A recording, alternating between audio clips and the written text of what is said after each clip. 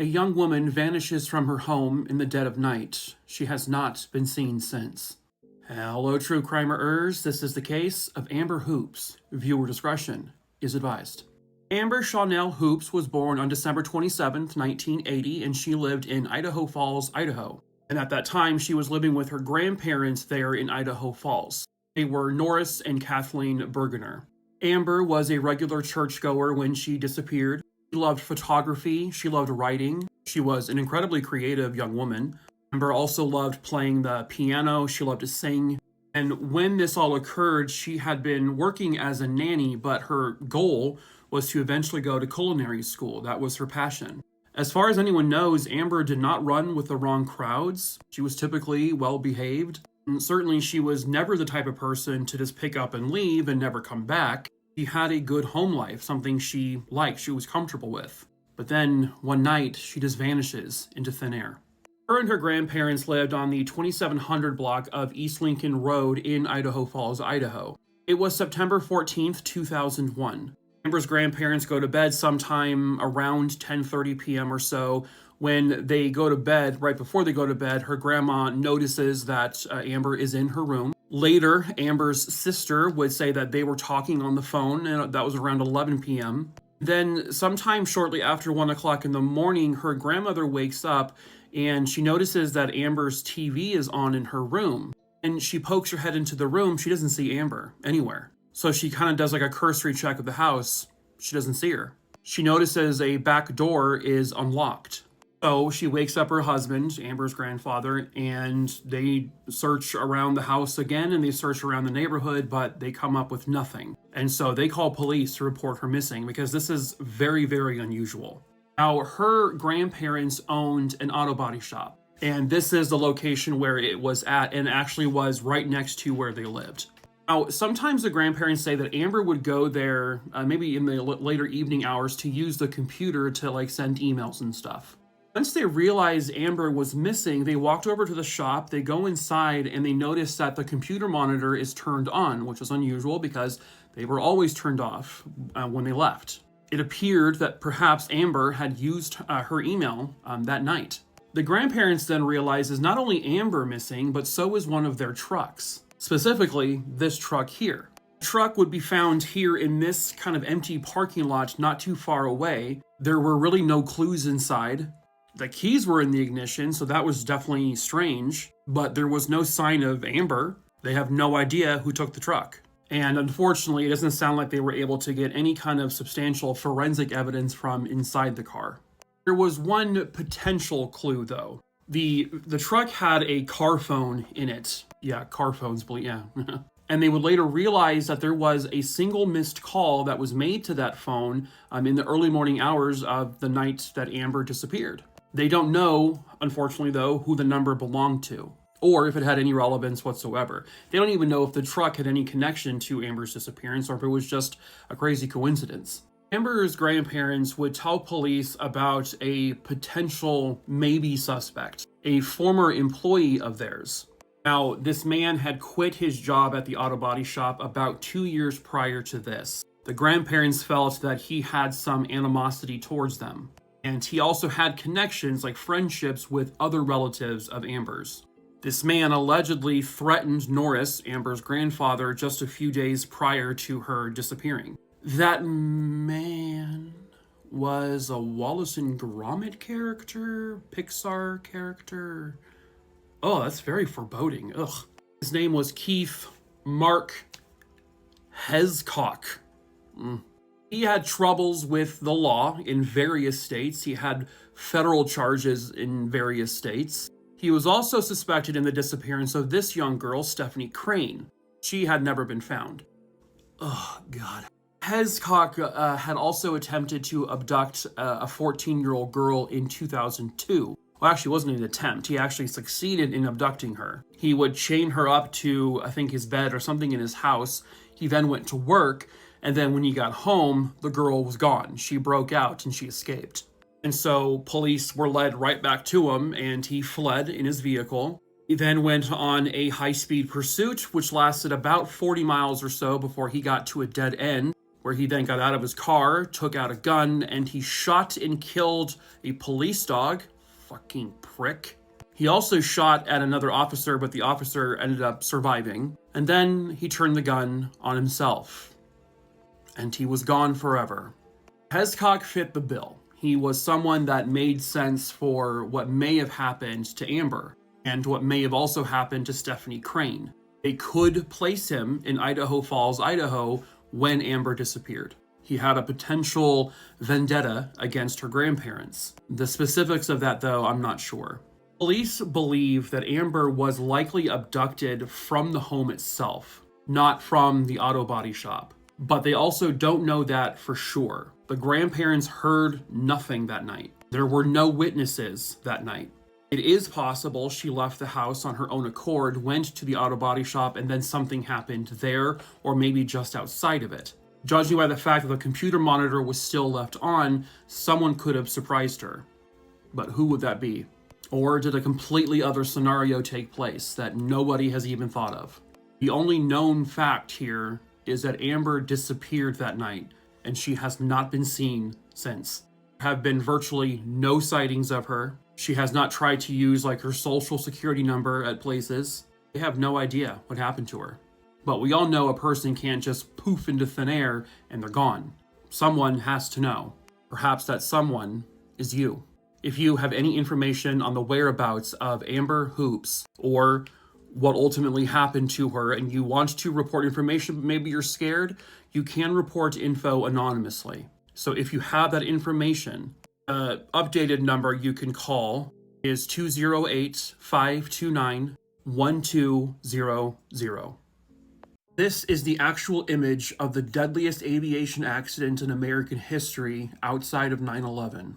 Hello, true crimerers. This is the case of American Airlines Flight 191. Viewer discretion is advised. American Airlines Flight 191 was a DC-10 aircraft. On May 25th, 1979, the plane would take off from O'Hare International Airport in Illinois. Its destination was Los Angeles, California. There were 271 souls on board, 258 passengers, and 13 crew members. It began the takeoff procedure at 3:05 p.m. Within minutes, one of the air traffic controllers saw something truly horrific. One of the engines on the plane broke off and rolled over the wing, and then the engine crashed onto the runway. At this point, though, the plane is already climbing. It's already in the air. The pilot and co-pilot would have likely felt something was wrong, but they did not necessarily know that the engine had just fallen off. But within a few moments, they probably realized what had just happened, and they were beginning the procedures to go with 2 engines, which this plane could do. And listen, I don't understand all of the airplane stuff, but they had to do something in order to get into the air to level out.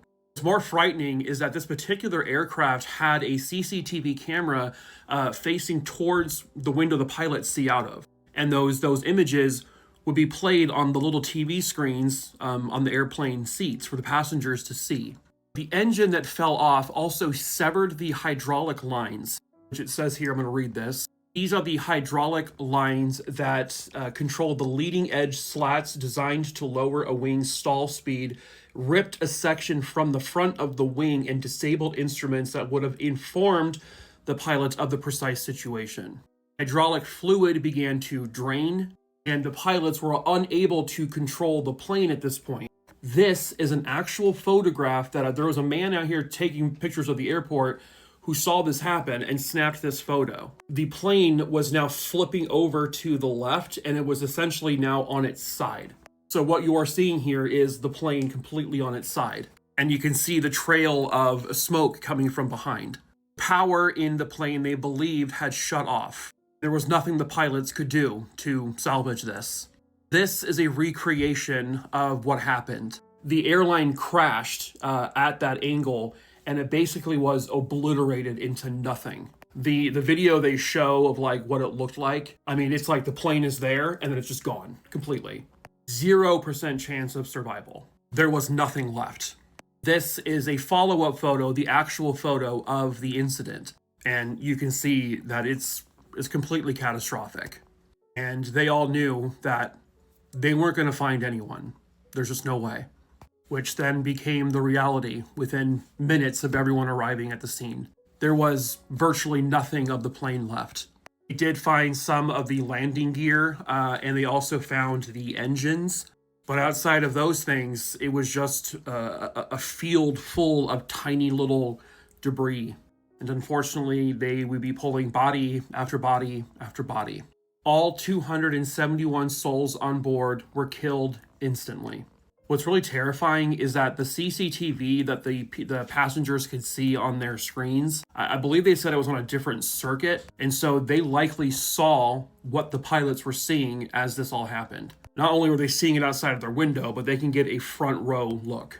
The crash also completely destroyed and obliterated one of the hangars, and that actually unfortunately led to 2 more deaths. There were 2 people inside this hangar that were killed instantly. And you can even say that this actually could have been even deadlier because there was a trailer park just outside of the airport at that time. Had the plane been traveling for another 15-20 seconds or so before it crashed, it would have gone right into that trailer park. The plane itself only ever got to be about 325 feet off the ground. Between the timing of the engine falling off and rolling over the wing and up until the point where it crashed, it was just 31 seconds. 31 seconds of absolute terror and fear in those passengers and the pilots and the crew. Why did it happen? Again, I'm just going to read this. The engine separation that caused the crash was a result of the failure of a mounting pylon that had been damaged by a forklift during an engine change 2 months earlier. And I guess it wasn't repaired or it wasn't noticed. And the plane had been in operation after that point, and obviously did not have any failures like this until this happened. But American Airlines Flight 191, it was or is technically the deadliest aviation accident in American history, if you're going off of the death toll of just the plane. 274 people died on Flight 191, and across all 4 planes on 9/11, there were 246 total victims. But obviously the planes crashing into the buildings in the Pentagon killed more people instantly, making it obviously the deadliest aviation disaster in American history. This is horrifying. This is the reason why I'm absolutely terrified of flying. I've been on a plane like twice or 3 times in my life, and that's only because I absolutely had to for work. Never again. Is this the face of a killer? That question remains unanswered. Hello, true crimerers. This is the case of Amy Mihaljevic. Viewer discretion is advised. Amy Renee Mihaljevic was born on December 8th, 1978 in Little Rock, Arkansas. Amy was one of 2 kids in the family. She did have an older brother. At this point, they were living in Bay Village, which is in Ohio. And in October of 1989, this little community would be rocked by a tragedy. According to classmates, 10-year-old Amy Mihaljevic was going to be meeting a man she spoke to on the phone. And she was going to be doing so to buy her mom a present because her mom had just gotten promoted at work. Amy would be meeting this unknown man at the Bay Village Square shopping center.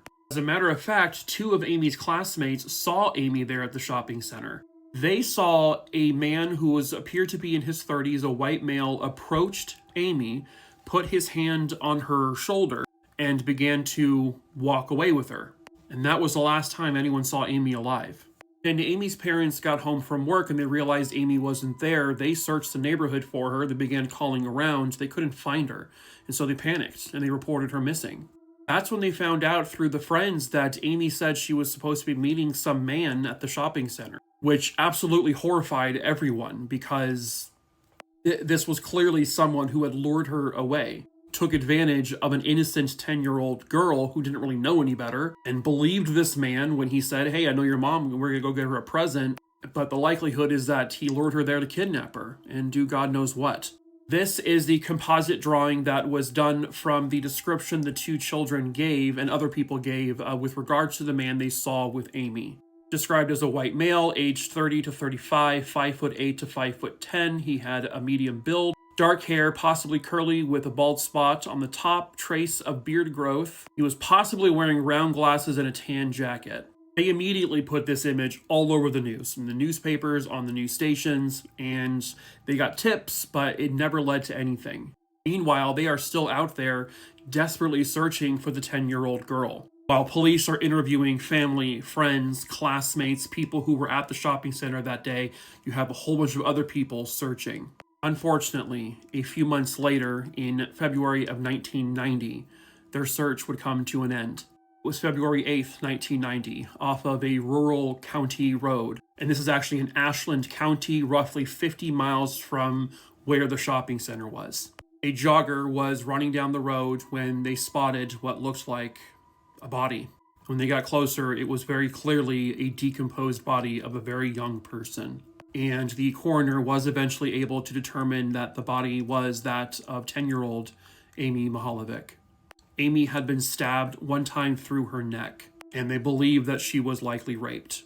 About 300 yards away from where they found Amy's body, they found this blanket, and then they found this curtain. They weren't sure if these pieces of evidence were connected to Amy's case or not.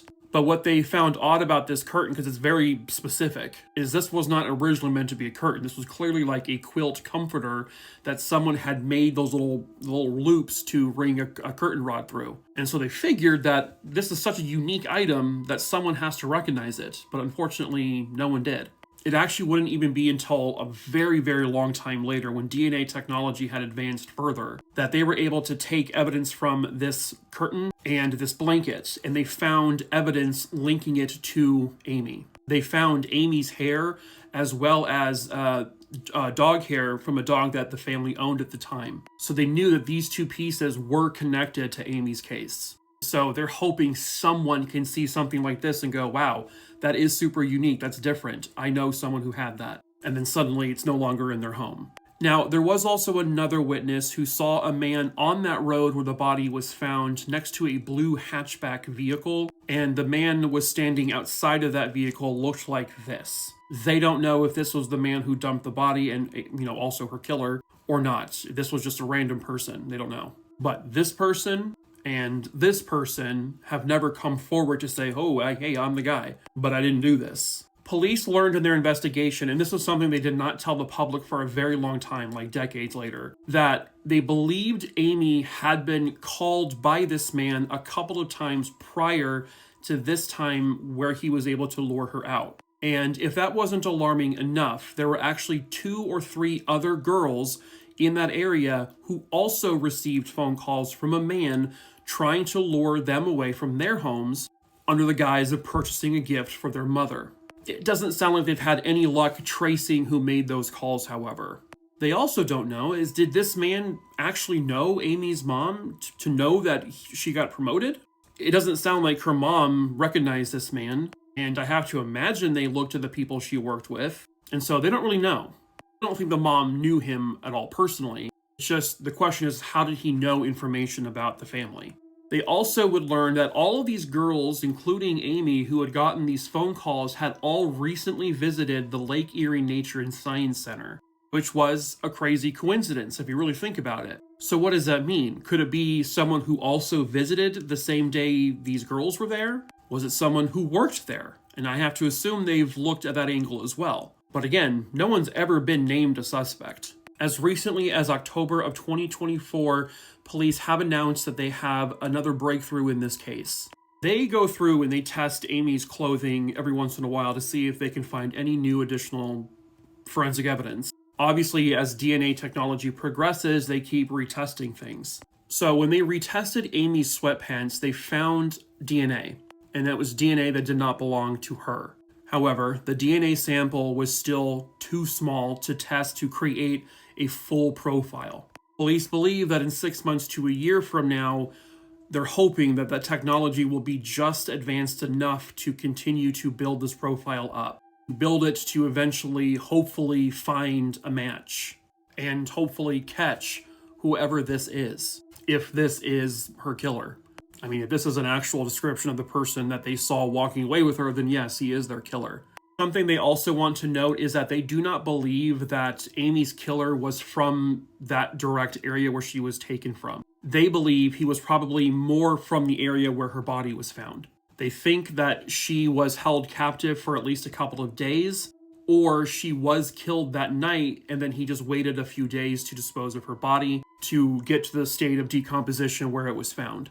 They also want to just make sure that this image is out there. I mean, it's obviously been decades, but this could jog someone's memory as to someone owning something like this. And to take a good look at this man, it's someone you may recognize from back in 1989. Someone out there has to know who he is. Someone has to know something. And perhaps that person is you. You can report information anonymously. If you are afraid of this person, you don't have to say who you are. You just have to say what you know. So if you have any information on the murder of Amy Mihaljevic, there is a $50,000 reward if that helps. Please call the Bay Village Police Department at 440-871-1234.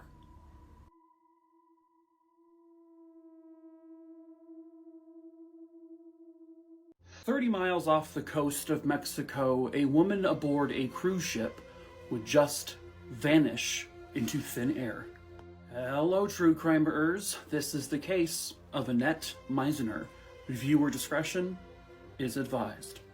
Annette was a mother of 4, including 2 children who had been recently adopted before the story, and the family lived in Wisconsin.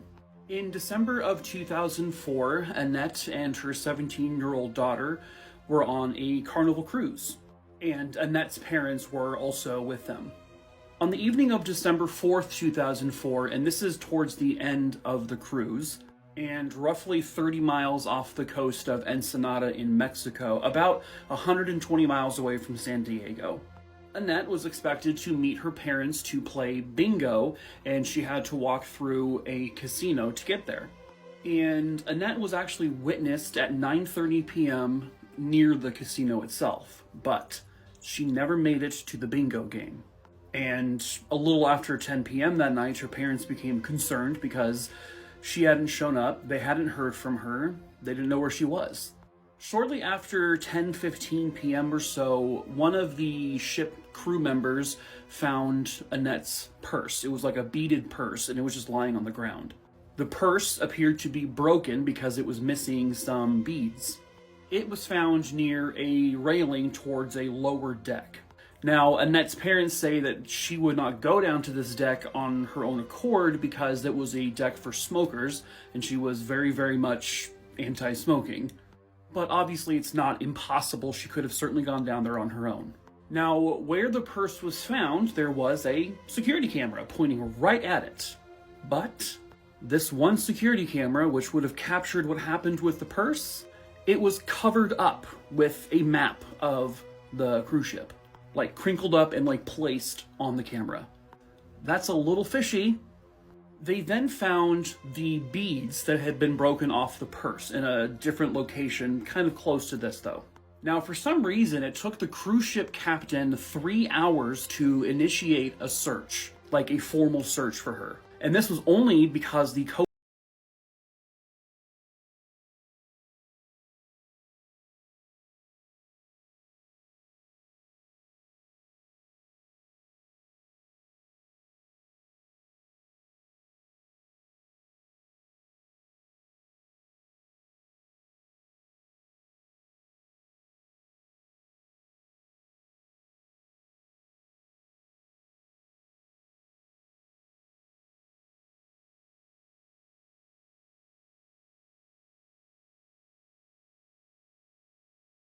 To me, he's one of the most frightening killers I've talked about, because why?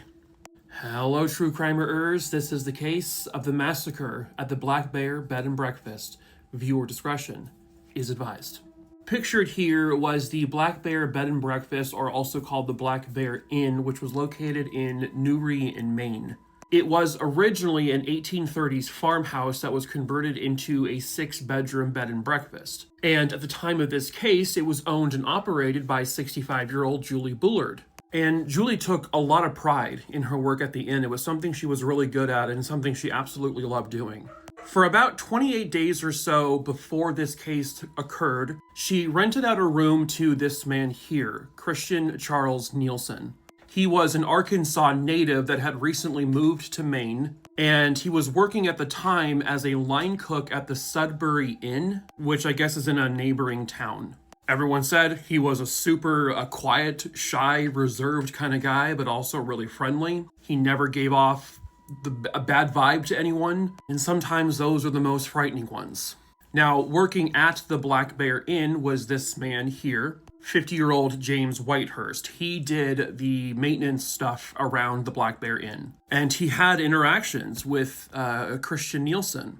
And on September 1st, 2006, Christian Nielsen invited James Whitehurst to go fishing. So on that day, they go to Subway, the restaurant. They have a quick lunch. They then go to a neighboring town about 15 miles or so away from the Black Bear. And it's like this wooded area with a little place to do some fishing. James had no reason to suspect that something else was about to happen, because basically with his back turned to Christian, Christian takes out a gun, points at the back of James's head, and just pulls the trigger.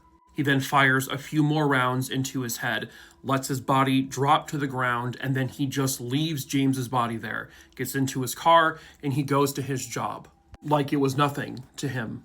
Now, later down the road, Christian would eventually tell people that he had been fantasizing about being a serial killer since he was about 13 years old. He grew up in a relatively normal home, with the exception of the fact that he didn't have his mom. Basically, he and his siblings were taken out of the care of their mom because she wasn't fit to raise kids. But his dad raised all the children, and they grew up in a really loving, relatively normal household. He never gave off any vibes to anyone growing up that he was like a problematic person or violent, but sometimes it's those people that are the most terrifying. Now, when he is done with his job that day, he goes back to his room at the Black Bear Bed and Breakfast, and then he begins to realize, wait a minute, Julie is going to probably ask questions as to where James is. But he goes to bed. He wakes up the next morning, and he can tell that Julie is still asleep in her bed. She keeps her bedroom door locked. He tried to enter it, but obviously he couldn't. And so, fearing that Julie would start to question where James was, he basically said, I have to kill her now. So he breaks down her door, her bedroom door. He beats it open. He then takes a gun, the same one he used to shoot James, points it at her head, and pulls the trigger. Fires a shot directly into her forehead, killing her, but then he shoots her 2 more times. Then he drives back to where he left James's body. He's like, you know what, I'm going to probably just dig a hole to put him in. But then he says, you know what, no, I'm going to pour gasoline on him and light him on fire instead. And that's what he did. Then he goes back to the Black Bear, where he takes Julie's body, drags it out to a wooded area. He takes an axe and a hacksaw, and he dismembers her. He wrapped her up in plastic and then went to his work. Then he comes back to the inn. He goes to his room. He just sleeps off that night like nothing happened. And then on September 4th, 2006, he had another problem. Julie's daughter, 30-year-old Selby Bullard.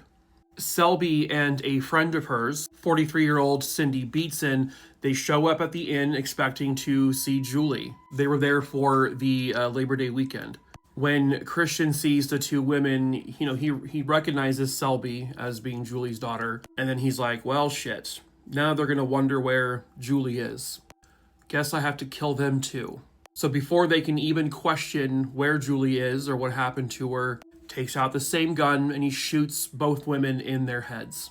He then drags their bodies out to where Julie was, and he, now using a chainsaw that he had just gone to pick up from his dad's house, and also using that same axe he used on Julie, dismembered the 2 women and wrapped them in plastic as well. He cut off all of the victims' fingers so that no one could easily identify them, and he stole their jewelry if they had any. He put the severed fingers and all the stuff he stole in a duffel bag. Christian then calls his dad and says, hey, I'm taking over running the inn for a little while because Julie is going to be gone. And so his dad's like, after they hung up the phone, he's like, you know what? Let's go pay him a visit. So he, along with Christian's now stepmother, they drive out to the inn. As they approach it, they see what looks like a body. It was one of the bodies of the women. And before they even find or see where Christian is, they call the police. Then Christian approaches the 2 of them, and apparently he just flat out confesses to killing all 4 people right then and there. And so the stepmother calls 911 on her phone and says, listen, I just want this to be on record now. He just confessed. My stepson just confessed. And so Christian was arrested and promptly charged with all 4 murders. This was something that just completely came out of nowhere. This is one of those like small towns where everyone knows everyone, and you can't sit there and say crime never happens, but murder was certainly not a thing that occurred here, especially not quadruple homicide. You had 4 innocent people who were guilty of nothing, certainly not guilty of anything to lead to them being murdered. And when they asked him, why did you do this? Why? He never gave them an answer. There has never been a motive as to why he did this, other than, hey, I wanted to be a serial killer since I was 13. Clearly, there were some things going on in his head that weren't right. But it's so frightening to me when a person just kills for no reason. Those are terrifying people. And what made matters even... Is that Dan Aykroyd? No. What made matters more eerie is that he would smirk and smile at the cameras whenever he had the opportunity to do so. Just a completely void of human emotion type thing, but also with a smirk. Now, he initially tried to say, well, I'm pleading not guilty by reason of insanity. I'm cuckoo. And psychiatrists would eventually agree. He had been diagnosed after all of this with schizophrenia and some other mental health issues. That being said, the court-appointed psychiatrist had to evaluate him to determine if he was fit to stand trial. And they said, yes, he absolutely is. But not only that, he was well aware of what he was doing when he killed these victims. So he wasn't in any kind of psychosis. And so they were going to proceed with a murder trial. But then little Christian here had a change of heart. He said, you know what?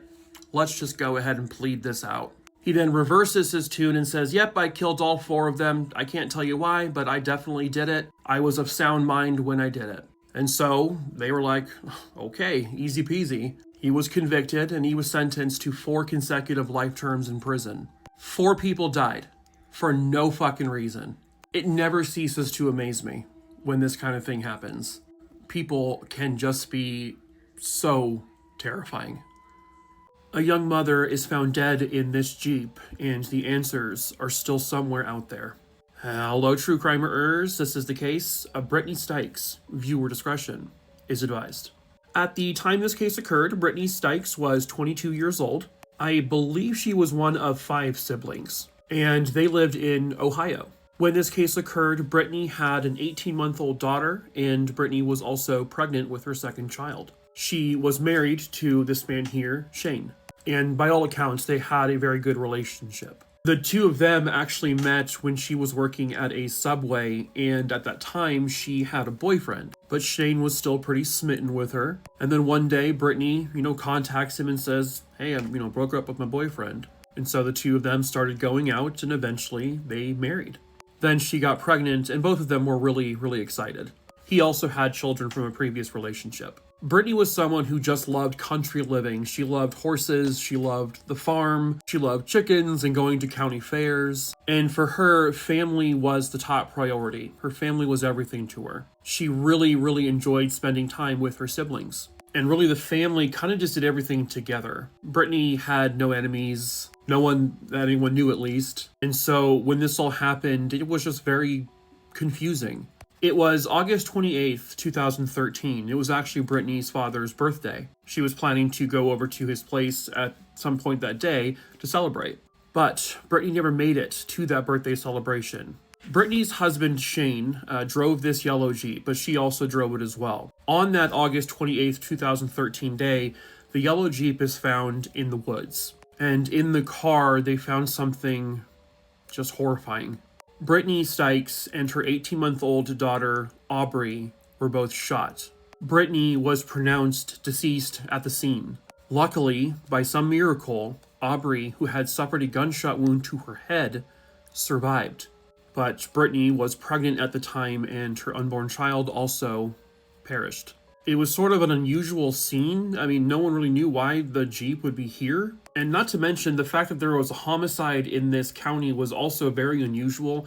They rarely ever had murder cases. And they couldn't find anyone in Brittany's life who would want to do this to her. And yes, they looked into her husband, Shane, of course, because he is the husband. That's just sort of what they do. Police-wise, they investigate the husband or the boyfriend first. He passed every polygraph he took. He was interviewed by police. He was extremely forthcoming. He was nothing but cooperative with them. They did harass him for a couple of years, it sounds like. But when a new detective took over the case, they looked over everything. Shane was not a suspect. They knew for certain that Shane had nothing to do with this. They did find CCTV of her Jeep around 7:29 p.m. They also found CCTV footage of her yellow Jeep or Shane's Jeep going across an intersection at 7:32 p.m. They had a text message coming from Brittany that says it's raining up in town just a ways from your house. Aubrey was out 5 minutes ago. She sent that at 7:15 p.m., so about 15 or so minutes before she was seen driving on those videos. But the thing is they have no idea who did this. They have very little evidence, it sounds like. Again, they couldn't find anyone in her life directly that would have wanted to harm her. Her husband has been completely ruled out. I don't know about the first boyfriend, I'm not sure, but I have to believe they interviewed him. And whoever did this was enough of an absolute monster to also shoot an 18-month-old baby in her head.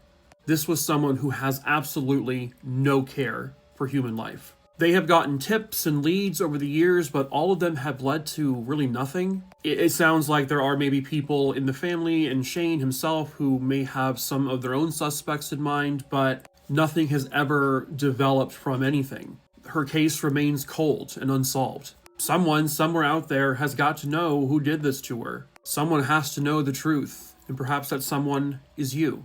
If you have any information on the murder of 22-year-old Brittany Stykes in Ohio, please contact the Brown County Sheriff's Office at 937-378-4435.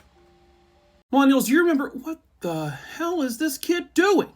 Jesus! A little young, aren't you? Oh, wait. Oh, okay, I get it. Millennials, you remember when adults told us growing up, don't smoke, smoking is bad for you, don't do it, you'll get cancer and die. But at the same mother flippin' time, they were pushing these on us. These aren't real cigarettes, folks. To those of you who don't know, they're candy cigarettes. Yup, it was a thing. They came in realistic cigarette boxes and they were even wrapped up with cellophane. Now, I don't remember this style because this looks like they were freshly rolled, if you know what I mean. These are the ones I grew up with, the ones that actually looked like cigarettes. And you would do the thing, this, and then sometimes because of the powdered sugar, you can go, and like powdered sugar will come out of you. Also, you could eat the wrapper. I'm not sure if you knew that or not, but legit, you could eat the wrapper. So you could look cool like this, and then look like a lunatic by eating it. To those who do remember these, who was your dealer back then? Who dealt these out to you? Who pushed these on kids? Because I'm from Oceanside, California, and our dealer was the ice cream man. Oh, God, not the Clint Howard ice cream man. Ugh, kill it with fire. Oh.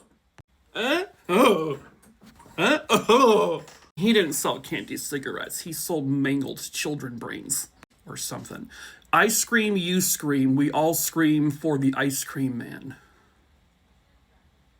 What the fuck was wrong with the 90s? Anyway, cute ice cream bud, but Jesus. Ah, yes, this ice cream man. You know, the mysterious man who drove a van around neighborhoods, luring children to it and selling it sweet treats for like 15 cents. That sure seems safe. That was a good idea back then, huh? I'm sure there were only a few child murders. I remember the ice cream man we had, though, with the candy cigarettes. He even told us we had to like beat the box, right? Like what cigarette smokers do. I don't know if it was actually true, but I think it maybe moved the sugar down. I don't know. Parents nowadays don't even trust their kids to go outside. What was wrong with our parents? There was just a strange man named Scooter driving around in a fucking makeshift van with Garfield ice cream stickers on the side of it. And you guys just trusted him to give us things to put into our faces. Probably we're all poisoned. How do you know they weren't poisoned? You didn't vet him.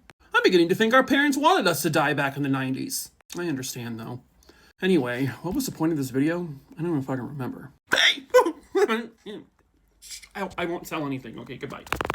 The video you see behind me is that of a triple homicide captured on VHS. Hello, true crimerers. This is the case of the Casey's Nickelodeon murders. Viewer discretion is advised. It was the end of June of 1994 here in this neighborhood of Miramar, Florida. Police would go to the home of a man named Butch Casey. His actual name was Kazimierz Sikarsky, but he was the owner of this restaurant here called Casey's Nickelodeon. It was a popular American bistro-style restaurant. They served cocktails and drinks, and it tended to get a lot of traffic. It was June 25th, 1994. Butch Casey was working at the restaurant. At some point that evening, these two women here, Sharon Anderson and Marie Rogers, two very, very close friends, they would also go to Casey's Nickelodeon, a place they had been to several times before. At some point that night, they caught the attention of Butch. Butch, after finishing his shift, said, "Hey, do you want to, go to another place? We'll have some drinks." They said yes. They go to the other place. It's not very busy, and so Butch says, "Do you want to just come back to my home?" And they agree. They say, "Yeah, that's fine." And then the three of them aren't seen or heard from ever again. So this would lead to police being notified of missing persons, and eventually they find themselves at the home of Butch Casey, because they're just checking to see if he's there. They notice that the gate to the backyard is opened, but nobody is responding to the knocks on the doors. Nobody is responding to them calling out. Something is obviously very wrong here, because the cars were parked out front. They enter the home, and they find Butch. Not only him, but they also find Sharon Anderson and Marie Rogers. All three of them were huddled next to each other, lying face down. All three of them were dead. Butch Casey appeared to have been severely beaten and then shot in his head. The other two women were also shot what appeared to be execution style. They would later find out that there was actually a car missing from the property. This is Butch's car that was not there. However, a couple of days later or so, they find the vehicle completely burnt out. So it appeared that whoever killed the three individuals stole the car and fled the scene. The rest of the house, though, it had money. There was a safe with drugs and money in it. Both women's purses were there. Both purses had money. There was jewelry. There was a lot of things these people could have stolen, but they didn't. They just took the car and then they burnt it out. And so police there were, one, struggling with, okay, who did this? But also, two, why did this happen? But as they're doing all of that, they uncover something that'll break this entire thing open. This is a wall in Butch Casey's home. The wall is facing where the three bodies were eventually found. Well, police noticed something here in the corner. It was a camera, and it appeared to be recording. It was a VHS camcorder, and they hit the eject button, popped it out. Most of the video was just, empty house. But then there is a 22-minute segment that captured the entire crime. What I am about to show you is the video from that camera, but I am not going to show any of the violent parts from it, because obviously I can't. But just in case, again, viewer discretion is advised. Now, the video had no audio, so this is exactly as it was for police as well. You didn't hear anything. Butch appears to be talking to the two women when suddenly a man comes in from the side and basically bum rushes into the house with another individual. What I had to omit was this individual basically just punching Butch and knocking him to the ground. He then pushed one of the women off the chair into the wall. The second woman ran into the bedroom where the other individual went there to go get her. The video captures one of the individuals beating Butch severely. And then the man in black just casually shoots all three of them. And then this guy takes off his mask and walks out, his face on camera.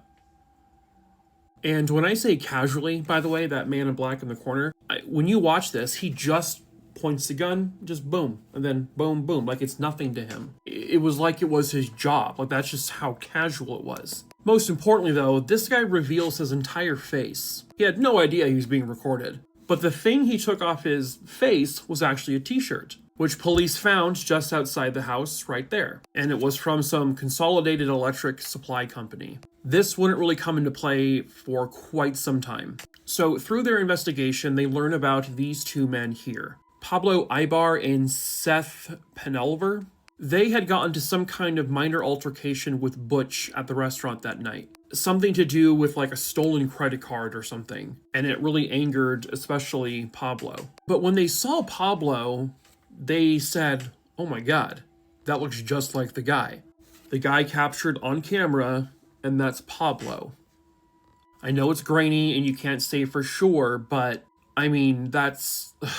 Police then learned that the shirt that the man had over his face, this company's name is on there, so this, just by random chance apparently, so it turned out to be a vendor to the business where Pablo Ibar's mother worked. So, there you go. Now, both men denied having anything to do with it, and police trying to find a motive as to why it happened, they didn't really have a super concrete motive other than that little minor tiff they had at the Casey's Nickelodeon. But the shirt and then the image of him on camera was pretty damn convincing.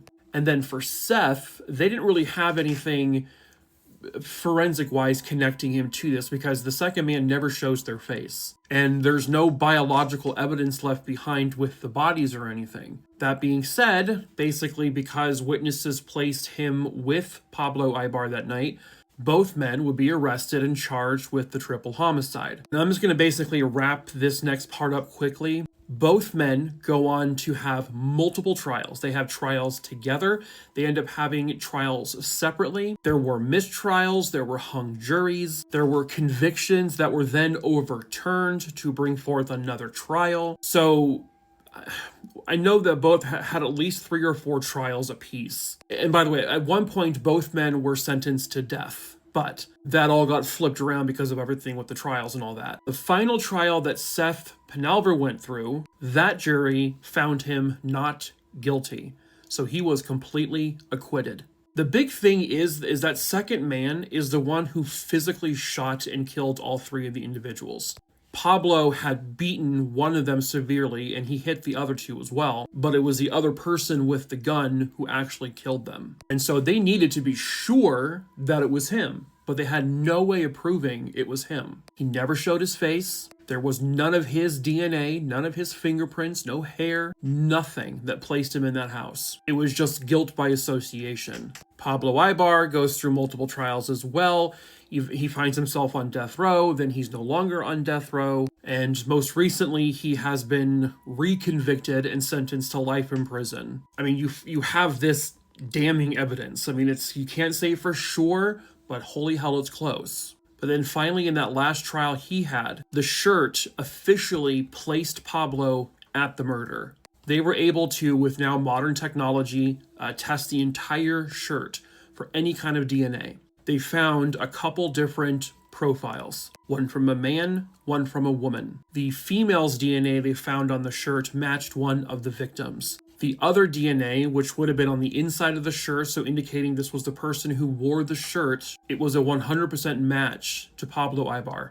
He was wearing the shirt that he took off of his face, which then revealed it on camera. So yeah, he's convicted and sentenced to life in prison. As recently as just a few months ago, in July of 2025, Pablo's attorneys, who are working on an appeal, stated that they now have a witness who placed 2 other individuals in the house that committed this crime. That Pablo Ibar was just a case of mistaken identity. These 2 witnesses have connections to the cartel and drugs and whatnot. But this witness says that it was not Pablo and it was not Seth who did this, it was 2 other people. I think they've given police that information, but it sounds like grasping at straws because the DNA, not only that, but the company the shirt has is connected to Pablo's mom's work. You've got this. It seems pretty cut and dry. So he is currently still in prison. In terms of who was the other man, the one who pulled the trigger, it could be Seth because they were together that night. Could be someone completely different. Neither of them are saying anything other than we didn't do this. Usually I like to say that this is where they got the justice they deserved, and they did, to some degree. But there is still one more person out there who actually pulled the trigger and killed all 3 of them. If that person was Seth, because of double jeopardy, he got away with murder. But it could also be someone completely different. But thanks to Butch recording his house for whatever reason, he captured the murder, his own murder. And with that, it was able to get them justice. Hello, true crimeers. I need to make a major correction to the video I posted a few hours ago, the Casey's Nickelodeon murders. I am an idiot. So in the video I stated it was the man in black who fired the fatal shots into the 3 individuals. I was completely incorrect. It was in fact, Pablo Ibar who fired those shots. I confused myself by watching my own edited clip of the event.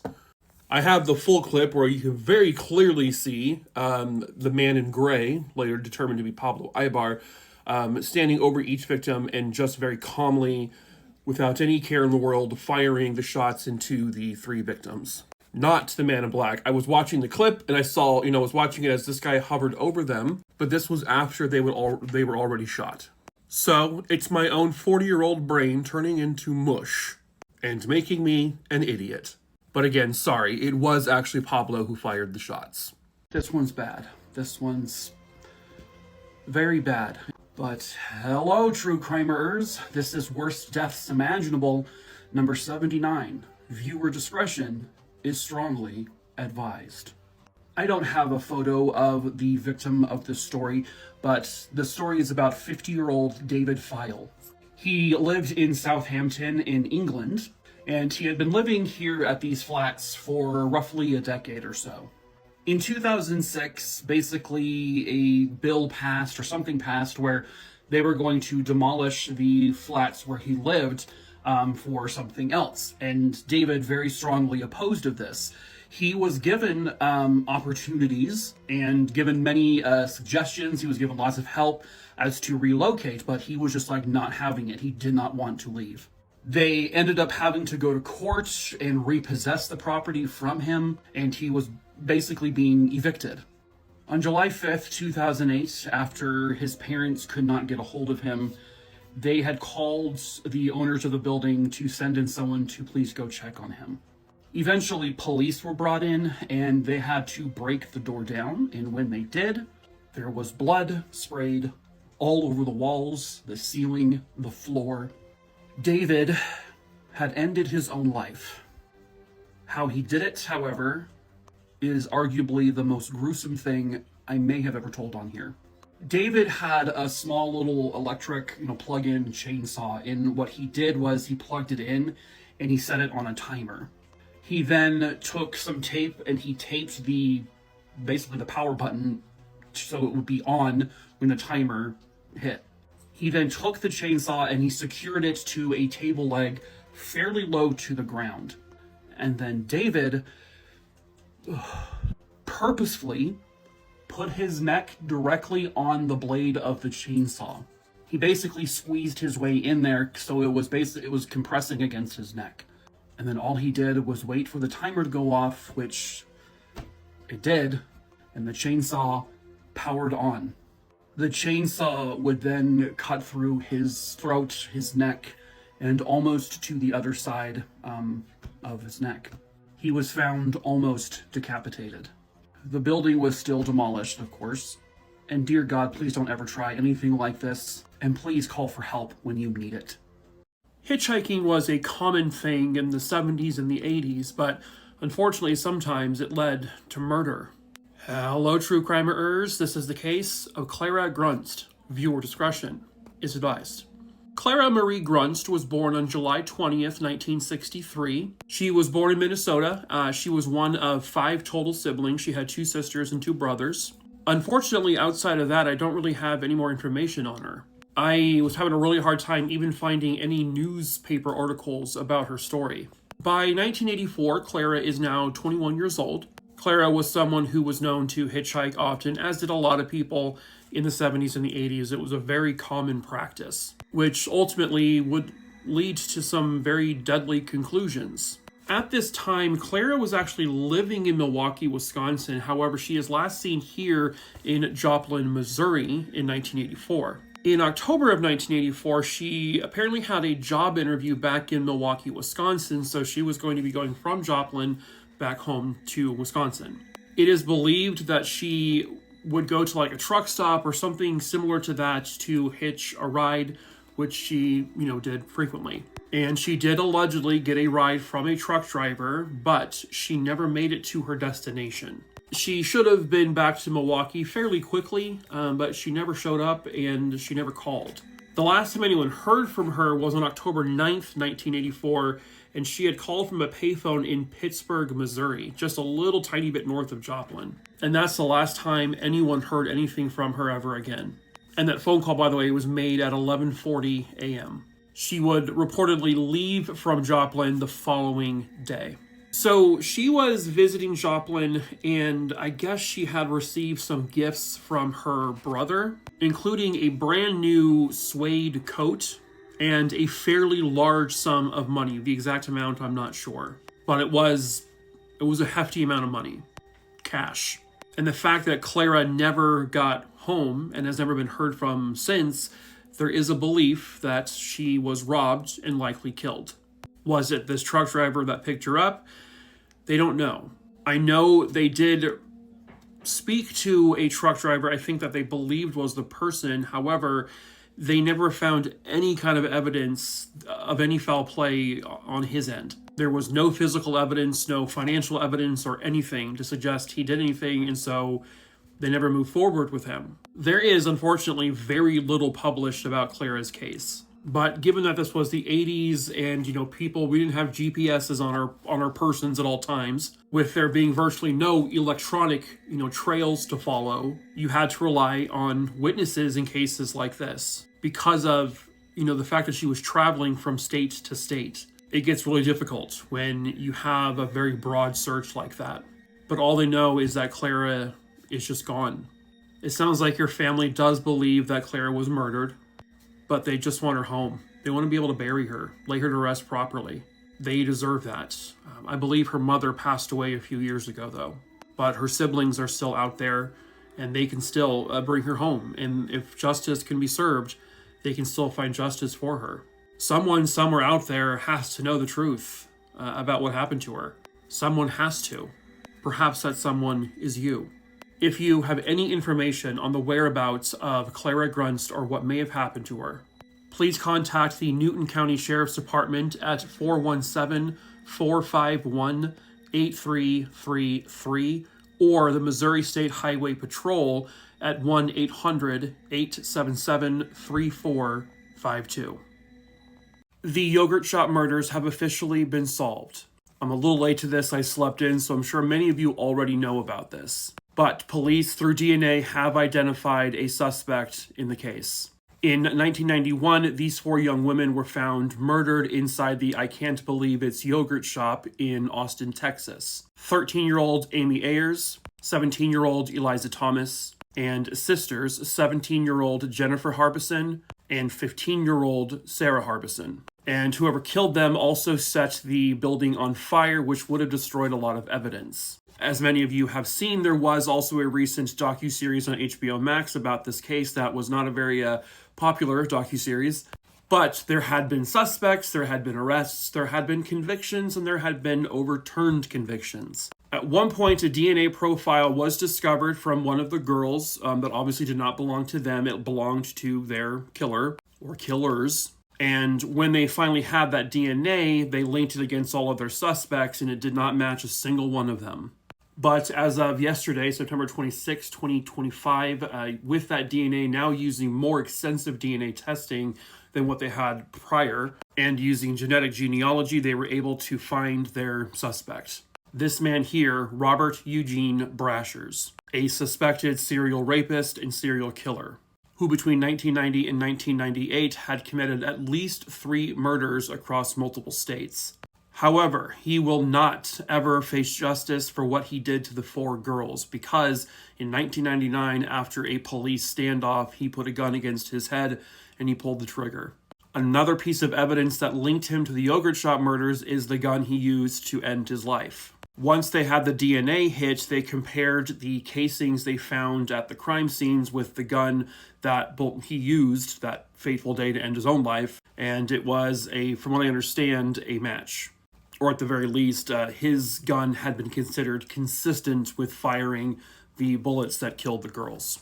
But he is dead, so he will never face justice. This is one of those cases that a lot of people feared may never get solved because of the bad police work, arresting wrong suspects, forcing confessions, false confessions, that it had just become such a convoluted mess that how are they ever going to solve this?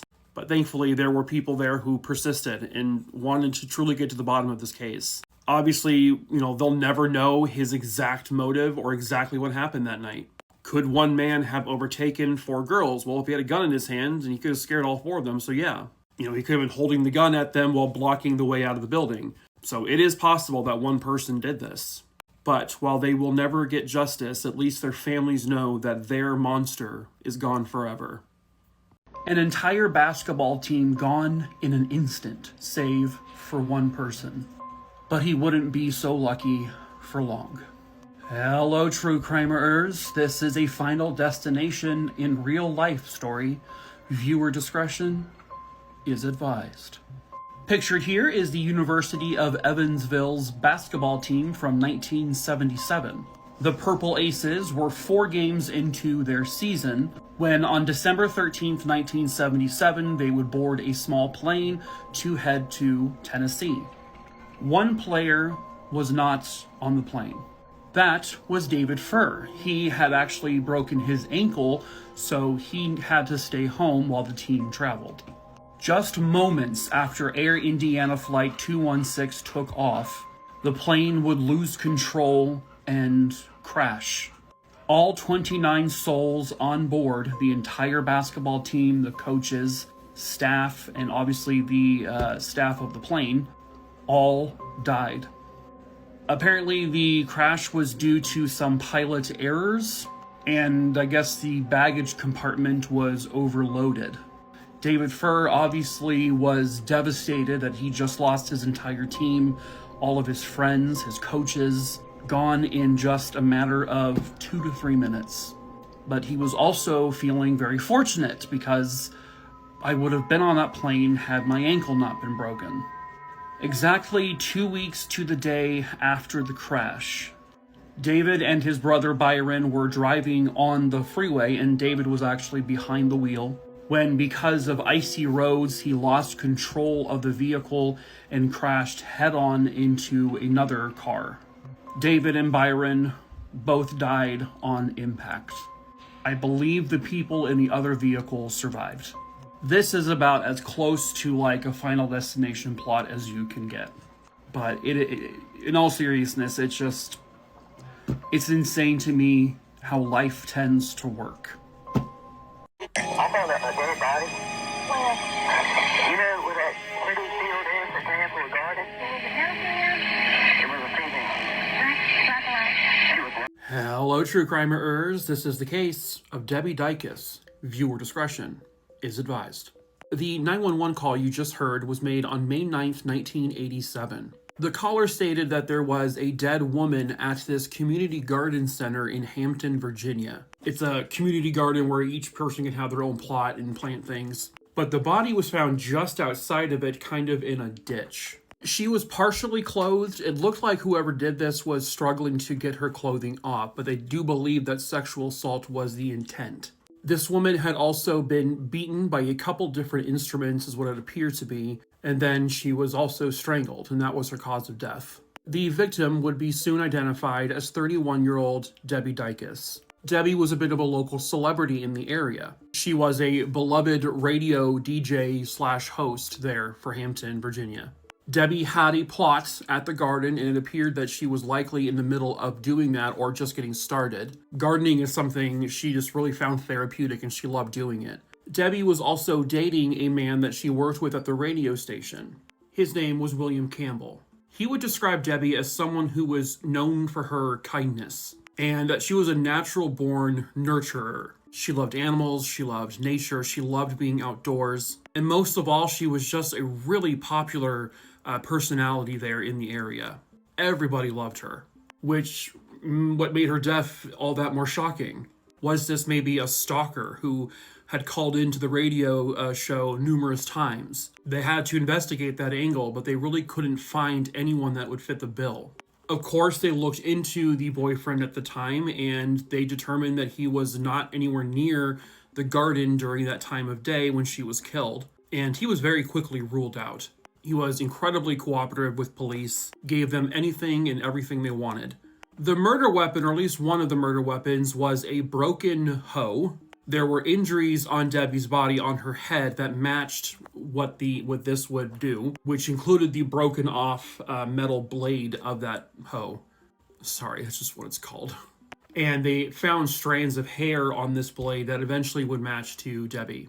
Now, as they're investigating the crime scene, they have their trusty dogs there to pick up on any kind of scent. And something really bizarre and interesting happened.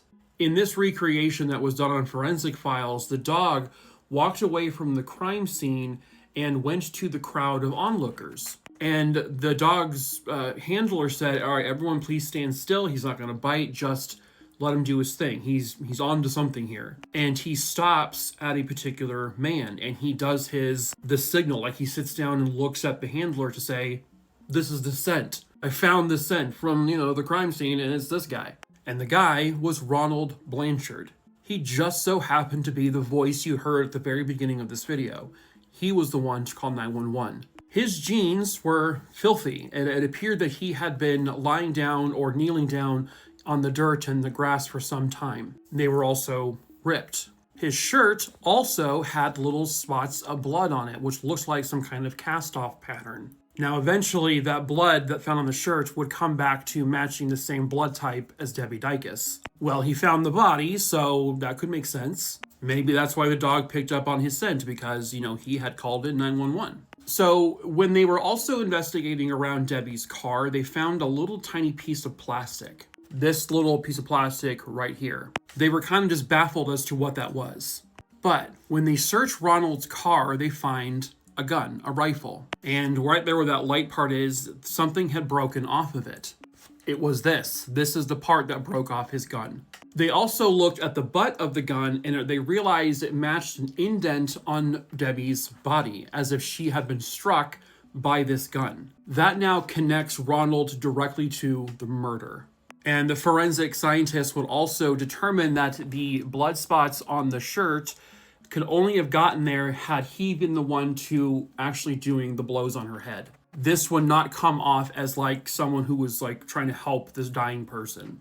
He did have blood transfer on his shirt that was indicative of like a bloody hand or something wiping or swatting at his shirt. So at any rate, he was arrested and charged with Debbie's murder. He was arrested within 4 days of the crime. This was very, very quick. He goes on trial. The forensic evidence against him is staggering. The dog picking up on his scent immediately. The gun found in his car matched an injury on Debbie's body. The plastic piece found right next to her car matched a part that broke off his gun. So they're saying that he, at some point while Debbie was maybe kneeling down picking something up near her car, he took his rifle and he swatted it against the back of her head. And then he hit her another time with it. Then dragged her to wherever she was found and tried to rape her but failed.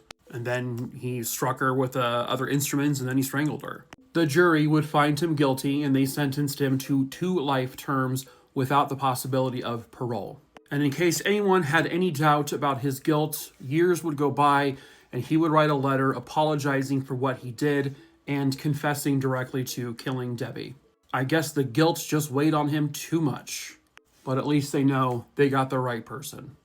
This is one of the last known images of a woman who vanished 27 years ago. Hello, true crimerers. This is the case of Deirdre Jacob. Viewer discretion is advised. At the time this case occurred, Deirdre Jacob was just 18 years old, and I know she had one younger sister. And she was still living in the house that she grew up in with her family. And this is in Newbridge in Kildare in Ireland. Deirdre was just getting her life started. I mean, she was 18 years old. She was done with normal schooling. She had just finished completing her first year at St. Mary's University. And that's actually located in London, which is an area that she really loved being in. But she would end up going back to Ireland during the summer break, fully intending to go back to school once the school year started. But then she vanished. It was July 28th, 1998, about 27 years ago. Deirdre had been out and about that afternoon, and she was basically going to be walking back to her home. She never got there, though, and she has never been seen since. And they have absolutely no idea what happened to her. They combed through a lot of CCTV footage, and I think they got people who had called in about certain times when they saw her. And so this is an image of her at 2:26 p.m. that afternoon. I don't know what it is, but that guy is like, I don't know. Then at 2:32 p.m., she is seen outside and she was talking to a friend. Everything seemed normal. No one seemed to be with her. No one seemed to be following her. Next, she is spotted walking at around 2:35 down the street. This is her right there. And she is with her bag, a cat bag, which has also not been located. Deirdre is then observed at 2:53 making a bank draft at an ATM. The walk home from this area should have taken her 10 to 12 minutes. Numerous witnesses saw her. There would be eventually 8 witnesses who came forward to state that they did recall seeing her on that afternoon. 6 of those people actually knew her. And based on where the witnesses placed her, she had actually continued her walk towards home, literally just a couple of minutes from her home. But again, she never got there. Deirdre and her bag have not been seen since. There was an idea floated out that she may have been a victim of a serial killer there in Ireland, a man named Larry Murphy.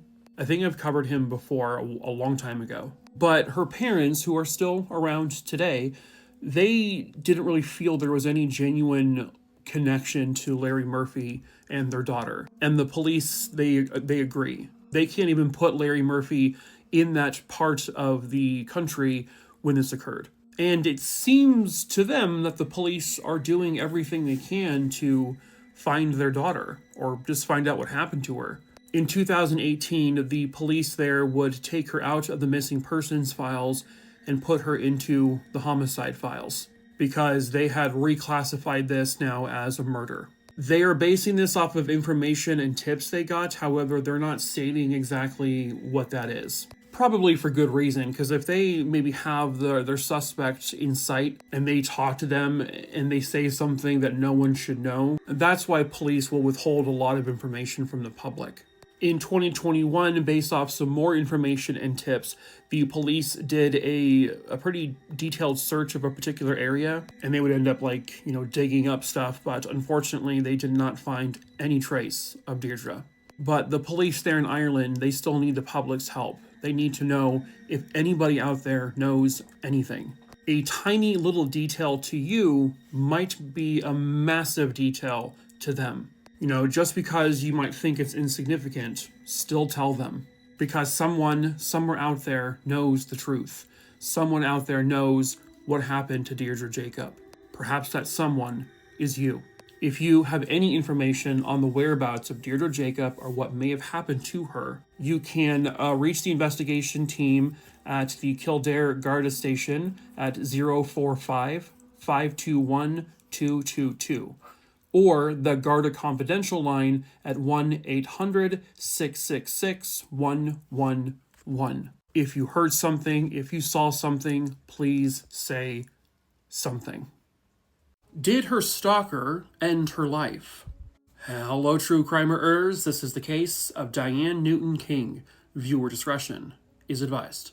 Diane Newton King was born in Detroit, Michigan in 1956. But by the time this case occurs, her and her family are living a little outside of Battle Creek, Michigan. And Diane, at that time, when this case occurred, is actually a morning news anchor for WUHQ-TV, which was an ABC affiliate on Channel 41. Diane was married to this man here, Bradford King, who was a part-time instructor at Western Michigan University. He was a former police officer, and so he was teaching investigative type stuff at school. They also had not one, but 2 kids. They had a boy and a girl. Diane was beloved in that community. Everybody loved her. She was known to have a very strong persona, meaning she was a tough reporter. She would ask the hard questions. She wanted to make sure she was getting the truth and that she was reporting the truth. It's something she was just really, really fantastic at. It was her calling.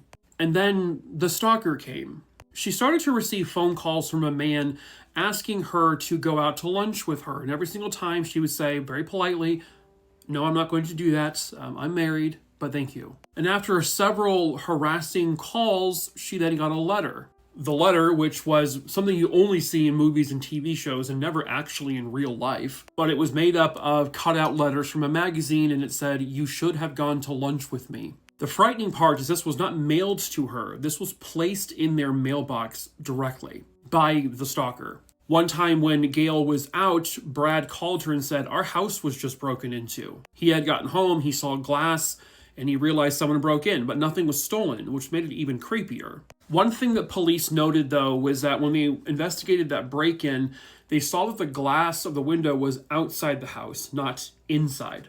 If you're breaking into a house through a window, the glass should be inside, not out. But, they didn't really think much of it since nothing was stolen. And then on February 9th, 1991, a horrible discovery. This is the farm property that Diane and Bradford lived on. Brad calls police and says, "I just found my wife. She's dead. She was lying next to her car and she had been shot. Her their two kids, were in the car and likely saw their mother get shot." They determined that Diane had been shot through her chest at an angle, meaning it came from an elevated position. She also had been shot a second time, and that went into her body almost like horizontally, as if someone had been lying on the ground using the same rifle and shot her as she was lying down. So they investigated the barn, and they found up top where this window is, they found a casing, and they determined that that is where the shooter fired from, at least the first shot. They even retested it using a laser to confirm that that's where it came from. In a little creek just outside of the property, they found a rifle that had been smushed into the mud, and then they found some more bullets in the water. This was determined to be the murder weapon. But who did this to this beloved news anchor? Well, the first person they're going to look at, of course, is the stalker. In this case, she's getting harassing phone calls. She's now getting letters. This person knows where she lives. This person may have been the one to break into the house. But then police rethink something. Wait a minute. The glass was found outside the window. That means someone broke the window from inside the home. Someone who's already in it. Well, Diane wasn't there when that happened, but Brad was. So they begin to look more into Brad, and they find out something, bad. Bradford here was having an affair, not with just one woman, not with two, multiple women, students from the college. His students, the ones he taught. He was telling those students that he was getting a divorce from his wife. That wasn't true.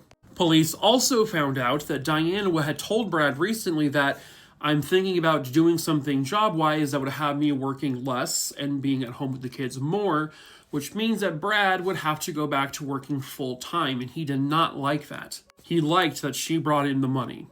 There is some belief, just given that she is a news anchor and she has that investigative, mindset, that she might have found out about the affairs with these college students and maybe had began to threaten a divorce. Well, Brad didn't want any of that. And if she was going to be looking for a divorce, that's really bad for him. Based on him having affairs, she would get everything. He'd get nothing. But if she dies, he still gets to keep everything. Police determined that Brad was the one who sent this letter. Based on the break-in scenario, they determined he was the one who broke the window. No one had broken in. Brad was the one making the harassing phone calls. Brad was setting this all up to kill his wife, to make it look like it was someone else and not him. That way, he gets to keep everything. Brad is arrested and charged with the murder of his wife. On that day, Diane was supposed to be dropping the two kids off at her parents' home, and then she was going to be going back to the house that she lived at with Brad. They were going to have just some, together time to talk things out. But Diane, when she got to her parents' house, realized one of the kids was sick. And she's like, you know what, just forget it. I'm going to take them back home. So she takes them home, and as she gets out of the car, she's instantly shot through her chest. Shot by someone from the barn. Then that shooter comes down, lies on the ground, and shoots her one more time horizontally, which would enter through her crotch area and kind of go out through her head or neck area. Brad didn't realize the kids were in the car until they started screaming, so he had to play it off like he had just discovered his wife's body. He killed his wife in front of his two kids. Brad tried to say that the gun wasn't even mine. I didn't own that gun. Well, they found out his own family basically ratted him out, essentially, because the gun that was used to kill her was a family gun by his family. Oops, sorry about that, Brad. So, the jury comes back with a verdict of guilty. Brad King is guilty of the homicide of his wife. He is sentenced to life in prison without parole. Their two children grew up without their actual parents. I believe they ended up with family, but they no longer had their mom, they no longer have their dad. And that is just tragic.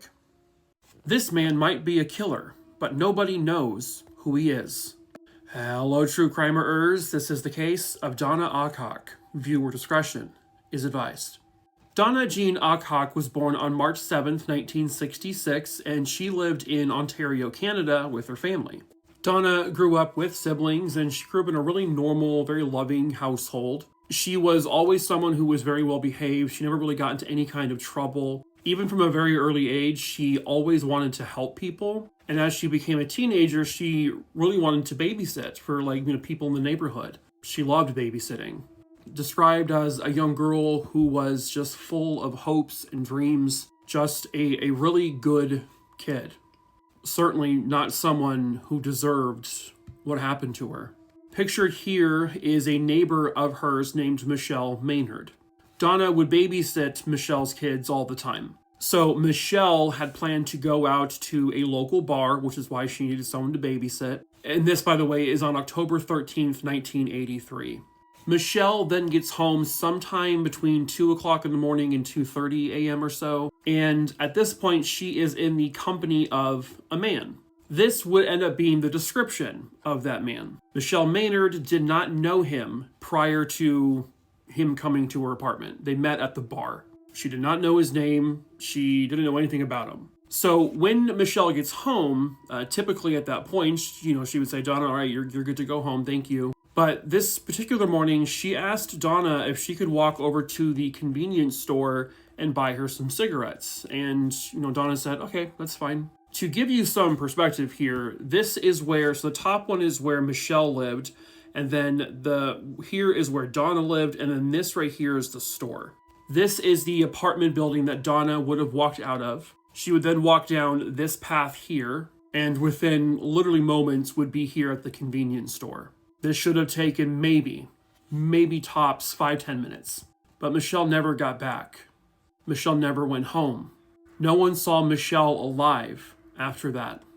The following morning, her mother realizes that she hadn't come home yet, and so she goes to Michelle's and says, hey, have you seen Dona? And she says, no, she never came back, when I asked her to get cigarettes. Okay, maybe you should have alerted someone then and there, but at that point, they report Dona missing. They talked to the person who was working at the convenience store that evening, and they confirmed that Dona, in fact, did enter the store. But the clerk said that Dona appeared to have been crying or had just stopped crying. She appeared to be in some kind of distress. She was upset. And she asked the clerk if she could use the phone there in the convenience store. The clerk said, unfortunately, no, you cannot. Those are the rules or whatever. She did purchase the cigarettes and she did leave the store. But after that, no one really knows exactly what happened. And then a couple of young boys were walking in the London area of Ontario, Canada, where all of this basically occurred. And just outside of a dam, these two kids found a body of a young girl. The body would soon be identified as 17-year-old Dona Jean Alcock. The 17-year-old girl was raped and she was strangled. She had on no pants. And now they have to figure out who on earth did this to her. This likely would have happened in roughly an hour span of time. But unfortunately, nobody saw anything and nobody heard anything. And this mystery man became a focal point in this investigation because when Dona left the apartment, I'm kind of unclear, but it sounds like he was either still there or he was still in his car when Michelle asked Dona to get cigarettes. So there is this belief that maybe this man followed Dona to the convenience store, abducted her, and then raped and killed her. But she was already, according to the clerk, she was already in distress and she was very sad, very upset before she got to the store. But she did not tell the clerk anything about, why. Was this man harassing her? And maybe that's why she wanted to use the phone to maybe call, her apartment or maybe even Michelle. It's not known. It's a mystery. Or it could have nothing to do with this guy. Now, this man has never come forward. His image was put out there very publicly on, all the news stations and in the newspapers, but he never came forward. Decades later, a cold case investigative TV show crew finds Michelle Maynard and they, ask her what do you remember about that night? And it's kind of interesting if you watch it, she goes back and forth between remembering very specific details and then goes into having very vague recollection, all within the same context, the same story. Like, she can remember how many slices of pizza were still in a pizza box that her and this mystery man got. But in terms of where this mystery man came from, where he went, she doesn't really know. So I think there's always been maybe a little cloud of suspicion that maybe she knows more. Not that she had anything to do with this, just that she might have more information and maybe she's just afraid to come forward. But also, she could have absolutely nothing to do with this, no connection whatsoever. The truth is this could have been a random encounter. That maybe some strange man saw her walking to the store, harassed her, which caused her to be, looking very upset in the store, wanting to use the phone but was denied, and so she left. It should have taken 2-ish minutes to get back to her place, but it didn't happen. So someone would have had to have abducted her in that little short window of time. We're talking 1 to 3 minutes or so. And also this person did it without making a sound, and she didn't scream or anything. Or if she did, no one heard it. Did she know this person? Did she trust him? Did she get into a vehicle with them? Nobody knows. All they really know is that someone abducted her, they raped her, and they strangled her to death. They do have, from what I understand, they do have some DNA from the killer. But what's interesting is that DNA has never matched anyone already in CODIS, which was very odd because this is the type of thing that doesn't just happen once. When someone does this, it's usually they do it again, and then you have like this series of DNA profiles that should all match, but nothing has ever matched with Dona's case. Could this have been a one-time offender or a serial rapist / killer who has just been lucky? Again, nobody knows. Well, somebody somewhere out there has to know. Someone knows the truth. Perhaps that someone is you. If you have any information on who murdered 17-year-old Donna Alcock, please call 519-661-5670. Hello, true crimerers. This is the case of Emma Filipoff. Emma was born on January 6, 1986 in Perth, Canada, to parents James and Shelley Filipoff. In the fall of 2011, Emma had ventured over to Victoria, Canada. And that's when she took seasonal employment at a seafood restaurant in Victoria called Redfish Bluefish. On Halloween of 2012, she left the job because, again, it was just seasonal. It was believed that at that point she was planning to move back to Perth. She had hired a tow truck company on November 21st, which was meant to transport her vehicle, which was a Mazda. And she was planning to move it to the Chateau Victoria parking garage. It was wondered where Emma was actually staying when she was in Victoria because she never actually told her family. It was found out later that she was actually staying at a women's shelter called the Sandy Merriman House. The last time that Emma Filipoff would ever be seen by anyone again was on November 28, 2012. She was seen outside of the Empress Hotel in Victoria. Damn, that's pretty. She was observed talking to a couple of police officers, and she was walking around barefoot. The officers determined she's not in any kind of distress, she doesn't need help, so they let her be. And then after that, no one would see her again. Around 11 p.m. on November 28th, after a concerning phone call that Shelley Filipoff had with her daughter on the phone, Shelley flew to Victoria and went straight to the Sandy Merriman house. The last thing that Emma had ever said to Shelley was, "I don't know how I can face you," whatever that means. By the time she arrived, Emma was gone, and then Emma was reported missing. When combing through CCTV footage around the time that she disappeared, police would find that she walked into the Victoria YMCA repeatedly. She went in, she went out, she went in, she went out. This is an image of Emma walking into the YMCA. Witnesses would say it looked like she was trying to avoid someone, but no one got any information out of her. Even stranger, just hours before she disappeared on November 28th, CCTV footage caught her going into a 7-Eleven. She would purchase a prepaid $200 credit card that she never used. She also purchased a prepaid cell phone that she never activated. It becomes creepier when you see this footage of her looking out the window as if she is trying to make sure someone isn't there, trying to avoid someone again. But again, no one knows who she was trying to avoid. This is the last known footage of her. Police have gone through hundreds of leads but have never come up with anything. The Sandy Merriman staff said that when she was there, she did require some medical assistance, but she never appeared to be in danger. In 2014, this unknown man entered a building, ripped down an Emma Filipoff's missing sign, claimed she was his girlfriend and that she hated her parents, but he's never come forward. Where is Emma? She was a 72-year-old grandmother. Who would do this? Hello, true crimerers. This is the case of Evelyn Williams. Viewer discretion is advised. This case occurred in the then small town of Pinehurst, North Carolina. That is where Evelyn and her husband Robert moved to in 1980 after they retired. Evelyn had 2 children from her previous marriage, and then Evelyn and Robert had 2 children of their own, and then they eventually had grandchildren. Obviously, at this point, their kids are all grown up and moved out. Now, the home that Evelyn and Robert moved to in North Carolina was right off of Pinehurst Golf Course number 6. Evelyn and Robert loved golfing. Robert was a retired chiropractor. The 2 of them had met in Iowa, and they were absolutely madly in love with one another. Sadly, in 1988, Evelyn lost the love of her life when her husband Robert died after battling cancer. So now Evelyn, this sweet and charming and very active still 72-year-old grandmother, she was living alone now. Everyone said Evelyn was just beautiful on the inside and out. She was such a caring and kind human. She was a teacher. That's what she retired from, and it was just something she absolutely loved doing.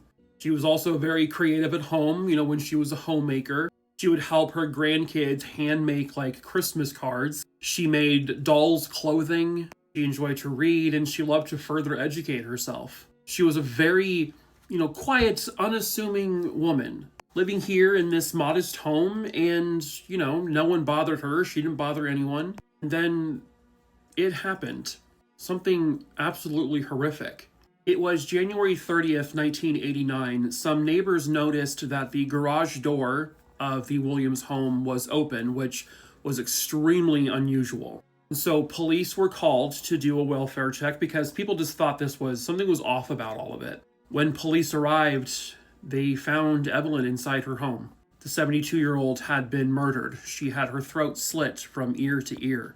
Very petite, defenseless woman, just brutally murdered. For what? The only thing missing from the home appeared to be her pocketbook, and that was it. There were other valuables there. There was cash in the house, but it was just her pocketbook that was taken. So police can't necessarily say that robbery was definitely the motive here, but they also can't say that it wasn't. She wasn't sexually assaulted. She was fully clothed, so there was no sexual motive. They didn't really find any physical evidence to say who did this. It doesn't sound like they have any fingerprints or DNA, or if they do, they haven't announced it. Something that one or two of her children would feel very regretful about was that in the short period before Evelyn's murder, they had urged her to hire people to do some work around the house, like maintenance stuff. So these people had come in and out of her house, and there is this potential belief that one of these maintenance people did this to Evelyn. But I think something that I think about is that if they were in her house and they saw her belongings and all that, if this was someone who was eventually planning to do this, why only take the pocketbook? If it was one of those maintenance people who had been in the house, who could see everything, and that seems weird to me if it was one of them. But it also definitely could be one of them. As a matter of fact, police, I know, looked into the crew. They just haven't had anything to actually pin on any of them. This was one of those quiet, very idyllic neighborhoods. Murders don't happen there. Crime, sure, crime happens everywhere, but, you have communities like this where it's like these brutal homicides they're not really a normal thing. But for it to happen to someone like her, it seems so odd. So odd that it seems almost targeted. Like, why her house? Why her? If it wasn't robbery, if it wasn't a sexual thing, what was it? What was the reason? Why Evelyn? Why that house? Police have looked into the possibility that maybe this was like an inside job, like family. So when Robert died, he gave everything basically to Evelyn. And in Evelyn's will, her 2 sons from her previous marriage, they each received 10%. So that was 20% towards those 2. And then the other 80% went to their 2 children. So there was this speculation, oh, maybe the 2 sons did this because they found out they weren't getting much. But that was quickly dispelled, even by their 2 biological kids. Her 2 sons were actually really successful. They were doing really well for themselves. The other 2 children, their half-siblings, they actually said, hey, we think those 2 should get more, back when they were putting the will together. But those 2 sons, and Evelyn's like, no, they're fine, they don't need that much. So that wasn't it. That wasn't the reason why this happened. It was the 4 siblings, were very close. And that's basically where this all is. Mystery. Nobody knows why Evelyn Williams was targeted. There's no motive. There's really not much physical evidence. There were no witnesses who saw or heard anything, at least not that have come forward. But always have hope that cases like this can be solved. It just takes that one person, that one piece of evidence. Someone somewhere out there knows the truth about who murdered 72-year-old Evelyn Williams back in 1989. Perhaps that someone is you. If you have any information on her murder, please call 910-295-3141.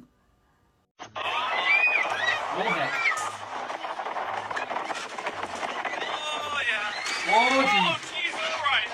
Oh, Christ. It's a good thing I got a bar right on my nuts.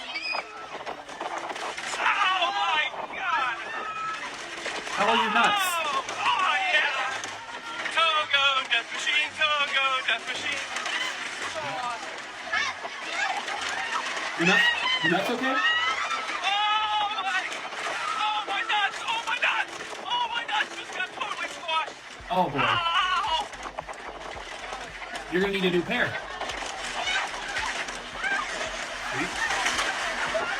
Please. Oh, my head and my nuts both at the same time. Oh, which head? Oh. Hello, true crimerers. This is another Deaths at Theme Parks. Viewer discretion is advised. And no, this is not about the death of that man's nuts, but I hope he had kids at some point. This particular story took place at Expo Land in Japan. Specifically on the roller coaster, the Fujin Raijin 2. This particular ride opened in 1992, and it was a stand-up roller coaster. It would go as fast as 75 kilometers per hour, or 46 miles per hour, and it would go through all of this. On May 5th, 2007, tragedy would strike. Apparently, one of the wheels and axles malfunctioned and broke. This was about halfway through the ride. And it occurred just as the ride was about to go into the circular portion of the track. This would cause one of the carts holding 2 different people to slam to the side to the left.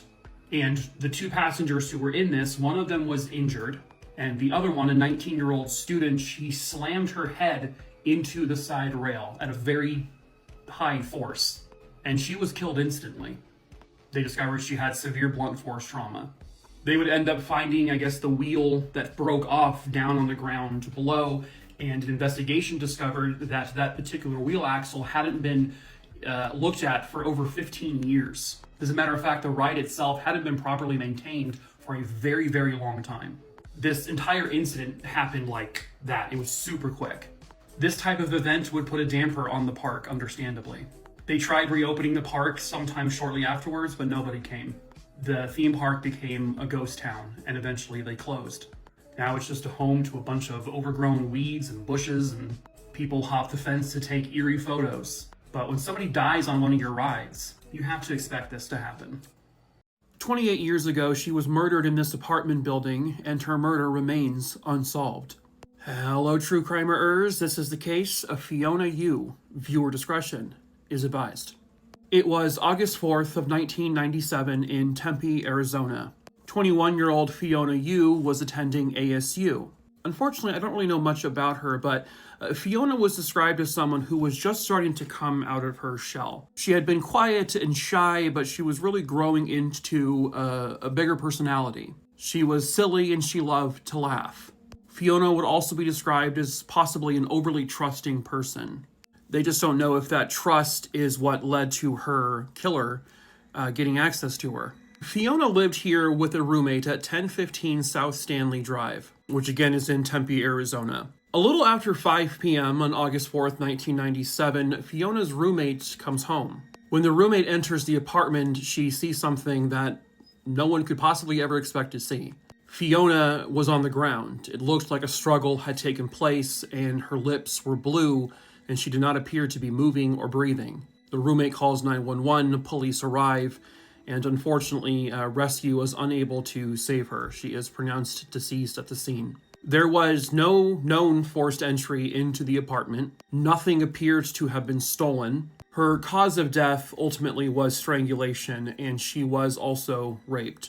And they did find an ample amount, actually, of DNA from the killer, or at least from the rapist, unless, possibly someone else might have been there as well. In 1997, DNA technology had certainly advanced a lot, and databases were starting to become more prevalent, but unfortunately, the DNA profile they put in there, it did not match anyone. They did not find a whole lot of usable evidence outside the DNA, like no, fingerprints, no additional DNA sources like hair or anything, no shoe impressions. Nobody witnessed anything. No one saw this. No one heard this. This was likely in the middle of the day when it occurred. And they don't know, how did this person gain entry to the apartment? Was this someone Fiona knew? There is definitely that belief that she likely at least somewhat knew this person enough to willingly let them in the apartment. Unfortunately, at that time at ASU, there was a lot of crime happening, especially involving rapes. The campus wasn't considered the safest at that point in time. And unfortunately, the younger female students seemed to be preyed upon. But in terms of who did this, they have no idea. There was nobody in her life that anyone knew about that would have wanted to do this to her. Again, she's this very quiet, kind of bashful, unassuming young woman. Didn't really ever get herself into situations where she is with the wrong crowd. She doesn't anger anyone, doesn't make enemies. And so this could have been the case of maybe someone who was trying to ask her out or something and she said no, or could it be a student that was sort of stalking her that she never even knew existed? There's a lot of possibilities. They just don't know which is the right possibility. Many years would go by, and now we have the new technology where you can put in the DNA profile and they can give you a generalized description of this person. So the Tempe police would come out with this image that was produced from that, and the police would state that they were looking for a Hispanic male, approximately 45 years old. He would have light brown skin and brown eyes and black hair. One thing I don't know if it's 45 years old now, or if it was 45 years old when the crime was committed. Either way, it's been about 28 years though since this case occurred. They have put this image out there. They have put in, new calls for witnesses to come forward, because surely someone out there has got to recognize this man. Maybe this killer talked 20 some odd years ago. Maybe you are holding the key to this, because someone somewhere out there has to know the truth, and perhaps that someone is you. If you recognize this man, or the description sounds like someone you know that may be responsible for this, if you have any information at all on who murdered Fiona Yu, the smallest detail may mean nothing to you, but it might mean everything to police. If you have any information, please call 480-350-8311, or you can report anonymously to Silent Witness at 480-948-6377. A young girl is found murdered, but would anyone care? Hello, true crimerers. This is the case of Harriet Riley. Viewer discretion is advised. This case occurred in Sacramento, California. That is where 6-year-old Harriet Riley lived with her mom, her dad, and her 2 siblings. Harriet only got 6 years on this earth. Unfortunately, she was not afforded the right to continue living beyond 6 years old. Harriet was just a happy, happy kid. Always smiling, loved playing. She loved being a kid. When Harriet was around 4 years old, her and her family would experience a major tragedy. Harriet's father, Harold, who was a sergeant at McClellan Air Force Base, well, one day he was in the home, and all of a sudden a shotgun blast rings out, and it pierces through him. Harold is killed. No one is ever captured. No one is arrested. No one apparently saw or heard anything. They know the gunshot came from outside the house, But unfortunately, the police just didn't put a whole lot of energy into trying to find his killer. Fast forwarding now to 1975, Harriet is now 6 years old. It was January 9th, 1975. Harriet asked her mom if she could walk down to the park to go play with her friends. The park was just down the road, something that Harriet had done all the time. Her mom says, yes, just be home in a couple of hours. A couple of hours go by, Harriet's not home. It starts to get dark, Harriet's still not home. Her mother, now in a panic, runs down to the park, cannot find her. She then begins frantically searching the entire area. She cannot find Harriet. So she is quickly reported missing, and from what it sounds like, initially the police put out a big effort to try to find her. But it seems like the effort to try to find her began to dwindle really, really fast. There was belief in that area that the police just didn't care as much because she was a black girl. They would point to the fact that Harold Riley, her father, who was murdered just a few years prior, also his case is unsolved. And no one was putting any effort into solving it. Even to this day, it's unsolved. Harold's murder. I don't even have a photo of him, which is really sad. But now they need to find this little girl. And unfortunately, soon after she went missing, they did find her. It was within a day of her disappearing. A cleaning woman was behind an apartment building just a couple of blocks away from the park and where Harriet lived.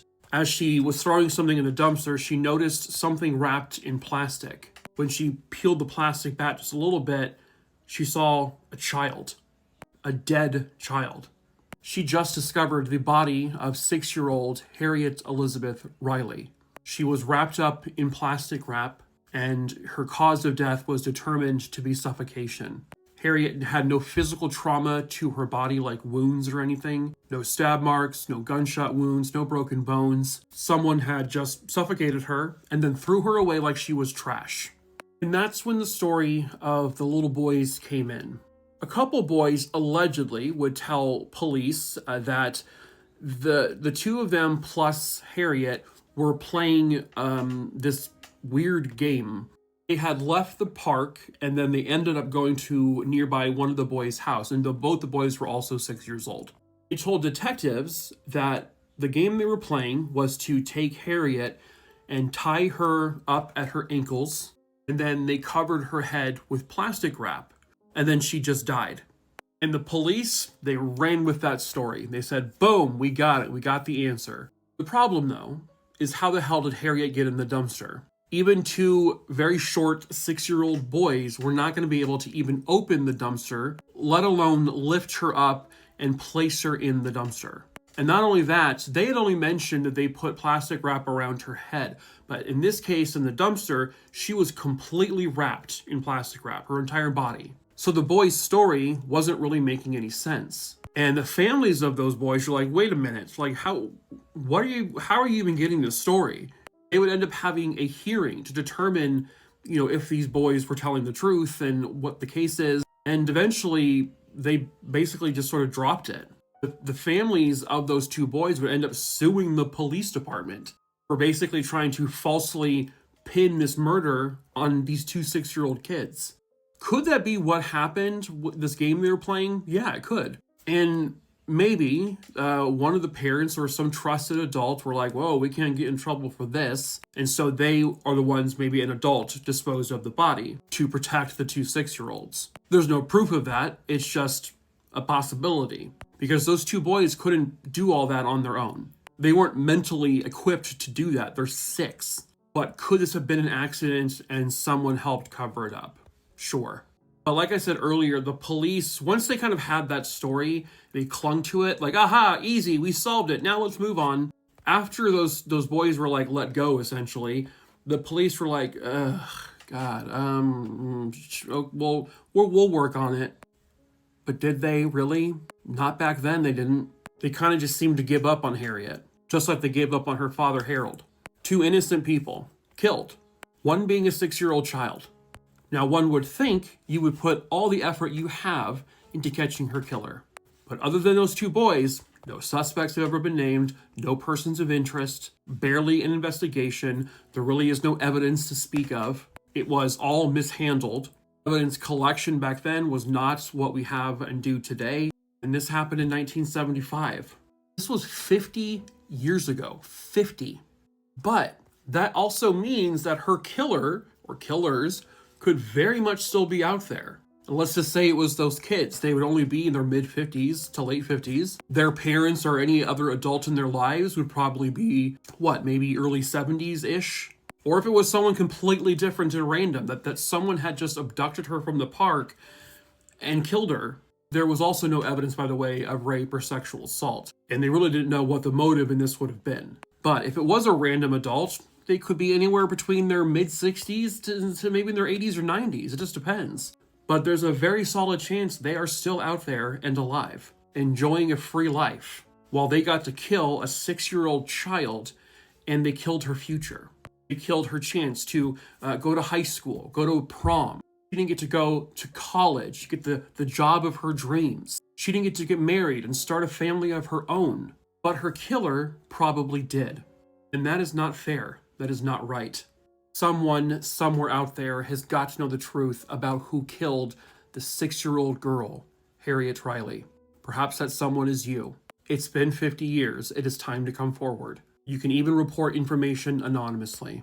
But if you have any information on the murder of Harriet Riley in Sacramento, California back in 1975, please call 916-874-5057. Rotten hell. Couldn't have said it better myself. Hello, true crimerers. This is the case of Holly Jones. Viewer discretion is advised. Holly Jones was born on September 14th, 1992, and she was born in Toronto, which is in Ontario, Canada. Holly was the youngest of 4 total siblings, described as a beacon of hope and light. She was filled with dreams and aspirations. Lively and also gentle young girl. She had an incredibly infectious energy. She was loved by her parents dearly. She was creative. She loved music. She loved art. She had a dream of one day becoming a famous singer. But in 2003, all of those hopes, dreams, and aspirations would come to an end. It was May 12th, 2003. Holly was hanging out with her friend Claudia, and they were over at Holly's house. When their playtime was over, Holly offered to walk Claudia home. It was just a couple of blocks down the road, a walk she made all the time because that's the same walk she took to go to school. And Holly never came home. He did confirm that Claudia got home and Holly was with her at that time. And so somewhere along the way back home, she vanished. She would be reported missing within hours, and an Amber Alert was issued by the following morning. The search for Holly was already underway, but unfortunately by the following afternoon, Holly was found, but not in the way they hoped. During a search of the area known as Ward's Island, someone found a couple of bags. In those bags were human remains. The remains were soon identified as to those of 10-year-old Holly Jones.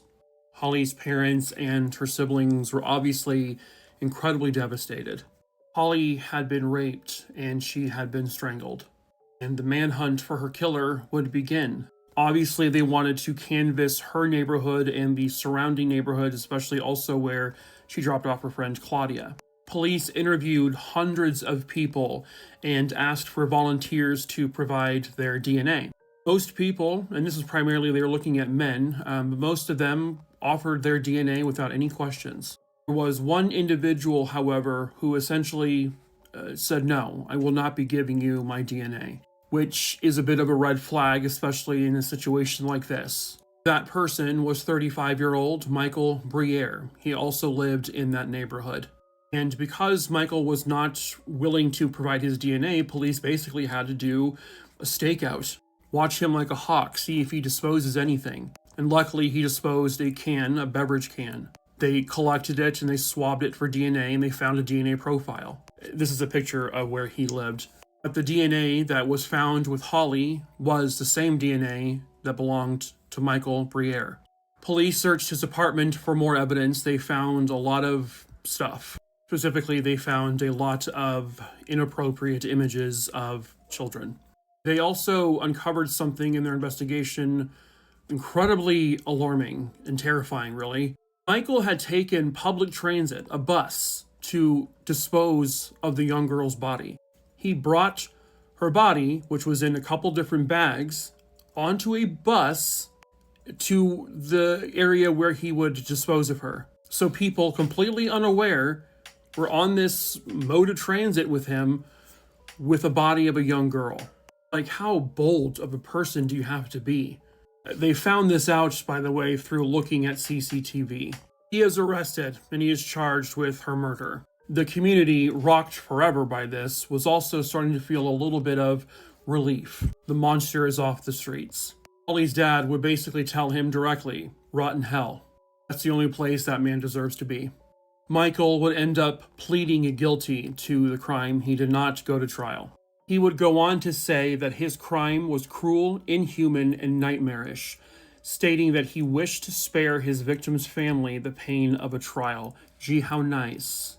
Michael was sentenced to life in prison with the possibility of parole. He would first become eligible in 2028. Holly's parents and her family will be there every single step of the way to make sure that man never gets out of prison. Do you want to talk about anything else? I'm going to talk about 9/11. Oh, tell me. You remember the plane crash? Yeah? I wasn't born during that time. He was struck by a car and killed, but because of who was driving the car, justice may never come. Hello, true crimerers. This is the case of Jeff Moss. Viewer discretion is advised. Jeffrey McKinley Moss was born in 1972, and he would go on to later have 2 kids of his own. And by the time this case occurs, he's also a grandfather to 4 kids, with a 5th one on the way. And Jeff was the best grandpa. He was also the best dad. He absolutely loved his children and his grandchildren. He just loved to go outside, grill, have a barbecue, and be with his family. He also loved playing poker and loved watching football. Jeff was also described as someone with a really good work ethic, never missed a day of work. He was he seemed to be just a constantly happy guy. And honestly, it looks like his grandkids really just sort of made his entire world. But sadly, one day, very, very suddenly, Jeff would be gone from the world. So this happens along the 1300 block of West MacArthur, which is in Wichita, Kansas. It was February 17th, 2024, sometime around 8 p.m. A Wichita police officer calls in a man-down report. And when others arrive at the scene, there is a man in the road. Unfortunately, the man would be declared deceased. What happened was the officer had struck and killed this man as the man was crossing the street. That man was identified as 51-year-old Jeffrey Moss. So what were the circumstances? How did this come to be? So this is an actual image from the officer in question, their body cam. This is him looking at the computer screen in the vehicle, and he was actually deleting a few emails while he was also driving. He was going 7 miles over the listed speed limit. He was going 47 in a 40. To be fair, that's not totally unusual. I mean, we all basically do that. But it's in these moments where he's looking down at his computer when he hits someone. Later turning out to be, father and grandfather Jeff Moss. The officer called for dispatch with a man down, which was weird. It should have been called in as something like injury accident, but he did not say anything about hitting a person with his vehicle. He seemed to leave that all out. And here's the thing that's kind of driving me nuts about this. The reports that came out stated that Jeff was wearing dark clothing that night, and he was walking outside of the crosswalk. They would also release that his blood alcohol level was very high. He was definitely intoxicated. But again, he's on foot, he's walking, he's not driving or anything like that. And to me, if this is around the time that this all happened, you could see the road ahead of you. The headlights are on. You can see the street. When they listed those things about Jeff, about the intoxication, about the dark clothing, about him walking outside of a crosswalk, it almost sounds dangerously close to victim blaming to me. Jeff Moss was not breaking any laws. This was also at 8 p.m. at night. This is not like in the dead of night or anything. When the officer was asked, they asked him directly, if you had been looking up and straight at the road at that time, do you think you still would have seen the man? The officer has the audacity to respond with, no, I don't think so. What? The headlights are clearly on. You can see the light, the street ahead of you, illuminated. I am confused about how he thinks that he still would not have seen Jeff if he wasn't looking at his computer. And why is he doing it on his computer? Why is he going through emails and deleting them, looking at them, while also driving 7 miles over the speed limit, down this road? They tell us not to text and drive, that it's dangerous. This is the same thing. Not paying attention to the road ahead. It's frustrating. And it's frustrating because the officer is not going to be charged with anything. The report states that there was insufficient evidence to support criminal liability, so there will be no criminal charges placed. Now, the city of Wichita also rewarded the family $300,000 in a settlement, basically. Essentially acknowledging that someone from the city is responsible for it. I don't believe that Jeff Moss would be dead today if that officer was just paying attention to the road. The thing they are always telling us to always be doing because it's the safe thing. His daughter just told him shortly before all this happened that he was going to be having another grandbaby. He found out just before all this happened that he was going to be having, they're going to have a 5th grandchild. And he was elated. He was like close friends with his grandkids, but they don't get him anymore. This new grandchild will never get to meet him. And that's just so sad. It's just so tragic because Jeff should still be here. This was not his fault. The person who struck him with a car while going over the speed limit and not looking at the road, it's their fault. But hey, what do I know? I'm just some guy. But Jeff still deserves to have his story told and for people to be angry about it, because you should be. If I had been behind the wheel or someone else had been behind the wheel other than a police officer, we might be looking at a whole different story here. It doesn't sound like the family's ever going to get any kind of justice, but you never know. But please keep in mind, don't text or delete emails while you're driving, because you have the chance to destroy a family, so...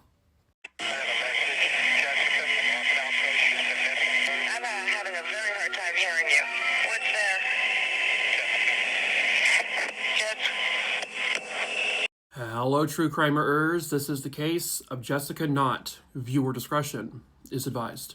The 911 call you just heard came from Altamont Springs in Florida. A man says you can find Jessica just outside of this water pumping station. When police arrived, they do in fact find the body of a 9-year-old girl. A 9-year-old girl who had been reported missing just a short time prior. This was 9-year-old Jessica Knott. She was born in June of 1986. She had a brother and a sister, and she grew up in a really loving household, and she was just a kid, innocent child who was still in elementary school. It was Easter weekend of 1996. Jessica and her family were planning a weekend trip to her grandparents' home. April 5th, 1996, she asked her mom if she can go outside and play while waiting for her dad to come home. Her mom said yes, and so Jessica would go out to the front of their apartment building and read and play. But then when her father came home and he walked into the apartment, it was now night, and he didn't see her outside. He didn't find her in the apartment, he didn't find her anywhere. And so the parents begin a panicked search for her, and nobody can find her. So she is reported missing to police. And then jump to that 911 call I showed at the beginning of the video, where a man says, "This is where you can find Jessica." The water pump station was less than a mile from where the phone call came from, which was a payphone, and there were no witnesses to say that they saw the person making the call. Jessica was found covered in a black trash bag. Next to her were some magazines and a hairbrush, all items which would later be identified as to belonging to her. She was partially clothed. They found a couple different fibers on her clothing that did not match any fibers from her home or her family's vehicle. The fibers were determined to have come from a carpet inside of a vehicle, and the other fibers were actually later identified as a dog hair. And the hair came from a specific dog they believe was a Shar-Pei. The family did not own that kind of dog. They also found tire tracks next to where her body was found, and they were fresh tracks. The police first looked into the parents. They determined her mom was in the apartment at that time, so her alibi wasn't exactly the best. Her dad was out shopping for stuff to prepare for the weekend trip. His alibi was sort of confirmed, but it was also a little rocky because there weren't a lot of people who could confirm it. But then the parents heard the 911 call. And when her mom heard it, she was like immediately, oh my God, that's our neighbor with the dog. That neighbor was 35-year-old James Edward Crow. He was a married man, and the family also owned a dog, which they owned a dog with the same breed that was found with the hair on Jessica's body. They had seen him walking his dog on walks before, and the mom heard him talk, and he let Jessica and the kids pet the dog. And so when they heard that phone call, the mother was very like, oh my God, that's him. So they were able to actually get a warrant to search his properties. And in the car, they found carpeting with fibers that were almost identical to the fibers found with Jessica. They also found out that his tires, all 4 tires on his truck, were brand new. He had all 4 tires replaced literally within a day or so of Jessica's body being found. Then they searched his home and they found a box of trash bags. And forensic scientists, being smart forensic scientists, they were able to determine that the trash bag found with Jessica was manufactured on the exact same moment that the garbage bags that he owned that were found in his apartment. They came from the same exact development. So with the garbage bag evidence, the dog hair evidence, the fibers of the car carpeting evidence, the fact that he changed all 4 of his tires, and then they also had a voice analysis expert to determine that the voice that made the 911 call was in fact James. Not only that, the mother also identified his voice as the 911 caller.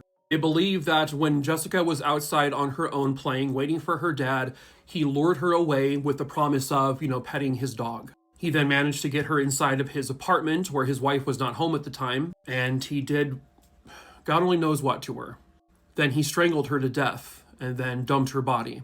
Physical evidence against him was incredibly strong. There was just no doubt. He ends up taking a plea deal and he gets 40 years in prison, where he still sits today. A 9-year-old girl, just outside waiting for her dad to come home, excited for a trip. And this evil piece of shit took her from the world. But thankfully, she got justice. He walked out of the home with 2 men, and he has never been seen since. Hello, true crimerers. This is the case of Jose Plazola. Viewer discretion is advised. This case occurred in Corpus Christi, Texas, back in 1999. At the time, Jose Plazola was 36 years old. I know he had a couple of siblings and he had nieces and nephews and whatnot, but unfortunately there's just not a whole lot published about his case. Jose, though, was described as just one of the sweetest people you would ever meet. He was someone who would take the shirt off his back to give it to you if you were in need. There was a point where he did get involved in the drug scene, but he never really got involved in anything beyond that. It was Valentine's Day, 1999, in Corpus Christi, Texas. Jose was actually feeling pretty sick that day, so he was actually over at an ex-girlfriend's place. The ex-girlfriend lived with her mom. There was a knock on the door. The girlfriend's mother opens the door, and there were 2 men standing there. Those men asked if Jose was there. She said yes. Jose comes out from, the back of the house somewhere, and he goes outside with these 2 men. The mother closes the door, and that's it. Jose hasn't been seen by anyone since. He would end up being reported missing after he was gone for an extended period of time, which would be extremely unusual for him, especially without contacting anyone or letting anyone know anything.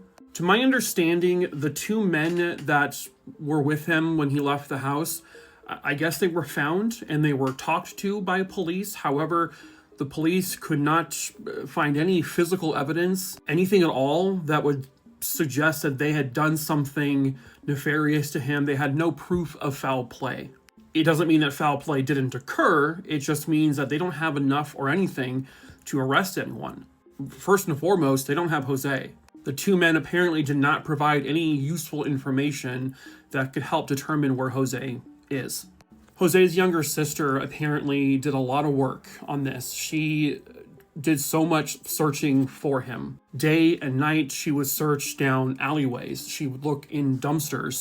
She would search the wooded areas nearby. She goes into abandoned houses, but she never finds him and never finds anything even connected to him. No traces, nothing. And allegedly, she got calls from time to time from someone claiming that they had killed Jose chopped him up and they put his body in several places. The sister goes to those places where they say the body is. She doesn't find anything. This is in 1999 as well, so this is before really pinging cell phones was really a thing. And also, most people didn't even have a cell phone. And so I don't really know if they were able to look at those phone numbers that made those phone calls to the sister or what. I'm not too sure. But if they did, nothing came from it because Jose is still missing. I found one news article that mentions him at all. And that was with regards to a human skeleton that was found. And he was mentioned briefly towards the end to say, oh, maybe it was his remains, but it was not. But nothing else. There's no other articles or anything that mentions him at all. And it's just really sad. And the case is now basically where it was all the way back in 1999. Nowhere. You know, Jose gave no indications that he was planning to move anywhere. No trips were planned. No one has heard from him. He has not contacted anyone. So what happened? That's the big question. Someone somewhere out there has got to know the truth, and perhaps that someone is you. If you have any information on what happened to Jose Plazola in Corpus Christi, Texas in 1999, please contact the authorities at 361-886-2600. You can report information anonymously. So if you know something, please call and tell them what you know. Well, I guess this monster thought to himself, if you don't succeed, try and try again. Hello, true crimerers. This is the case of Judy Moilanen. Viewer discretion is advised. This case occurred in Ontonagon, Michigan. I think I said that right. And it was in the winter of 1992. Judy Diane Blake was born on October 16th, 1957, and eventually she met and married this man here, Bruce Moilanen. The two of them would go on to have one child together. According to Judy's friends, the marriage at this point was not doing very good, and they were having a lot of financial issues thanks primarily to Bruce. A lot of people would say that Judy at this point felt super embarrassed. She didn't really want to tell people that they were struggling, and certainly she didn't want a lot of people to think that she would be divorcing him. But then one day, Judy goes out to take the dogs for a walk, and she never comes home. At this point, it was like in the last couple of days of hunting season there. And most people know if you're going to be going out in those woods during hunting season, you have got to wear something orange, something very bright. It's November 29th, 1992. Judy goes out with her dogs, allegedly into the woods, and allegedly not wearing anything orange. So the dogs all came back home, but Judy wasn't with them. So a couple of the relatives go out to the woods to look for her, and they find her. They found her lying in the woods face down, and she was very clearly deceased. It would be determined that Judy had been shot to death. Now again, when they found her, she was wearing dark clothing. She was not wearing anything orange, which a lot of people thought was very strange because she knew if you're going out into those woods, you're going to wear orange. And apparently when Bruce found out that her body was found, when he found out she wasn't wearing orange, he was like upset. He was angry at her for not wearing orange. He didn't seem to be upset that she was dead. He didn't seem to care at all. He was just mad. Well, why wasn't she wearing orange? That's her fault, basically. But, there was that initial thought. This was more than likely an accidental shooting. Hunters were out there, as they are allowed to be, and they are hunting, and they don't see Judy, or maybe they think from a distance she's a deer, I don't know. And she was just accidentally shot. As the police are searching the woods, they find a divot in a nearby tree, pretty close to where the body was. It looked like potentially a bullet had grazed it. And one guy, he does this test to see, based on where Judy was and where the divot on that tree was, to see where the bullet may have actually landed. And lo and behold, they found it. When they looked at it under a microscope, they found that it had pierced through her jacket. That bullet even had the white, fuzzy, interior. Like traces of those fibers were found with the bullet. This is when police learned something chilling. This was not Judy's first experience with death or near death. This is police reconstructing an incident that took place at their home. Bruce says he was on the roof and there were these giant cinder blocks up there for whatever reason, and Judy was just below. He said he accidentally kicked the cinder block with his foot and it fell and landed on Judy. It hurt her pretty badly, but thankfully, obviously, she survived. So police would test this theory, and they put the same block up there.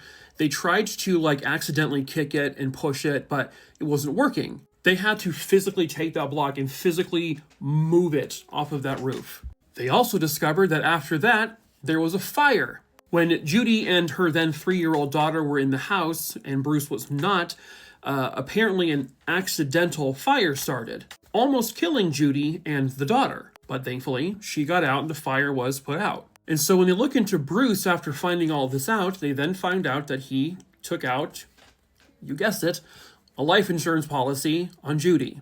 $321,000 of an insurance policy. Only payable if the death is accidental, or basically if it's not a murder. Enter the cinder block accidentally falling off the roof. The fire accidentally starting. Judy accidentally shot in the woods. Gotta be hunters. Then they found out that Bruce was trying to start a relationship on the side with another woman. He told this woman that his marriage was ending soon. He was going to be getting a divorce. This was just before Judy died. Bruce was basically obsessed with this woman. He took Judy's clothing, some of it, and literally gifted it to this other woman. And there was a note in that box, and he said it was written by Judy. And allegedly, Judy, writing this letter, said something along the lines of, quote, basically this letter was encouraging the woman to be with Bruce, but the kicker was the end, because the last line of that letter said, don't tell the other prospects, but he's great in the sack.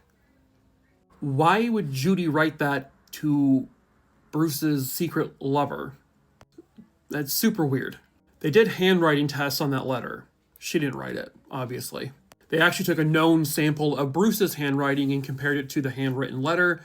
It was his writing. Police confront him now with all of this evidence, which is primarily circumstantial. He then admits to police, okay, I did it, but it was an accident. I accidentally shot her while I was hunting. But then he changed his story again. And this is a quote from the detective. He said, he knew her habit. He knew where she was going to be walking the dogs. She walked by one time and he just couldn't do it. And then he said when she came back, I just closed my eyes and I shot. And then I ran. He had just confessed to murdering his wife deliberately. He hunted Judy. He said she was a tyrant at home and a tyrant at work. He said she was not a good cook. And then he says she also implied that she was going to be leaving me and I wasn't going to get anything. They also determined that one of the guns he owned was the gun that fired the fatal shot. So Bruce Moilanen goes on trial for her murder, and he is convicted. He was sentenced to life in prison without parole. This is him today. Looking pretty shitty, huh? Oh well. A man stumbles across a hole in the woods. He has no idea he just found proof of premeditation. Hello, true crimerers. This is the case of Justine Vanderschoot. Viewer discretion is advised. Justine Vanderschoot was born on March 30th, 1986, and she was born in Napa, California. This is Justine and her sister. They were separated by just 18 months, pictured with their parents. Justine and her sister were the best of friends. They did everything together. They were so close in age, and so it kind of just made sense. People who were close to her would say that she was a type of girl who was very, very sure of herself. Very confident. She knew what she wanted, and she went and got it. She was an incredibly special young woman. Everybody knows that she would have gone on to do really good things. She was smart, and she was talented. Justine was a daughter, a granddaughter, and a sister. And someone took her away from the world. Labor Day of 2003 was a Monday, and Justine would essentially go missing on Labor Day. But a couple days prior, a man who was on horseback was going through this trail when he found something odd. He said he saw a hole dug in the ground. It was clearly a very freshly dug hole. The pile of dirt was still next to it. It looked long, like perhaps maybe a person could fit in it. But he didn't really think a whole lot about it and went about his horse riding. A week later, he is on horseback again, going through that same area. This time, he gets to the area where that hole was, but now that hole appears to be filled, and there's a mattress on top of it. This is actually what it looks like right here. Again, he didn't think a whole lot of it, though, because there had been people who had dumped things in this area kind of frequently. It wasn't his property or anything. What he doesn't know is that a couple of days prior to him noticing this, a 17-year-old girl was reported missing, Justine Vanderschoot. She is officially reported missing on September 2nd, 2003. She hadn't come home the night prior, and when they looked outside, her vehicle, which was a truck, was not parked there, and they could not get a hold of her. So they worried, obviously, and called police. For a while, they were searching for her, but had no luck. They weren't really getting a lot of tips or info or anything. But there was a person they thought, maybe he knows something. That person would be Justine's boyfriend, 18-year-old Daniel Bezemer, or he would go by Danny. Police learned that Danny and Justine had at least recently, had a very tumultuous relationship. He was incredibly possessive over her. He was extremely jealous of her. She so much as looked at another guy. He does not like that. I guess he found out that she may have been talking to some guy in Florida that she met in Florida during a spring break visit. She told him, I'm not talking to him anymore. But it seemed like his blood boiled. Like he was just could never find happiness. He was just very icky, very just mean to her. However, he says, well, I got an alibi for the night that she would have disappeared. I was with my friend, Brandon Fernandez. Brandon was 21 years old at the time, and I guess they were like best friends. Brandon confirms to police, yeah, I was with him, and we were not anywhere near Justine. She wasn't with us. We don't know where she was. They weren't really, police weren't really like truly believing this, but they also just didn't have anything. Meanwhile, they're still out there looking for Justine, but they're having no luck. But they just have that feeling that the boyfriend, possessive, angry, jealous, it all points to what usually happens. Jealousy turns to murder. So they bring in the best friend again, Brandon, and they interview him once more. One of them asks him, Brandon, have you ever seen a dead body before? And while at first he was hesitant to answer, eventually he confessed. He told police that his best friend, Danny, he was there and watched him do it, strangled his girlfriend, Justine. He then says he helped bury Justine, but he had nothing to do with the physical murder, yet he also did nothing to stop it, according to his story. He tried to say, yeah, Danny threatened to hurt me if I said anything. He agrees to take police to her body. This is the area where he took her.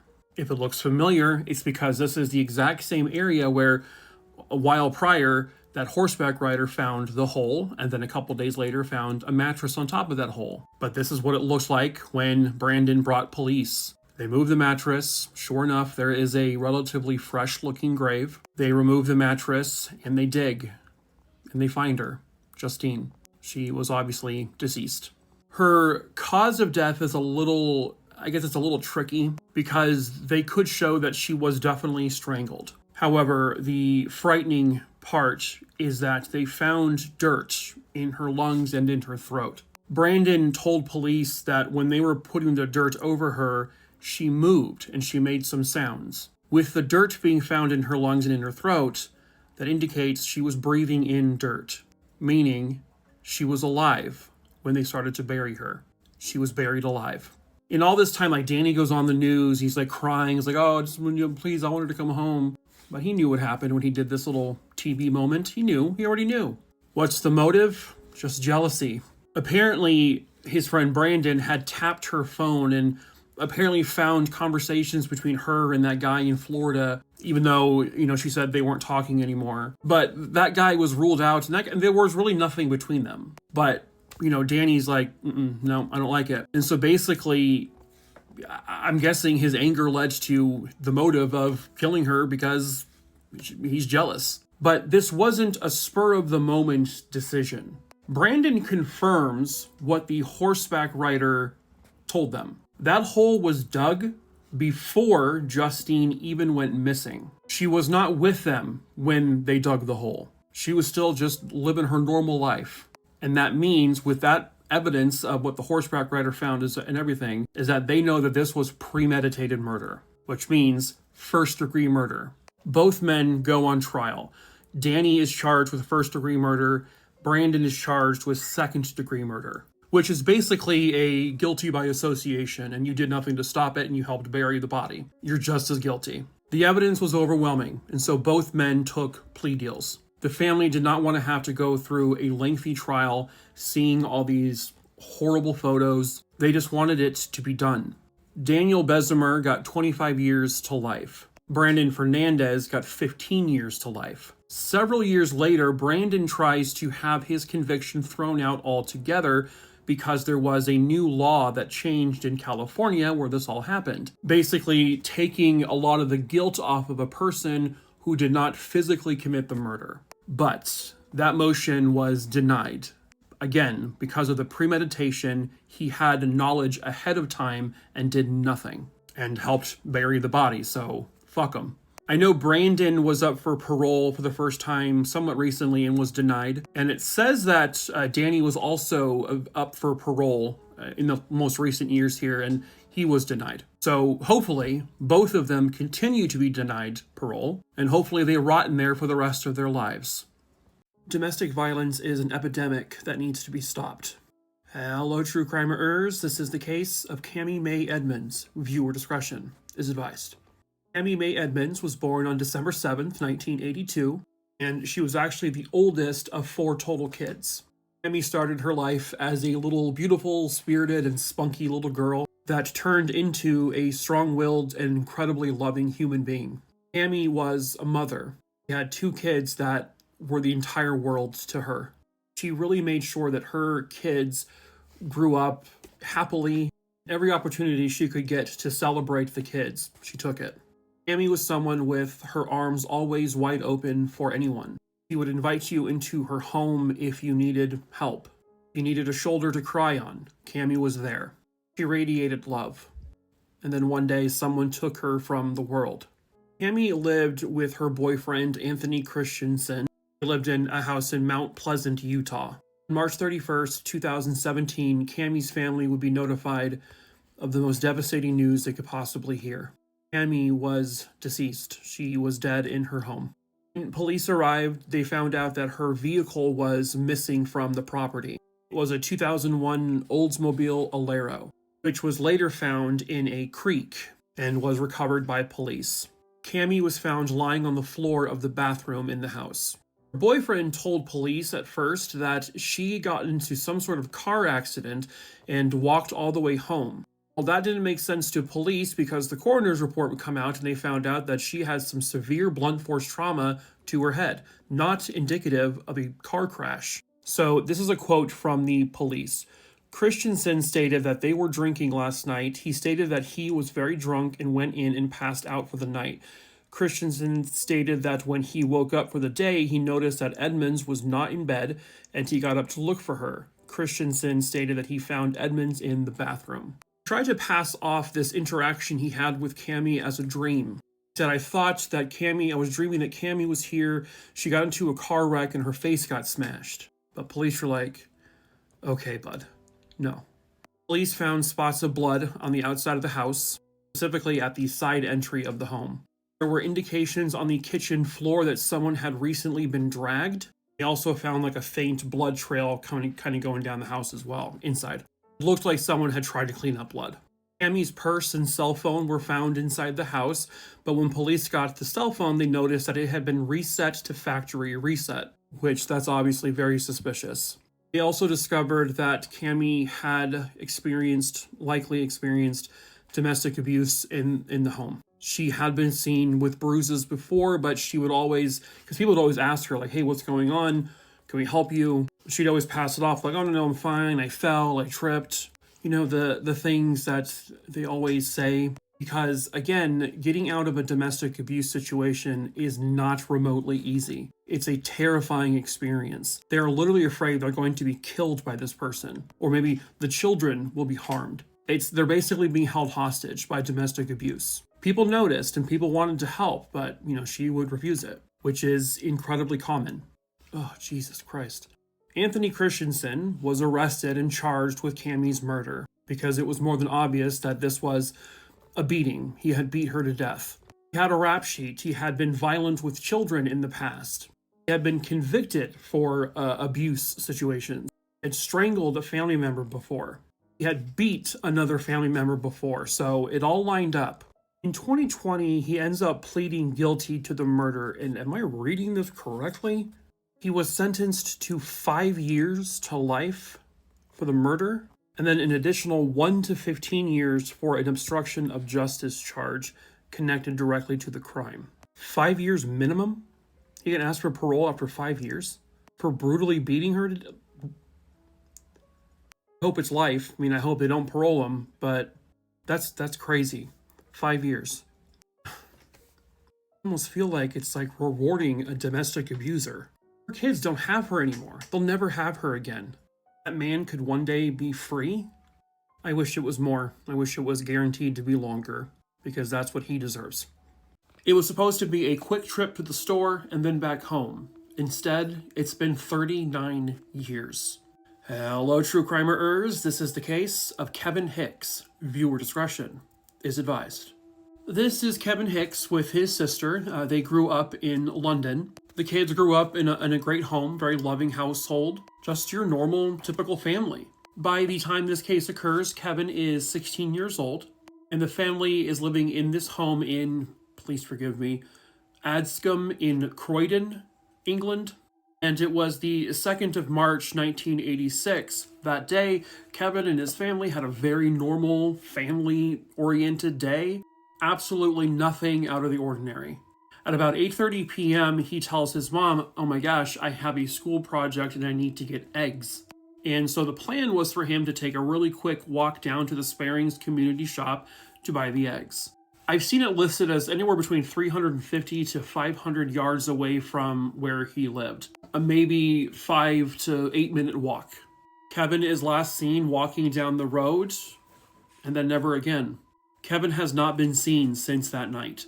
His family reports him missing immediately, and they go into desperation mode. He's a 16-year-old kid. We need to find him. Where is he? What happened to him? One witness said they actually think they saw Kevin walking down Shirley Road sometime closer to 10 p.m. Now, keep in mind, he left his home around 8:30 p.m. It should have been a 5-minute or so walk there and a 5-minute or so walk back home. If the purchase of the eggs takes just a couple of minutes, he should have been home before 9. But where this person saw him, he was walking back towards the direction of his home. I don't know if he got to the store. I don't know if he actually purchased the eggs. It sounds like the police have said that they believe it's possible that Kevin met up with someone that night, and whoever that someone was ends up assaulting him, killing him, and disposing of his body. The unfortunate belief by most people is that Kevin is no longer alive, that likely he died that night. But they also don't know that for sure. And as family, you have to keep hope alive, that he could be out there somewhere. But with it being now 39-ish years later, he would be in his mid-50s today. It just seems unlikely, unfortunately. What they do know is that this is what Kevin was wearing that night. So you can see the jacket, the jeans. They're hoping someone, I know it's been a long time, but maybe seeing someone in this outfit would jog someone's memory. His sister has been continuing the fight to find her brother, what happened to him, and if necessary, get justice for him. Sadly, their parents have both died in the interim. They died never knowing exactly what happened to Kevin. They never found him, and that's just so... It's so tragic that they spent so much of their life worrying about where he was and hopeful that they would find him, and then it just never happened for them. Police would get tips, over the years. I think one was in 96 where they got a tip that said, "I know where Kevin's body is," but they never said who they were, the caller. And then nothing ever came from that. And they want that caller to try calling back. It's been decades, obviously, but if you're still alive out there, please call back and tell us what you know. That's what the police are asking. Because the truth of the matter is someone out there knows what happened to him. There is someone out there. And not necessarily talking about the person who may have done whatever they did to Kevin, but someone outside of that. When someone, murders someone, let's say on accident, a lot of times, just, in the history of me talking about cases and stuff like this, a lot of times that person will confess it to someone to get it off their chest if it was an accident. But, maybe people are afraid to come forward because they might get wrapped up in this. Other instances is that a person might brag about murdering someone. Maybe one night they're out drinking or doing drugs and they just blurt out to someone, "I killed Kevin," or whatever the case may be. It happens. Someone somewhere out there has got to know the truth. It has been nearly 4 decades. It is time to come forward. It is time to let Kevin come home to his remaining family. It is time to do the right thing. Imagine if this was your loved one who you did not get to bury. If you're scared, you can report information anonymously. Just tell them where he is. If you have that information, you can contact the authorities at 020-8721-4005. You can also call Crime Stoppers, which is where you would call to be anonymous, at 0800-555-111. Please help Kevin's sister finally get the answers they all deserve. I was today years old when I found out that Thanksgiving wasn't all just fun and games, but murderous poultry does exist. Baka baka, true crimerers. This is Worst Unusual Deaths, number 15. Mother plucking, viewer discretion is advised. Cockfighting. Well, it's a funny word, but also it's illegal here in the United States of America. But unfortunately, it still happens. In Bakersfield, California in 2011, there was a cockfighting match going on. 35-year-old Jose Luis Ochoa, whose picture I cannot find, was there at this particular event. He had been cited before and charged before with organizing these events. But it didn't stop him from doing this. He wanted a leg up on this particular match. So the rooster he was using was strapped. I shit you not, his rooster, he put a knife, a blade, on its leg. Well, then the rooster went cuckoo, ka-choo, and it started to run towards, the crowd. It then lifted its leg and it slashed Jose Ochoa directly in the back of his leg. Pretty badly. It actually caused him to bleed pretty profusely. I don't know what happened to the chicken after this, but Mr. Ochoa did not go to the hospital for at least 2 more hours. He didn't think it was a big deal, but he continued to bleed. So after about 2 hours, he finally went to the hospital where he would end up bleeding to death. He waited too long. So because he decided he wanted to strap his chicken with a blade, it would end his life. Please, stop doing this. Thank you. This is one of the last known images of a woman who would be murdered just hours later. Hello, true crimerers. This is the case of Kira Steger. Viewer discretion is advised. Kira Steger was born on November 19th, 1982 in Illinois, and she grew up with 5 siblings. Kira grew up in a really loving home, and she had a very good life. Kira loved a lot of things. She loved reading every book she can get her hands on. She loved watching hockey. She was a New York Yankees fan. I won't hold it against her. And most of all, though, she loved her family. She loved being around them. She loved hanging out with them. Her family was everything to her, as was her dog. She would go everywhere with her dog if she could. Loved going on walks with the dog. Basically, her dog was her baby. Kira was married to this man here, Jeff Trevino. By most accounts, the two of them had what seemed like a good relationship. I mean, they looked at one point to be very much in love. They got married sometime, I believe, around 2010. And by the time this case occurs, they had been married for about 3 years or so. According to friends and family, though, at that point, the marriage was starting to have problems. They were drifting apart. And Kira was pretty much thinking about divorce. I think at one point she even drew up divorce papers. Now, Kira was working here at the Mall of America, which is in Bloomington, Minnesota, which is the area that Kira and Jeff were living in at that time. And I believe she worked at 2 different stores within the mall. The mall was basically like a second home to her. She considered her coworkers not to even be friends, but to be family. They were very close. Kira was working here on the afternoon of February 13th, 2013, and her shift was over sometime late that night. At that point, her husband, Jeff, meets her at the mall, and they have dinner together there. They were captured on CCTV at the mall. They can clearly see the two of them were together. They are then clearly seen leaving the mall. Everything seems and looks normal. According to Jeff, after this, they went to a bowling alley, went bowling, and then they went home, popped in a movie, and laid down. But 2 days later, Kira was a no-show at her job, which that had literally never happened before. She had never no-call, no-showed. And with her coworkers and her being so close, they know each other so well, the fact that Kira didn't text or call any of them, something felt off. They could not get a hold of her. She was not responding to texts or anything. So one of the coworkers calls Jeff and says, "Hey, where's Kira?"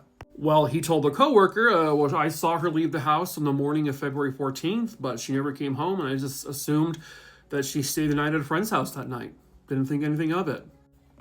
Okay. And at that point, once he finds out that Kira is missing, he calls police to report her missing. So the first thing police do is they actually go to Mall of America because they want to see CCTV footage.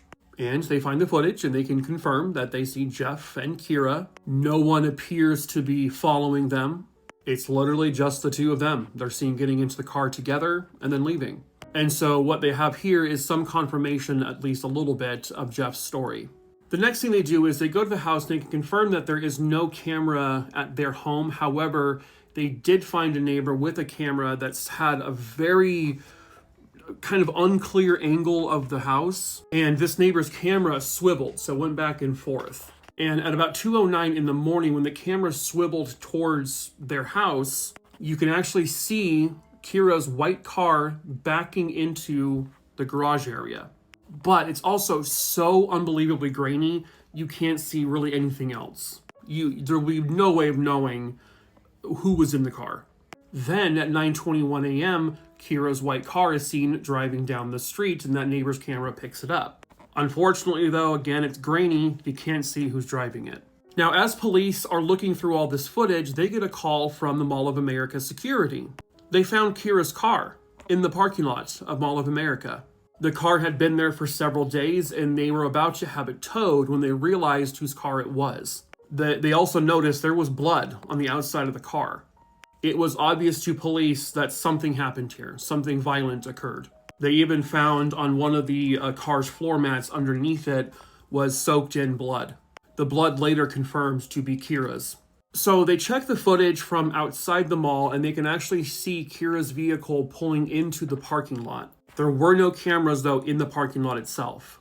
Then they see a man walking on foot away from the parking lot. The man is wearing a hoodie jacket, and at one point there was an image where you can see kind of like a white pattern on the front of the sweater. On that same day, the neighbor's camera, that one that swivels, picked up an airport taxi that had dropped off someone near the area of Kira and Jeff's house, but not at the house. It dropped off a man a little bit down the way, and then the man on camera is seen walking towards the direction of Kira and Jeff's home. Something else police notice is that he is wearing a dark-colored hoodie with a white pattern on the front.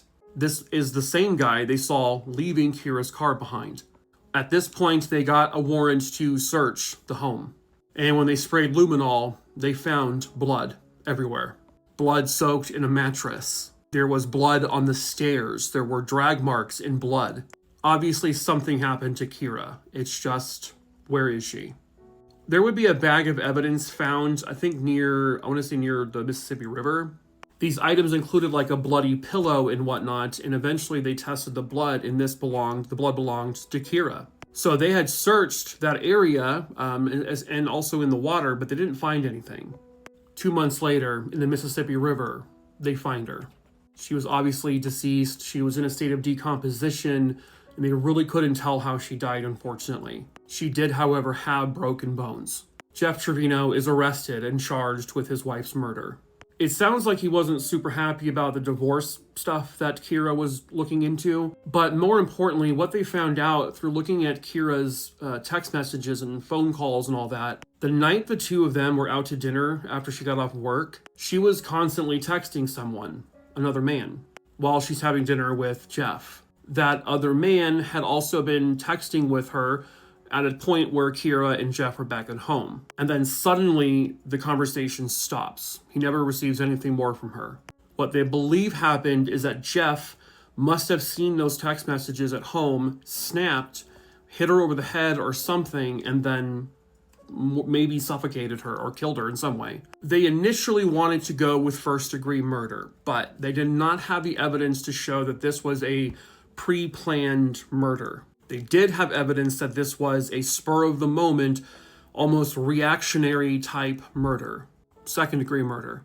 And that is what Jeff Trevino is found guilty of, second-degree homicide. He was given a sentence of 27 and a half years in prison, where he still remains today. And therefore, Kira Sager got the justice she rightfully deserved. This is the aftermath of one of the worst deaths imaginable. Viewer discretion is advised. Pictured here was a Russian Oscar II class submarine called the Kursk. On August 12th, 2000, the Kursk was involved in a training exercise in the Barents Sea.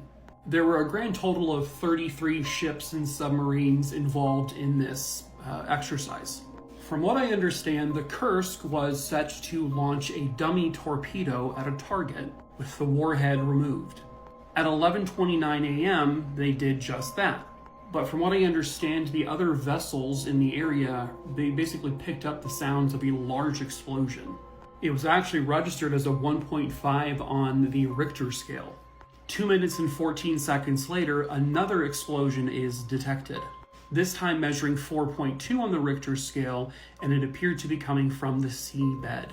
Later, it would be determined that the explosion that happened in the Kursk was the equivalent to 2 to 3 tons of TNT exploding. It's believed that one of those torpedoes was faulty and it caused a fuel leakage.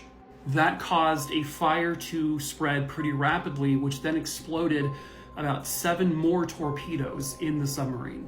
Keep in mind, there are 118 people on this vessel. That second explosion would basically rip pieces off of the sub. It basically tore it open.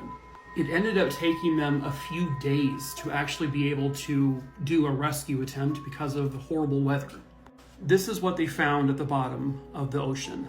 It was found on the ocean floor about 350 feet down. All 118 people on board, unfortunately, were killed, but not all of them died right away.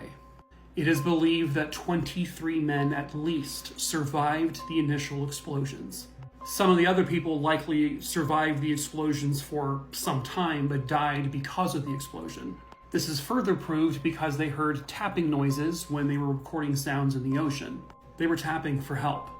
They even found handwritten notes that survived all of this, that the gentleman had wrote as they were dying. One of them was written by this individual. His note would basically say, "None of us can get to the surface." The notes described how the temperature was dropping in the submarine. Water was slowly pouring into the submarine where they were trying to survive. The notes described how some of the men were horrifically burned but still alive. The lights kept going in and out. It was basically pitch dark. And then over the course of a couple of days, those 23 men slowly suffered and died in a pitch dark tomb slowly filling with water. The families of all the victims would be compensated, but they also have to live with the knowledge that their family members suffered. Hello, true crimerers. This is the case of Laura Cardenas. Viewer discretion is advised. Laura Cardenas was born in 1972, and by the time this case occurs, she is 51 years old. And at that time, she is also a mother who loved her children more than anything. When this case occurred, she is living in Ridgeway, Virginia, and she is actually engaged to be married. Her fiancé would be 41-year-old Adam Lee Hughes. On October 25th, 2023, Laura Cardenas was reported missing by her employer. She had not shown up to work for 2 straight days, which was incredibly unlike her. That's something she had never done. She did not call. They could not reach her, so they felt something was very wrong. When police talked to Adam, he says the last time he saw her was on October 21st. Laura was not the type of person who would just randomly pick up and leave, and so something from the get-go just felt very off with this. Police were able to get a search warrant. And so they searched the home that Laura and Adam lived in, and they found blood inside the home. There were multiple areas with blood in the house, including the bed. They also searched the 2 vehicles that were there, and they found blood in at least one of the vehicles. All human blood. And I believe it was Laura's blood. It sounds like the specifics of how police did this next part is kind of unknown, but I believe they used a form of like cell phone pinging to see Adam's movements. And eventually, whatever process they were doing led them to a wooded area where they found Laura's body. They did not immediately release the cause of death, but this was considered a homicide. And a month or so after she was reported missing, Adam Lee Hughes is arrested and charged with her murder. There had been domestic abuse in the household, meaning he had been abusive towards her. And with the blood they found in their home, the blood they found in the car, and the fact that they were able to apparently track his movements, which led them to the body, they didn't have necessarily like conclusive, concrete, physical evidence that says he was the one to physically murder her. And even though the evidence seems to be very circumstantial, it seems very circumstantial towards him, for sure. So he was charged with second-degree murder and also charged with concealment of a corpse. He actually goes on trial, I believe, in January of this year, 2025. And on January 28th, 2025, the judge in his trial declared a mistrial. The jury apparently could not come to a unanimous decision. Now, this does not mean he was convicted. This does not mean he was acquitted. Because it was essentially a hung jury and a mistrial, that means he can be retried again, and he is going to be. I don't know if this is still the scheduled trial date, but it does say that the second trial would begin at the end of September, and it's mid-September right now. Now, I don't know what evidence the jury looked at and said, we can't really decide if we think he's guilty or not. Because, I mean, honestly, just based off what I have seen, it does genuinely sound like it really couldn't be anyone else. But a witness apparently testified that said, Adam could not have done this, he didn't do this. But the blood in their home, in their cars, and her body found where his movements were allegedly. So I don't know. I don't know what else the jury heard that might made them think, maybe it wasn't him. And again, he is innocent until proven guilty, so I can't sit here and say he's guilty. A woman is dead. A mother. She's murdered. She's gone forever. They will never get her back. And someone did this to her. So hopefully, whenever his next trial is, if they have the evidence to show that he is guilty, hopefully very soon, Laura and her family will get the justice she very rightfully deserves. He was supposed to testify at court, but then he goes missing. Hello, true crimerers. This is the case of Lenny Hustin. Viewer discretion is advised. Glenn Richard Hustin, who would go by Lenny to everyone, he was born in April of 1970, and he lived in Middleton, Michigan. I know he had a couple of siblings. Lenny, pictured here with his family, was also mentally disabled, but also still able to function, like have a job, that kind of thing, and he rode his bike everywhere. And when this all happened, Lenny was 30 years old. Lenny was last seen on February 5th, 2001, near the 100 block of Caroline Street in Middleton, Michigan, which was where he lived. So he was last seen near his residence. The belief is that he rode his bike to where he was working, and he left it there on the side of the building where he normally would leave it. But then Lenny never came home again. He never reached out to his family. They haven't heard from him. They haven't seen him. Something is wrong. Lenny isn't someone who really ever leaves town. He doesn't really even have the ability to do so. From what I understand, he didn't live with his family directly. He had his own place, and so he wasn't reported missing until February 11th. On February 20th, 2001, his bike was found in Ithaca, Michigan, with absolutely no sign of him or any indication that anything, bad happened. No, dents or damage to the bike, no blood or anything like that. Given Lenny's condition and everything like that, the fact that he didn't have any means of leaving the area, it seems like this case started right from the get-go of being an endangered missing person. Not a case of someone disappearing themselves, making themselves vanish. This was incredibly unusual, and it was very concerning. I cannot find a confirmed photo of the man I'm about to mention, so I'm not going to show the image of the person I did find. But Lenny worked for a man named Roger Eugene Brown. The Roger Eugene Brown I did find was in Michigan and does have a criminal history, but I don't know if it's the same guy. Roger Eugene Brown is someone that Lenny not only worked for, but also he lived at a residence that was controlled by Roger. Now, Lenny had witnessed Roger directly taking items, I believe they were 2 guns, out of one of his tenants' property. At first, Lenny says to police he didn't see anything happen, he didn't see, him take anything. But then a couple of days later, he changes his story. He tells police he did witness Roger take those items. So Roger was actually arrested and charged with charges related to that. And then Lenny goes missing.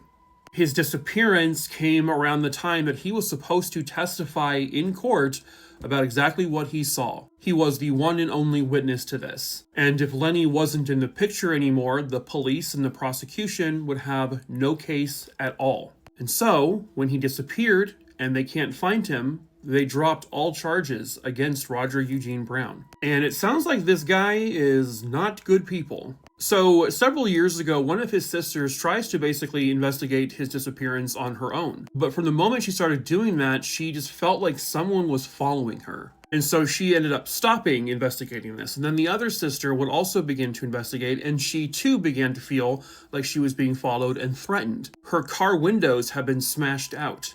She too, out of fear basically, stopped pursuing this. But she knows, the family knows, pretty much everyone knows, that he is likely dead.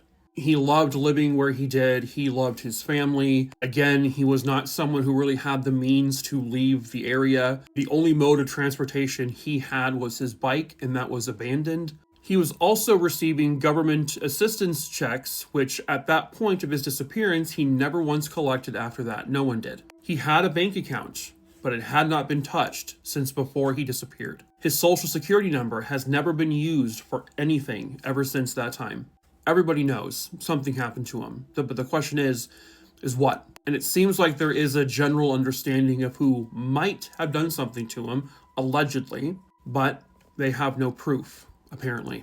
Lenny was a happy, very sociable type person. He loved working, he loved his family, he loved everything about life. He loved his cats, he loved his animals. And sadly, it sounds like something very bad happened to him. But until they have any kind of proof or evidence, there's not much more they can do. And so they are relying on the public's help for anything that can help find where he is, or at least know what happened to him. His family wants to be able to bring him home and bury him properly. Somebody, somewhere out there, has got to know the truth about what happened to Lenny Hustin. Perhaps that someone is you. Side note here, can we talk about something real quick? If you are a news source, a newspaper, a news station, and you are reporting on a story about a missing person or an unsolved case, and you are asking for the public to come forward, leave a contact number to who we can contact. Like, what's the point of asking people to help if you're not going to provide the contact information that people would call to help? But at any rate, I found the number. If you have information about his case, please call 989-875-4111. They didn't just stab her, they also set her body on fire. Hello, true crimeers. This is the case of Linda Malcolm. Viewer discretion is advised. Linda Malcolm was born on January 21st, 1961 in Springfield, Illinois. Linda was one of 9 children. Big family growing up. As kids and as they got older, Linda and her sisters, her siblings, were like just the closest, best of friends. They loved being together. They loved spending time together. Linda was just such a happy person. She brought so much joy to so many people. In 1984, Linda would go on to join the United States Navy, something she was really passionate about. By 1993, she was honorably discharged. And then she moved to Port Orchard in Washington State, a city she absolutely just adored. Linda loved to cook. She loved to entertain her friends and family. She loved to fish. She loved being outdoors. Linda was a very petite, very small woman, but was described as also being incredibly strong. But one day in 2008, someone stole Linda from everyone. Police, fire, and rescue were called to her home in April of 2008. On April 30th, 2008, at approximately 4 o'clock in the morning, a neighbor of Linda's calls 911 to report that Linda's home is on fire. Fire and rescue arrive. They're able to put the fire out relatively quickly, and they were hopeful that no one was inside, but unfortunately that was not the case. Inside the home, they found one person, and they were deceased. The body was fairly burned. It was fairly charred. The whole house really was just completely gone. The interior of the home was just burnt out. But sadly, the body was soon identified as 47-year-old Linda Malcolm. She did not just die in a fire. Whoever did this to her stabbed her, not once or twice, but 24 times. She was stabbed all over her front side. She was also stabbed in the back, indicating that at one point she probably tried to get away. Linda also had blunt force trauma to the side of her head, and she had defensive wounds on her hands and her arms, so she did fight back. For a petite, woman, she was definitely a fighter. She was discovered nude. However, because of the fire and everything like that, they were not really able to find out for sure if Linda had been raped. There was no evidence as it was, though, of any kind of rape, but they can't say for sure that that did not happen. When a person stabs someone, 24 times, somewhere in that ballpark, it's usually a very personal thing. It's not typically someone who doesn't know the victim, because usually it's just a couple of stabs to make them stop moving, and that's it. 4 of the wounds that she got were considered fatal wounds, meaning any one of those 4 could have ended her life. But this person stabbed her 20 more times, at least. That's anger. That's personal, usually. Does that mean necessarily it is someone she knew? No, but typically that's what it means. In terms of evidence, they don't really have much of anything because the fire would have destroyed it, and that's more than likely why the person set the house on fire.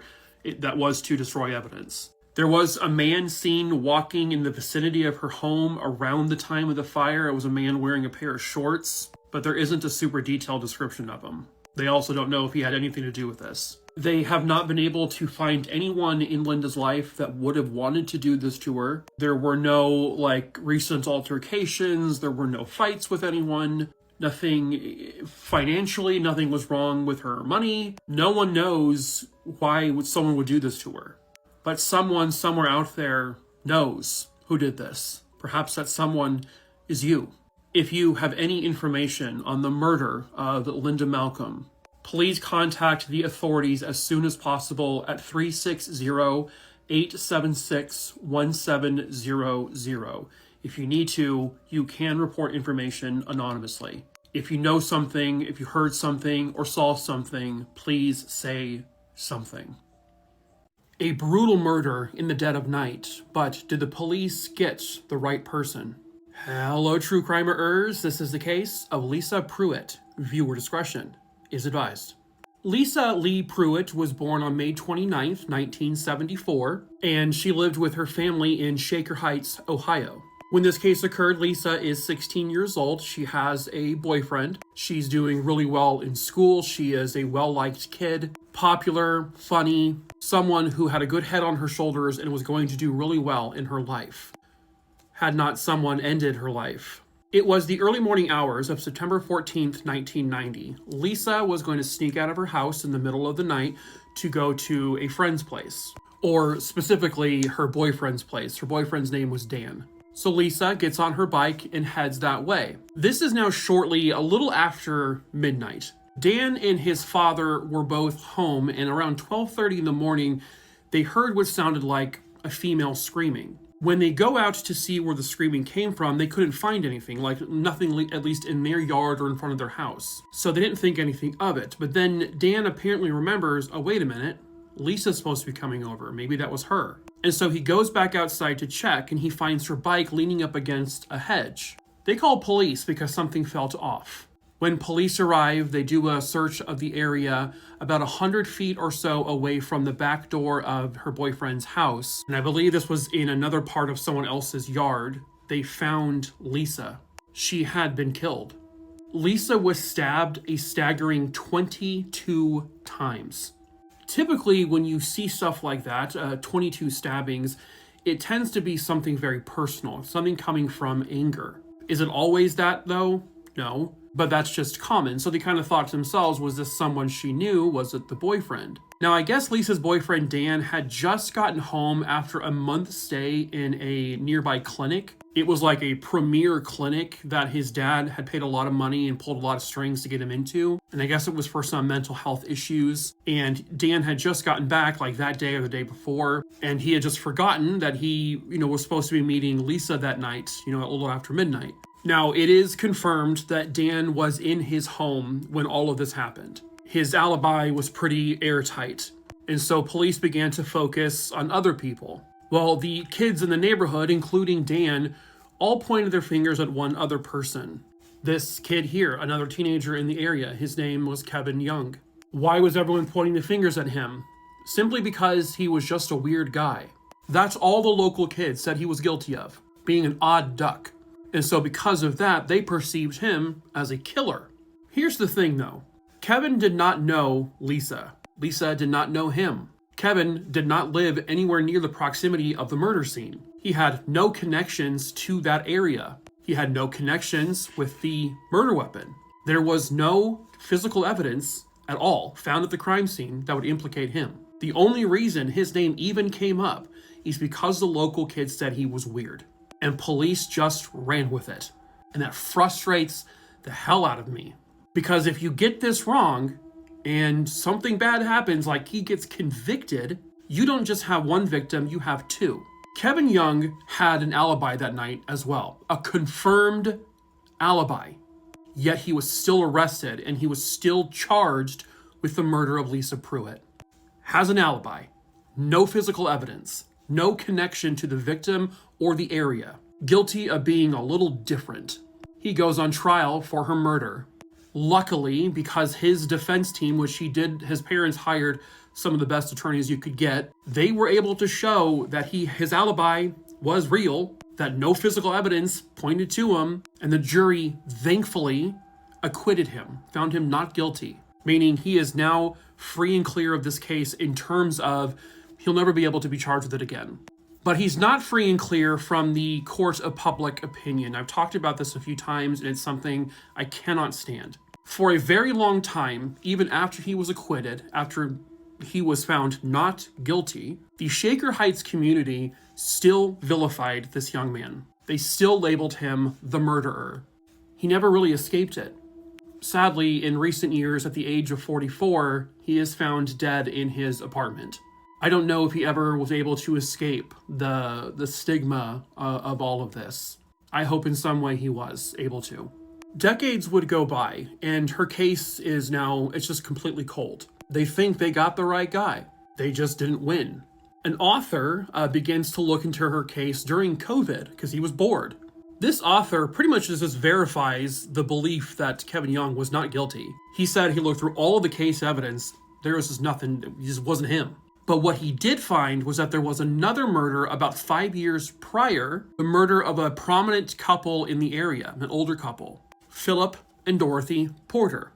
Philip and Dorothy Porter would be found stabbed to death inside their home, not too far away. This is also in Shaker Heights, from where Lisa was killed. Again, 5 years prior. Well, this author also found out about another man who had actually confessed to the murder of Philip and Dorothy. Oh, bocce balls! Holy Christ! He looks like someone named maybe Scooter or Tad or something. No, I'm sorry, it's Daniel Soki. He had confessed to police that he killed Philip and Dorothy. He wanted to be Spider-Man so bad. But then he would soon recant that confession. You see, Daniel Soki here became kind of like the one guy, the confession killer. He would confess to things all the time, even though he'd only really ever committed like smaller petty crimes, not like murders and stuff. But he would confess to those thinking he would get like better treatment in prison. But they never found any evidence to connect him to the murder of the Porters. But as the author is digging into Lisa Pruitt's case, and then eventually which would lead into the Porters' murders, he found another person's name that came up. Now, this person did have a connection to all three of these cases. A man named David Brannigan had gone to police shortly after Lisa's murder and said that he knows who killed her. It was a young African-American male. The Shaker Heights police looked into this claim, and they determined that David Brannigan was lying through his teeth. They don't know why he was lying, but what the author found out, and by the way, the author I'm talking about, his name is James Renner. He found out that David Brannigan was also apparently someone who had, I guess, provided witness statements with regard to the Porter's murders. So he has tied himself to their murders and then 5 years later to Lisa Pruitt's murder. And James Renner thought this was kind of odd. All the victims were stabbed to death. Dorothy also had been strangled with a cord. And by the way, the Porter's house was just a few houses down from where Lisa Pruitt's boyfriend was living 5 years later, where Lisa was killed. Many years would go by, and David Brannigan's, at one point, girlfriend said that David had admitted to doing several B&Es on this street where all of this occurred. And while it looked like he was trying to be a good Samaritan with regards to the murders of the Porters and Lisa Pruitt, is there now a chance that he was actually the killer of all of them? Because again, he was the only one with a connection to the Porters and to 16-year-old Lisa Pruitt. James Renner has said, I'm sure if you guys test, for DNA, you might get a profile. Maybe on the cord, you'll find some DNA, the cord that was wrapped around Mrs. Porter's neck. The Shaker Heights, Ohio police consider Lisa's case inactive, not unsolved. Because it sounds like they're really trying to stick with, we got the right guy, it's just he was acquitted, despite not having any evidence to prove that. And so technically, her case is unsolved, because no one's been convicted of it. Their murder remains unsolved because no one's been convicted of them either. Someone did these murders. It sounds like there's a really good chance the same person did all of them. But who is that person? Well, if it's David Brannigan, he'll never face justice. He died in 2017. And a lot of it also depends on if the police are going to be willing to say, you know what, maybe we did not get the right guy to begin with. Maybe these are all connected. And maybe someone somewhere out there knows the truth, and perhaps that someone is you. If you have any information that might help compel police to reopen these cases, please contact the Shaker Heights, Ohio police at 216-491-1220. His dead body was just left on the sidewalk. Hello, true crimerers. This is the case of Mark Fisher. Viewer discretion is advised. Mark Stephen Fisher was born on November 8th, 1983 in New Jersey. He was born to Michael and Nancy Fisher. He also had two siblings, one brother and one sister. When this case occurred, he is a sophomore at Fairfield University in Connecticut. And he got there on the dean's list, but he also got there from a football scholarship.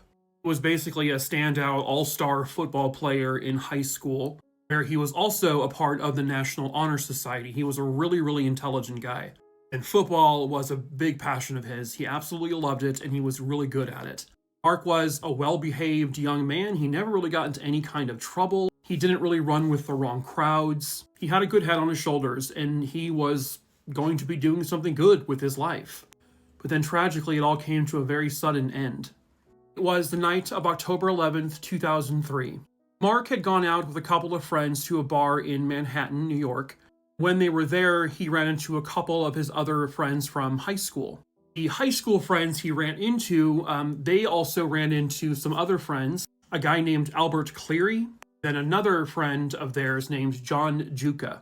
John was 20 years old at the time, and he was not able to gain access to a bar, and so he said, hey, do you guys want to come back to my home and drink some more? And they said, sure. So they go to his home in Brooklyn, New York, and they're just sort of kind of there having some drinks, talking, smoking weed. Nothing super out of the ordinary happened. There was at one point, a witness would later state that Mark Fisher had, I guess, sat on a table in John Juka's home, and John did not like that. It caused like a tiny little argument, but nothing major. At 5:23 a.m., Mark Fisher goes to a nearby ATM and withdraws just $20. Later, they would find out that he had gone to the ATM with a friend of John Juka's, this guy here, 17-year-old Antonio Russo. They then go back to John Juka's place, which was in a nice affluent neighborhood there in Brooklyn. Didn't really tend to have a whole lot of trouble on this street until they did. At 6:40 a.m. now on October 12th, 2003, police are called about some gunshots heard in the neighborhood. When they arrived, they found someone lying on a driveway, and this person was covered up. When they pull back the coverings, it's a man, and he had been killed. It was more than evidence that he had been shot numerous times, and there was also signs that he was beaten. They found $12 in cash in his pocket, but his wallet was found thrown down a sewer. The $20 bill was not in it. They determined that the individual who was dead was Mark Fisher. He had been shot a total of 5 times throughout his neck, his side, and his back.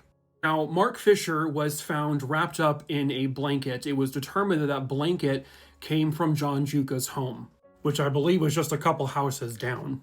So police began their investigation. They wanted to find out what he was doing that night.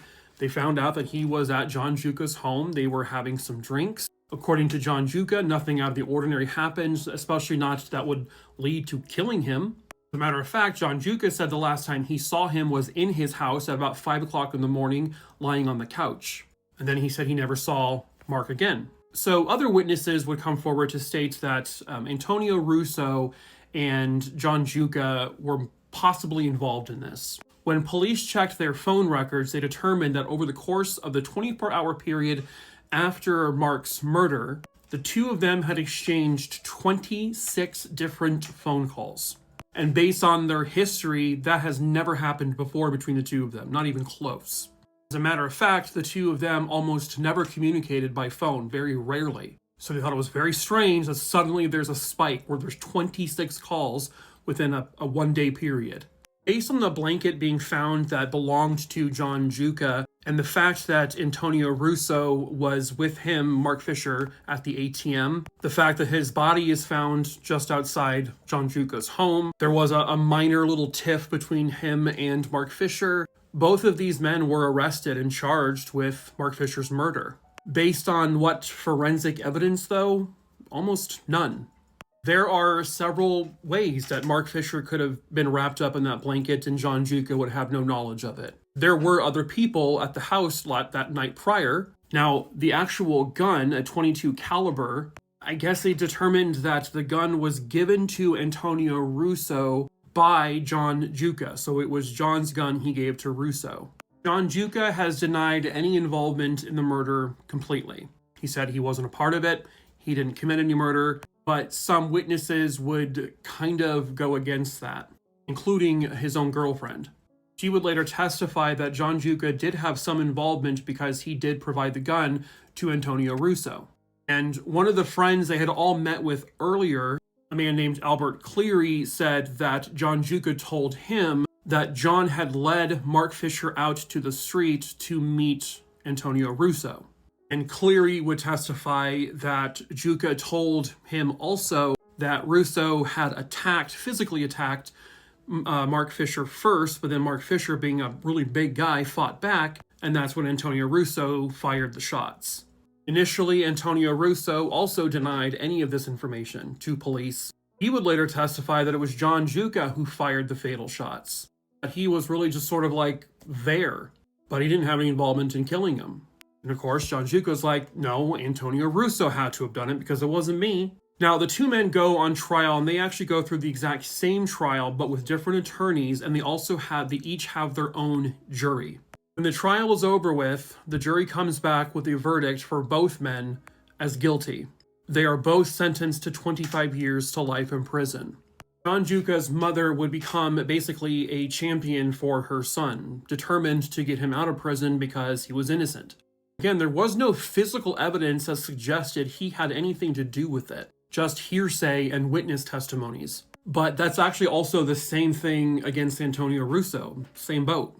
Prosecution, by the way, would come up with this motive that John and Antonio were a part of some gang called the Ghetto Mafia, and they were being accused of being too soft, and they needed a body under their wings. And so they chose Mark Fisher because he was a prominent citizen, he was smart, he was well-liked, and he was rich. So that would prove that they weren't soft. At any rate, John Juka would go through several appeals. He would claim that there was prosecutorial misconduct, which later on during another appeal, one court would overturn his conviction based on that prosecutorial misconduct and said, now we need to do another trial. But then that decision was later overturned by another court, which then just reinstated his prison sentence, stating that after a thorough investigation, they determined there was no wrongdoing. There was also an issue with a juror. Apparently, at one point, she goes undercover and talks to this juror that there was apparently an issue with, and even recorded, their conversations, which the courts were like, you can't do that, and it didn't lead to anything anyway. In 2018, Antonio Russo finally confessed that he was the one to pull the trigger and kill Mark Fisher. He said that he was the one who fired the shots and the gun was actually his. He never got it from John Juca. And so they figured, boom, this is it. This is what we needed. No. In the end, the courts would determine that John Juca is still considered guilty of this crime, that he had affiliation with it, he had something to do with it. And despite Antonio Russo's confession, he is still in prison with the same exact sentence. There is a lot of hearsay evidence about things he said. There was also a jailhouse snitch that did point to his involvement. I just don't know now with that confession and with them not having technically any physical evidence, maybe other than the blanket, but that doesn't really prove much. It's kind of crazy that he actually is still in prison. I'm not saying he's innocent or anything because I don't know for sure, but I figured that that confession would have changed this, but no. In the end, Mark Fisher, this young guy who was well on his way to a very successful career, very successful life, gunned down for what? I mean, really, what was it? Was this truly some sort of gang thing? Was this a robbery gone wrong? Really what? It's not 100% truly known. They just completely wasted his life. But currently, there are 2 men in prison for his murder. One person for sure did it. And so in the end, you can say that Mark Fisher did get the justice he rightfully deserved. He would wear this terrifying mask while he murdered his victims. Hello, true crimerers. This is the case of the Markle family. Viewer discretion is advised. John Lawrence Markle was born in 1941, and he had a very famous mother. His mother was an Oscar-winning actress named Mercedes McCambridge. She won the 1949 Best Supporting Actress Oscar for the movie All the King's Men. Many, many years later, she would also be the voice of the demon in The Exorcist. She gave John a relatively normal upbringing. He was considered to be a very brilliant young man growing up through school. By 1973, he earned a PhD. A few years before that, in 1968, he would marry Christina Mole, and then the two of them would eventually have 2 girls together. Eventually, the Markle family would relocate to Little Rock, Arkansas, and moved into this home here on Main Street. On November 16, 1987, John's attorney would get a phone call sometime around 4 o'clock in the morning. The call sounded urgent, and he was trying to tell his lawyer, please come here to my house immediately. And then he hung up. The lawyer tried calling back multiple times, but John didn't answer, so the lawyer called police. Police arrived at the house at 4:17 a.m. Police entered the home, and just in front of his own desk laid the body of John Markle. He had been shot through both sides of his head. The guns were lying at each side of his body, but he was not the only one.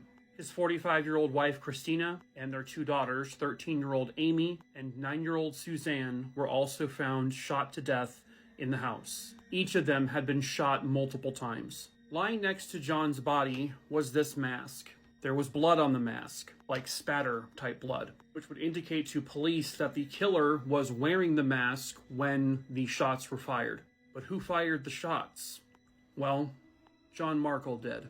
When John Markle called his attorney at 4 o'clock in the morning, he had already shot and killed his wife and his 2 daughters. It's then believed he removed the mask, doesn't really know why he was wearing it to begin with, if his plan was to die that night. He then takes 2 different guns, puts them to both sides of his head, and pulls the triggers. Well, why did he do it?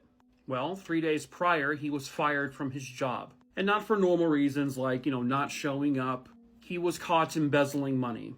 He was working for Stevens Incorporated, which was like a futures trading type place. I'm not 100% sure what that is, but his employers caught on to this pretty significant embezzlement scheme, and he was fired for it. And the murder-suicide was not a spur-of-the-moment thing. In the home, they found a handwritten note that John wrote to his mother, who knew nothing of any of this going on. They also found a handwritten suicide note. He actually time-stamped that note to about a couple of hours before he called his attorney. They also discovered that John, just a few days prior, like the day after he got fired, he voided his previous will and then rewrote a will in just his handwriting. And in that will, it excluded his wife and kids because he knew they would be dead.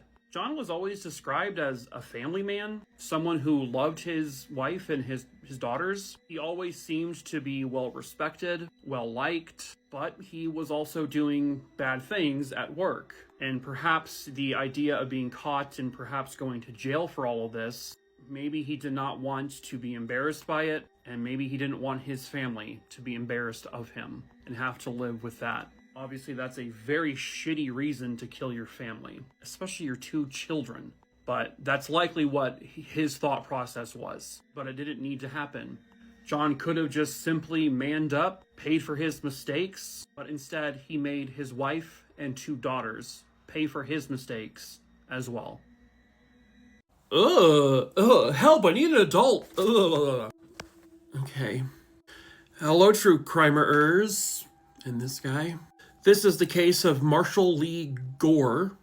Viewer discretion is advised. Sadly, I don't have any photos of the victims here. I could not find any. Marshall Lee Gore here was born in 1963 in Chicago, Illinois. He, along with his siblings and his father, had constantly got into trouble with the law, racking up charges in multiple different states. Not a good family. But Marshall here seems to be the worst of all of them. This takes us to Bradley County, which is in Tennessee. The date is January 30th, 1988. 19-year-old college student Susan Marie Rourke was last seen walking out of a trailer park with a man. The man is later identified as him. So apparently he had met Susan likely at some kind of bar or something like that, and he convinced her to spend the night with him, so she did. She actually called her grandmother that night and said, hey, I'm sleeping over at a friend's house. But Susan never came home the following day when she said she was going to. Susan didn't show up for work. Susan didn't show up for school. No one had heard or seen her ever since the night prior. Well, our buddy Marshall Gore here was then observed driving Susan's 1986 black Ford Mustang, not this actual one, which he used to load Susan's body into. Because, she had spent the night and they woke up the following morning and he attacked her in some way. It sounds like he likely stabbed her, but also suffocated her. And then he just dumped her body off a road and stole her car. He would drive the car all the way to Miami, Florida, specifically in the Lauderhill area of Florida. That's where he abandoned the car. So that happened around Valentine's Day of 1988. On March 11th, 1988, he attacks another woman. Again, unfortunately, I have no photos of them. But her name was Robin Gail Novick, and she was seen in the company of a man who looked just like this fella here, and later confirmed by witnesses to be Marshall Lee Gore.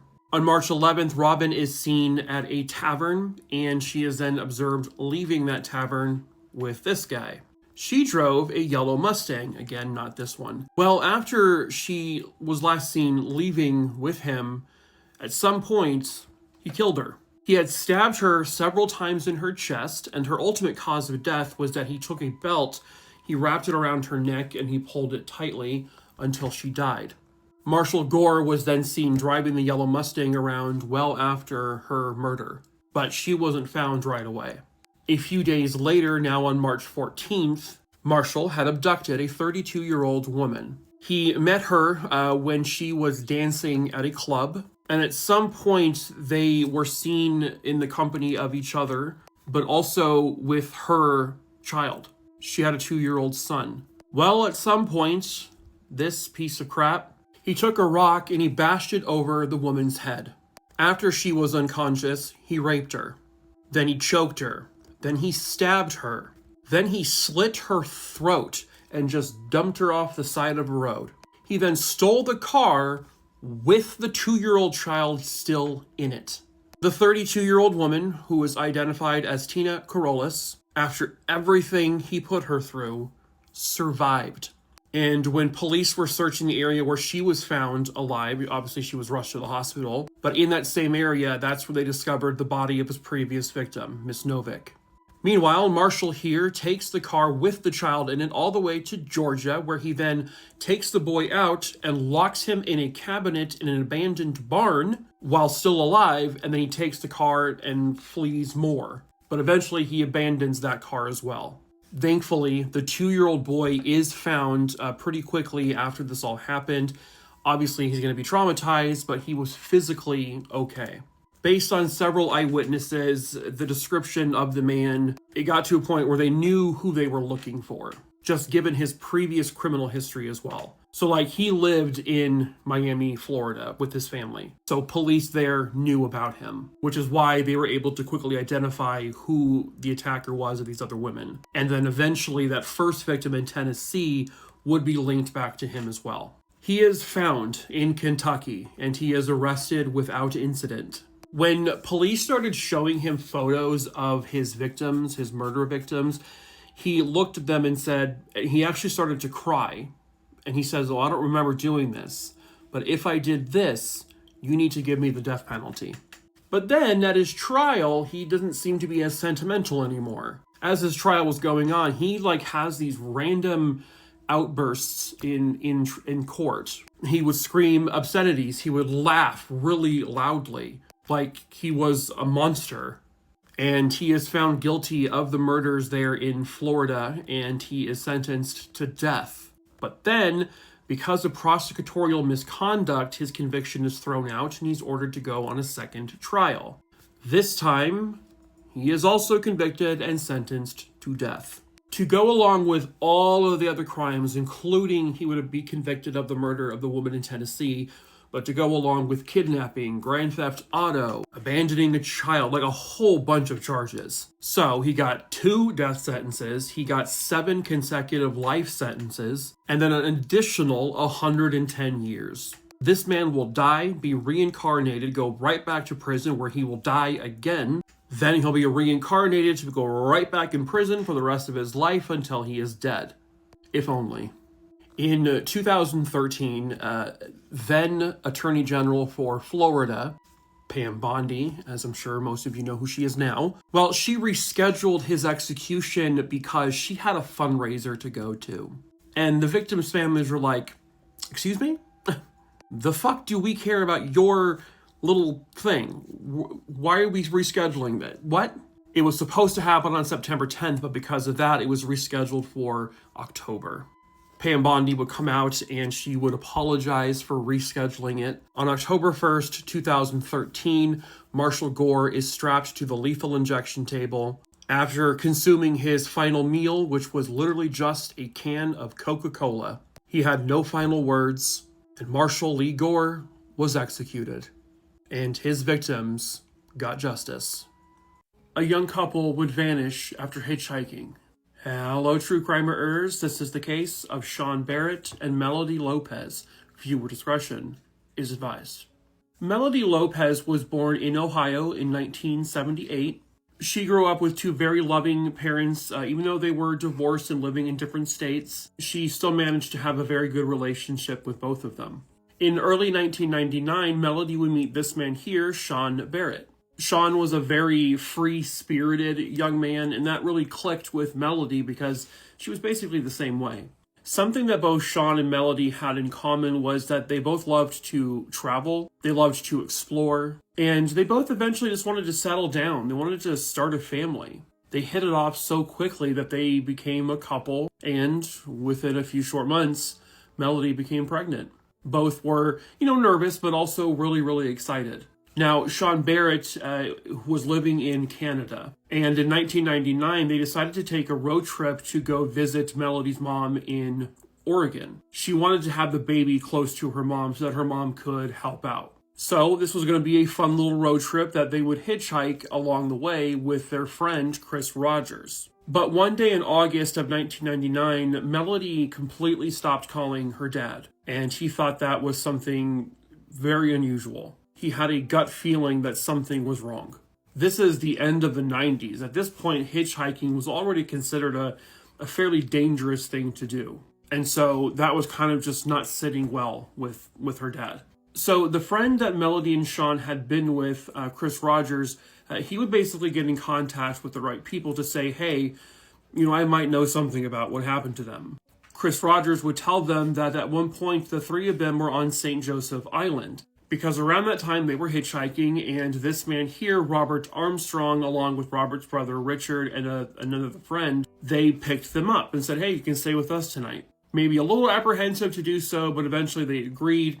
They went back to Robert's cabin, and that first night they hit it off. It was a lot of fun. They drank, they talked, and it was such a nice evening that they were invited to stay a second night, and they agreed. So according to Chris Rogers, on that second night they ran out of beer. So Robert Armstrong says, hey, you want to come with me? I'll go buy some more beer. So Robert Armstrong, Chris Rogers, and Sean Barrett get into the car, and they go across the border into Michigan. Once they are done with their purchase, they turn around, they're heading back into Canada, but they're stopped by customs agents. Chris Rogers is not allowed to enter back into Canada because he had a criminal record. And that criminal record was in the US, so he had to actually stay behind. And Chris's belongings and his dog that they brought with them were still in Canada on St. Joseph Island. Chris Rogers gives his friend Sean Barrett a hug and says, I'll see you in Oregon in a couple of weeks, I guess. Chris, unfortunately, would never see his friend again. Fast forwarding back to when Melody's father had not heard from her, that's when Chris Rogers, gets in touch with everyone, which would lead police in Canada to St. Joseph Island to see what happened. When police were on the property, they found, an area where there had been like a large bonfire, and in it, they found dust that looked like ashes, like human ashes. They also found partially buried skeletal remains. Like we're talking like tiny fragments, not like full bones or not even, especially not a full body. But they knew that these were human remains. And based on jewelry and other items found with these remains, they would link them to both Sean Barrett and Melody Lopez. Eventually, they were able to confirm that the remains they found on the Armstrong property was Melody Lopez and Sean Barrett. This would include Melody Lopez's unborn child. Melody had been 5 months pregnant at the time.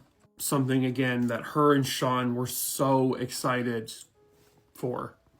What police would find out is that Robert Armstrong had gotten into some kind of small tiff, I guess, with Sean Barrett. Sean Barrett had accused Robert Armstrong of flirting with Melody. Robert would say he wasn't flirting with her, he was just saying she was pretty because pregnant women have low self-esteem sometimes. Well, they would find out then from Dale McCrae, one of the other people who was there, one of his friends, that Robert and Sean then got into an argument that second night about the situation with Chris Rogers. It got heated, and what Robert Armstrong says is that Sean came rushing at me, and so I had to strike him with a shovel that I had in my hand. And then after he struck him, he shot him.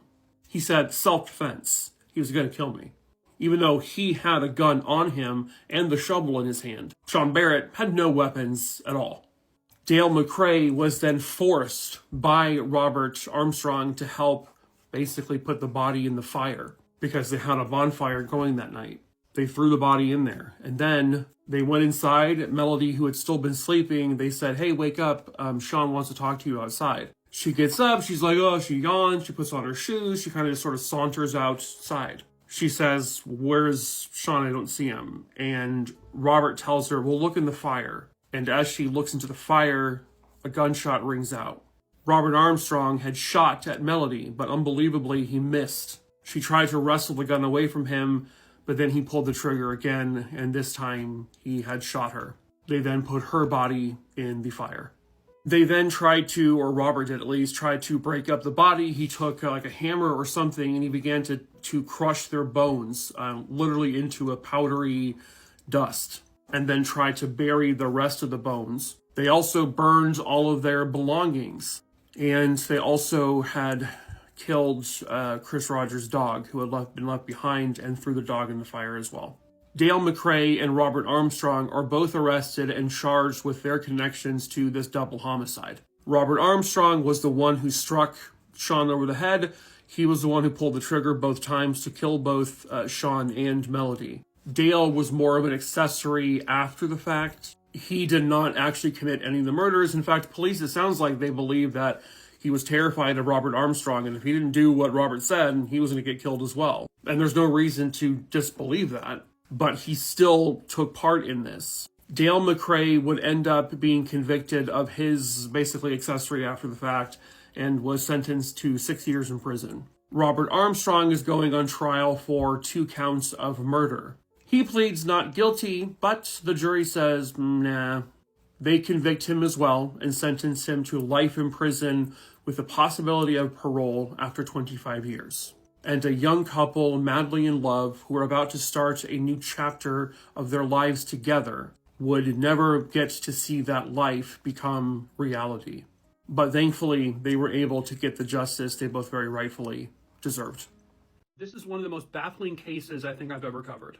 Hello, true crimeers. This is the mysterious death of Michelle von Emster. Viewer discretion is advised. It was a chilly April 15th, 1994 morning in San Diego, California. 2 surfers were planning to surf that morning off the Sunset Cliffs, but they found a bunch of seagulls sitting on top of something adrift in the water. What they found here was something incredibly gruesome. It was the badly torn apart and deceased body of a young woman, later identified as 25-year-old Michelle von Emster. Michelle was missing part of her right leg from the thigh down. She had several broken ribs, scrapes, bruises, and contusions. Her neck was broken. She also had large chunks of flesh missing from her body. And one of the most mysterious parts was that there was copious amounts of sand found in her mouth, her throat, her lungs, and her stomach. The coroner determined that in order for that to have happened, she would have had to take one giant breath in order to swallow the amount of sand found in her body. So what caused this? And when did it happen? Well, Michelle von Emster was last seen alive at approximately 8 p.m. the night prior. She had been dropped off at the Sunset Cliffs area by her friend, her roommate. They determined that she would have had to have entered the water sometime around 12 a.m. And this is where the mystery comes in. So at first, the coroner would rule that this was a shark attack, specifically a great white shark attack. That was extremely unusual because it was beyond rare. Previous to this, there had only been, I believe, 2 total great white shark attacks in the past 100 years in that San Diego area. I mean, I'm originally from there and I don't recall ever being told to look out for sharks in our oceans, but that's what the coroner said happened, and that's why her leg was missing, which was never found, and it was pretty much case closed for him until some experts chimed in. Not one, but several different shark experts would all come to a pretty similar conclusion. Michelle's injuries weren't even remotely close to what you would see with a great white shark attack. When a great white attacks a person, like if they're biting off their leg, a very renowned expert in this would say that it's typically a very clean bite, almost as if you run a table saw through it. But Michelle's leg was far from that. It was completely mangled. One person described it as, let me read this, it looked like what happens when you get a piece of bamboo and whittle it down to a point with a knife.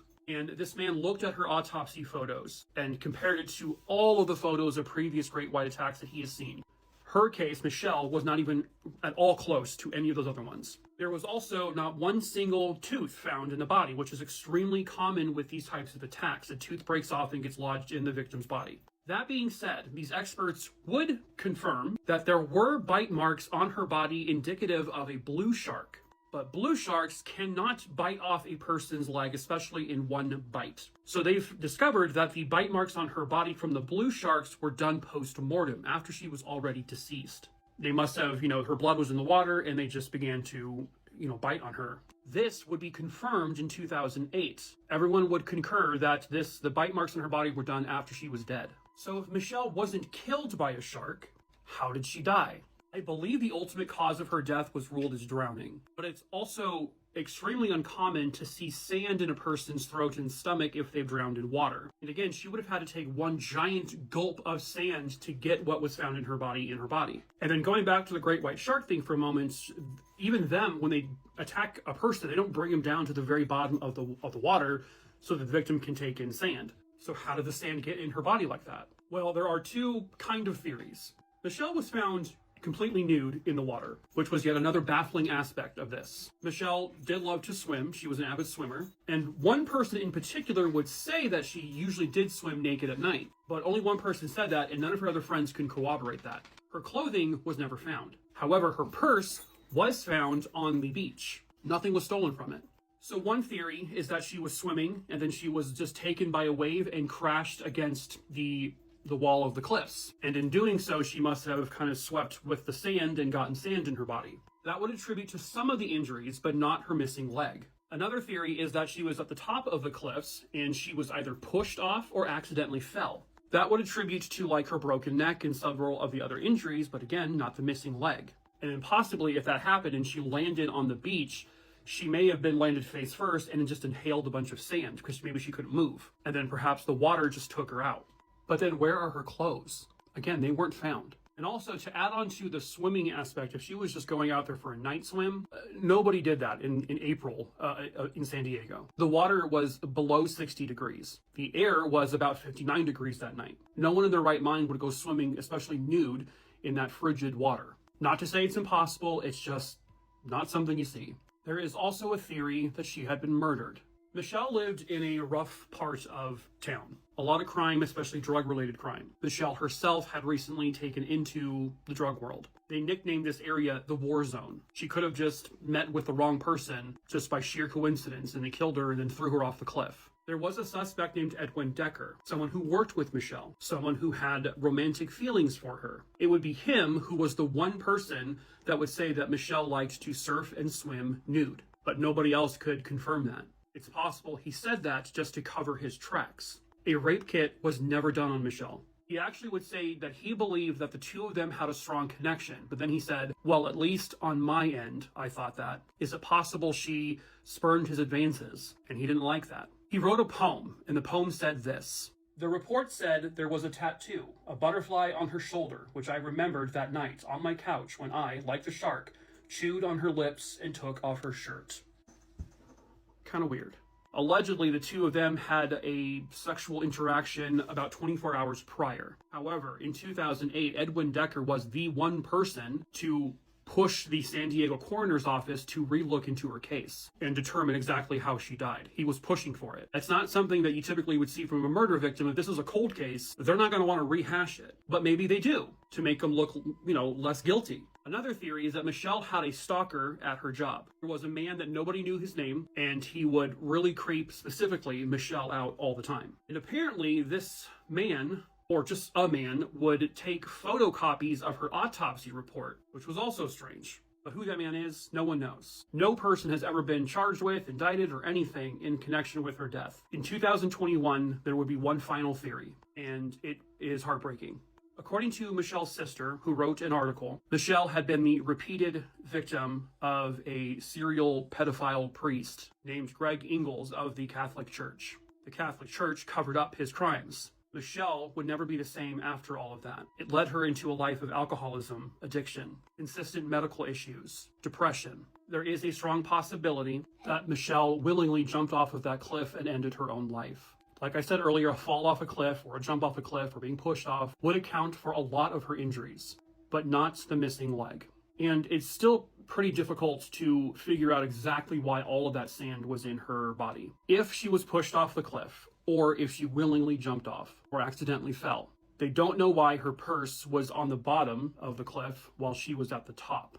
And they don't know where her clothes are. So some of these things are just baffling and they're unknown. So how did she lose her leg, though? There is one other working theory that no matter how she came to be in the water, there is a working theory that possibly there was a speedboat or some kind of boat that was in the water that night that may have come into contact with her already deceased body. And that would explain the cause of her leg being removed and why it looked so just kind of torn up and why there were chunks of flesh missing from her body. It's very likely that the person who did that had absolutely no idea that they even hit anything or thought maybe they just hit a log or something. And then once her body was drifting, the blue sharks could have found her and kind of like nibbled. There are many aspects of this that just don't make sense. They really can't even pinpoint exactly what her cause of death was, like what led to it, what happened. Nobody knows still to this day. All they have is theories, and the theories can be so wildly different from one another. The only thing people really know for sure was that Michelle von Emster was last seen alive at 8 p.m. on April 14th, 1994. And by the following morning, her body was found brutally torn apart. Her family may never truly know the answer, and the baffling death of Michelle von Emster may forever remain unsolved. The deadliest maritime freak accident was not the Titanic. Have you heard of the Dona Paz? Hello, true crimerers. This is Worst Freak Accidents number 9. Pictured behind me was the Dona Paz. It was built in 1963 in Hiroshima, Japan. And in 1975, it was sold to the Philippines, which then they in turn turned it into a passenger ferry. Now, she was meant to only carry 1,518 passengers. She would also typically have about 60 to 70 crew members. On December 20th, 1987, around 6:30 in the morning, the Dona Paz would depart from a city called Tacloban, and it would be on its way to Manila. It would be reported later that the Dona Paz did not have a working radio aboard, so communication obviously wasn't happening. But about 10:30 p.m. that evening, the ferry was last seen at a place called Dumali Point, and then she pulled out of port, and she would never port anywhere again. Also in the waters that evening was an oil tanker called Vector, and it was carrying 1,148 tons of gasoline. Sometime in the middle of the night, while the passengers were primarily asleep, and the night sky was reportedly very clear even though the waters were a little choppy, the Vector would collide with the Dona Paz. When this happened, a fire broke out on the Vector, which was made even worse by the fact that it was carrying primarily gasoline. That fire quickly spread to the Dona Paz. A few witnesses would say they felt and heard a massive explosion, and people were panicking like crazy everywhere. The fire on both vessels spread insanely quickly. Neither ship had a chance. Within minutes, all of the lights on the Dona Paz completely went out. The crew members aboard were running around like chickens with their heads cut off, panicking as well, not knowing what to do. There were no life jackets because allegedly they were all locked up. The crew wasn't giving any orders. People were jumping off the ship, which by the way is shark-infested water. Within an hour, another ship in the area called the Don Claudio was basically right there with them. But the Dona Paz had no chance. It was 100% engulfed in flames, and she sank to the ocean floor in about 2 to 3 hours. The Vector also sank. Only 2 survivors from the Vector. Only 24 survivors from the Dona Paz. 4,385 people died that night. 2,000 passengers weren't even on the manifest. They were way overboarded. The Vector would be blamed for the accident. Financial settlements happened. There she is. Police would search this home in 2023 in hopes of finding a missing man. Hello, true crimerers. This is the case of Nate Ratliff. Viewer discretion is advised. There does not appear to be a lot of information with regards to the circumstances of this case, but Nate Ratliff, at the time this case occurred, was 22 years old, living in Kalamazoo, Michigan. I know Nate had at least one sister, and his parents were living in a different state at this point. Nate was living here in this home in 2016. I just don't know exactly whose home it was. But Nate was last seen at his job on October 28th, 2016. And the last confirmed sighting of him was on October 30th, 2016. And then he just sort of fell off the face of the earth. No one has seen him or heard from him ever since. It looks like not many people really even know what his final movements were, because there are no circumstances really attached to any of the stories. However, after not showing up for work after a couple of days, which was extremely unusual for him, and after his sister had not heard from him, she called the parents and said, "Hey, have you heard from him?" And they said no, and immediately they knew something was wrong. So Nate Ratliff is reported missing shortly after that. And no police in Kalamazoo went to the home shortly after he's reported missing. They were only really able to do a cursory search of the home. And the only evidence they really found was Nate's cell phone, and then his computer was there, and so that little data stick over there has all of the data from his computer. Obviously, most young people, especially 20, 22 years old, really don't leave the home without their cell phone. I don't know if that was something maybe common for Nate specifically or what, but it is definitely suspicious that, he didn't have it. So initially they were looking at this just as a missing persons case. He is 22. He could have made himself disappear. Maybe he wanted to get away. It has happened before. They also had to look at the possibility of, maybe he took his own life. There was no evidence, though, to suggest that he had ever really tried that, and it didn't really sound like anyone really believed that he would. Also, if he's going to leave town, he's not going to leave his cell phone or his computer. And to not tell his sister, his parents, also very, very strange.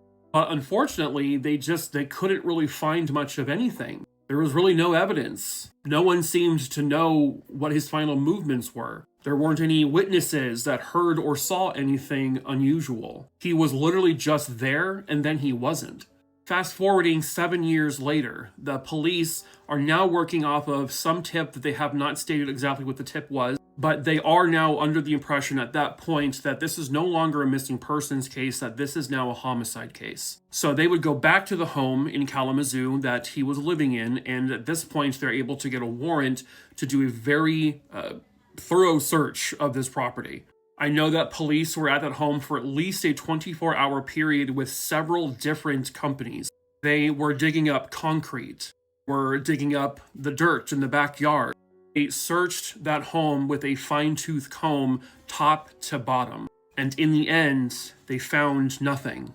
At least nothing that they have said publicly. However, they did not find his remains, and they did not find anything that would indicate he was dead in that home somewhere. Some witnesses, I think I watched a news report, and the news reporter said that they saw them leaving with several brown bags, evidence bags. What was in those, though, it's not really known. This was back in 2023. It's 2025 now. There really isn't much of an update. I watched an interview with his parents on one of these newscasts, and they basically said, listen, we're not necessarily here looking for justice. We're not looking for retribution. We're not looking for vengeance. We're looking for our son. We are looking for Nate. We want to bring him home. And, the mom even says, I know he's probably not coming home alive. I know that. And we deserve to have him, and we deserve to be able to put him to rest. We deserve to be able to say goodbye. And right now, that's all they want. Obviously, Kalamazoo police are going to also want to get justice, of course, if there was foul play involved, which, again, they do speculate there is. But they need help. They need people to come forward because they are lacking in physical evidence. But they know something bad happened. They just need to know what it was. And surely someone somewhere out there has got to know the truth. And perhaps that someone is you. You can report information anonymously if you need to, if you're afraid. Again, think of the family. They deserve to bring him home. If you know where he is, please come forward. If you have any information on the whereabouts of Nate Ratliff or what may have happened to him, you are please asked to call the City of Kalamazoo Public Safety at 269-337-8120. You don't hear about cases like this often, but when you do, it's horrific. Hello, true crimerers. This is the case of Noah Alba. Viewer discretion is advised. This is the only photo of Noah that I have. Noah didn't get to live for very long. He was born on August 6, 1979, and these two here were his parents, and they lived in San Francisco, California. It was April 14th, 1971, at Alta Plaza Park in San Francisco. 21-year-old mother, Melanie Alba, was there that day with her 20-month-old son, Noah. Melanie was there just sort of sunbathing on the grass, very close to where Noah was. But at one point, she looked up and she did not see Noah where he was supposed to be. This was somewhere in the middle of the afternoon, maybe about 2 or 3 o'clock. She frantically searched the entire park. She was asking people, have you seen him? She couldn't find him. Police are notified and a missing persons case begins immediately. They search everywhere. Police would question any witnesses who would come forward, and there was a man who was doing some painting at the park that day. He said he saw 2 young boys and what looked like carrying a smaller boy. And this would lead to 2 young boys in the neighborhood whose names have never been released. They are only referred to as Bobby and Billy. They are brothers, one of them being 10 years old, the other being 7. When police went and found these two boys, they had been living with their father. Their parents were divorced. They were known as troublemakers, but never anything violent. And one of the detectives would ask one of the brothers, well, where would you look if we were policemen? Where would you look for, this little boy? And so this young boy would lead police to, I guess, the basement of the complex they lived in. And they found Noah. Noah, this 20-month-old baby, was found tied to a wooden cross. This case would also be referred to at some point as the San Francisco crucifixion murder. Noah, he had cords wrapped around his legs and hands that were tied to this cross. He had a cord wrapped around his neck. His skull had been beaten so badly that part of the skin of his head was off and you could see the bone. He had cuts and scrapes all over his body. This boy had been savagely beaten and later determined that he had been beaten primarily with a couple different bricks. They also found ropes where they had slashed at him with the rope. The little boy was basically mutilated. And what makes this even more horrific is that this little boy's killer was a 10-year-old boy and a 7-year-old boy. This reminds me a lot of one of the hardest cases to talk about, the James Bulger case from the UK. This is very similar.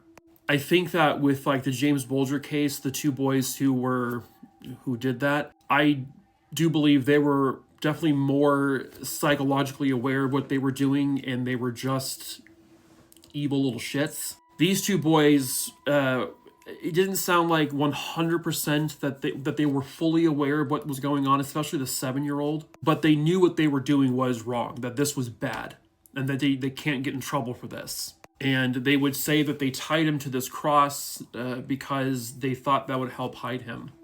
The two boys admitted to being at the park that day. They just happened to see this 20-month-old baby playing and very close to his mom, but they were able to pick this kid up. And at one point they held his hand and kind of walked away with him, just like the James Bulger case. And then at one point the 10-year-old picked up the 20-month-old and started carrying him away. They would also state that they brought the boy to this little basement area, which is like a play area, I guess. And they would say that the boy was sitting on the ground, they were jumping on the bed, and they were holding a brick, and the brick just happened to fall out of the kid's hand and landed on Noah's head. And then it happened a second time. They knew that wasn't the truth. They knew that this was a deliberate act. They deliberately struck him over the head with a brick. But kids being kids, they're going to try to minimize it. They don't want to get in trouble. They're still kids. And they also have the physical evidence to know that it wasn't just a couple of strikes with a brick. He was beaten several times with bricks. They could tell he had been slapped and punched. There were bruises all over this little boy's body. They also could tell that Noah had been stomped on. So he was laying down and the boys jumped on him repeatedly. He had severe internal bleeding. His liver had been damaged. This was not just an accidental brick falling on his head. This was torture. But were the boys aware they were torturing him? This is a tricky one. This is one of those cases that it's impossible. What do you do? How do you handle this? Unfortunately, with this being a 10-year-old and a 7-year-old, you really don't handle it in terms of criminally. They weren't charged with Noah's murder. The boy's parents, the father, wasn't charged. The 10-month-old spent roughly a month or two in a juvenile detention center before being released, when they basically weren't going to be able to charge the two kids. But they were both made to get psychological treatment. They had to live in basically like foster type homes while they're going through this treatment. They had to do counseling on basically a weekly basis before they were determined to be fit to go back to their mother, which is eventually what happened. The two boys' names have never been released, and I mean, how do you even... It's like the idea of taking a 7-year-old and charging them with murder. how do you... There is literally nothing cut and dry about this. But what is known is that this 20-month-old baby who could barely speak, who was, barely walking, who had no idea what was going on. He had no idea. Was just taken feet from his mother and then went through an absolute nightmare, went through hell. Being committed by two boys, one of them being 7, who really didn't probably truly process what they were doing. They knew what they were doing. They knew it was bad. They knew they were hurting him. But it's like they weren't aware there were going to be consequences or something like that. It's just such... I don't know how do you handle it? But in the end, this boy did not get to grow up. The other 2 kids did. They got to become adults. They got to maybe get married and maybe have their own children and go to work and support their family. They got to do all of that. But this 20-month-old baby did not. What do you do for justice? Who do you truly blame? Noah didn't deserve this. Noah deserved justice, but it won't ever happen. There's a chance that these men may be murderers, but nobody knows who they are. Hello, true crimerers. This is the case of Rhonda Knutson. Viewer discretion is advised. This case occurred in Chickasaw County in Iowa, specifically at the Phillips 66 convenience store and gas station. It was right off of Highway 63. That is where 22-year-old Rhonda Knutson worked, and she worked the overnight shift, the 9 p.m. to 5 a.m. shift. This is her pictured with her boyfriend, Alan Wolf. He and Rhonda were eventually at some point going to get married. They were a very good couple. Rhonda herself, she loved race cars. She also loved antiquing. And they said that she had a childlike wonderment with curiosity about certain things. Rhonda and Alan, they had big hopes and dreams for the rest of their lives. Get married, have kids, settle down. But sadly, that never got to happen. At 4:45 a.m., the owner of the Phillips 66 convenience store, his name was Ray Robrock. He entered the store expecting to find his employee there behind the counter. Well, he finds her, but it's not how he expected to. 22-year-old Rhonda Knutson was dead. She was in a pool of her own blood. The coroner would determine that Rhonda had been struck over her head with some sort of blunt force object. But the murder weapon was not located in the store. It wasn't located anywhere outside the store. Police did search that entire area for miles, really. Couldn't find anything. So the likelihood is that the killer took it back with them. These were composite drawings that came from witnesses who saw men who looked like this in the convenience store in the very early morning hours before Rhonda was killed. And ever since that day in 1992, they have been trying to locate these men or ask them to come forward, but no one has come forward. Nobody can figure out why this actually happened. Rhonda had no enemies in her life. She was a very happy-go-lucky kind of person.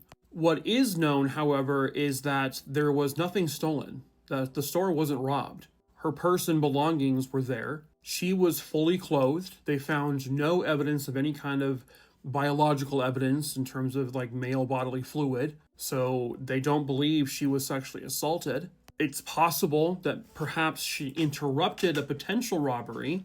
Perhaps maybe he killed her and was about to steal stuff when maybe someone pulled into the parking lot or drove by and spooked him and he took off before he could actually steal anything. But you probably would have also had her open the drawer for the register before you killed her. So it's a mystery as to what the motive was here.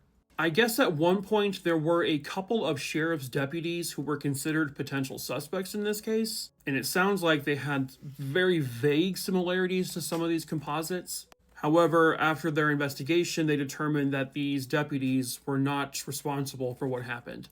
And quite honestly, they've never really come up with any suspects or persons of interest. The store was demolished some years later, and it's really just a field now, right off of the highway. And there was a memorial there for Rhonda. The boyfriend was also ruled out, by the way. He had absolutely nothing to do with this. He was looking forward to their future. He was very, very upset by this. They had plans, and now that will never happen. Rhonda's murder has remained a mystery for decades. But someone, somewhere out there, has got to know the truth about who killed her. Perhaps that someone is you. If you have any information about the 1992 Iowa murder of 22-year-old Rhonda Knutson, please contact the sheriff's office there at 641-394-3121. A woman would claim that a person who sexually assaulted her killed her husband a week later. Hello, true crimeers. This is the case of Roy McCaleb. Viewer discretion is advised. Roy Joe McCaleb was born in September of 1934. Roy had multiple siblings and he grew up in a really loving home. Roy spent his whole life living in Texas. After graduating high school, he would go on to serve in the United States Army. He fought in the Korean War. In the 50s, he married a woman named Charlene. They would end up having 3 kids together, but by 1978 or so, Roy and Charlene would end up divorcing, and their marriage ended amicably. Even with the divorce and everything, he remained a very loving and attentive father. Eventually, he would become a grandfather. He ends up working in the construction industry. Sadly, in 1981, one of his 3 children passed away, and she had a neurological disorder that caused it. And his son also had the same issue his daughter had. He would end up passing away in 1988, which was a few years after Roy's case happened. In the early 80s, though, he had met a woman named Carolyn. They began dating and eventually they got married. The marriage, however, would not last very long because in 1985, Roy died. It was September 22nd, 1985. The Houston Police Department gets a panicked call from Carolyn. Her husband has been shot in bed. When police arrive, they confirm Roy is deceased. He had a gunshot wound to his head, which came from a .38 caliber weapon, which was still in the house, and later confirmed to be the murder weapon. So immediately, they talk to the wife, Carolyn. Hey, what happened? So she tells them a story that a week or so prior to this happening, and she could not remember the day or, the day of the week or anything. She just said it happened, sometime last week. That she was in her car when an unknown man got into that car and raped her. She didn't tell anyone at all. Fast forwarding to a weekish later on September 22nd, she then tells police that this same exact man broke into her home, raped her, then took the gun that she had underneath her pillow, it was her .38 caliber, and shot her husband Roy in the head. Apparently there was some kind of they bumped into each other, Carolyn and this killer, which caused the killer to drop the gun. She says she picks up the gun and fires it a few more times at him, but misses, and then he escapes. From what I understand, Carolyn and Roy weren't in the same room when the actual shooting occurred. My assumption is that she probably tried to explain it that the killer had raped her in another area of the house. Then he ran to the other bedroom where he shot Roy. But the problem is on the nightgown she was wearing, they found blood spatter. This was not blood from someone consoling a person who was bleeding. This came from a high projectile type thing where the blood would go onto her gown. But it was not proof that she had direct involvement. The gun had no fingerprints. The person wore gloves. What Carolyn says, though, which is very strange, is that this person was barefoot.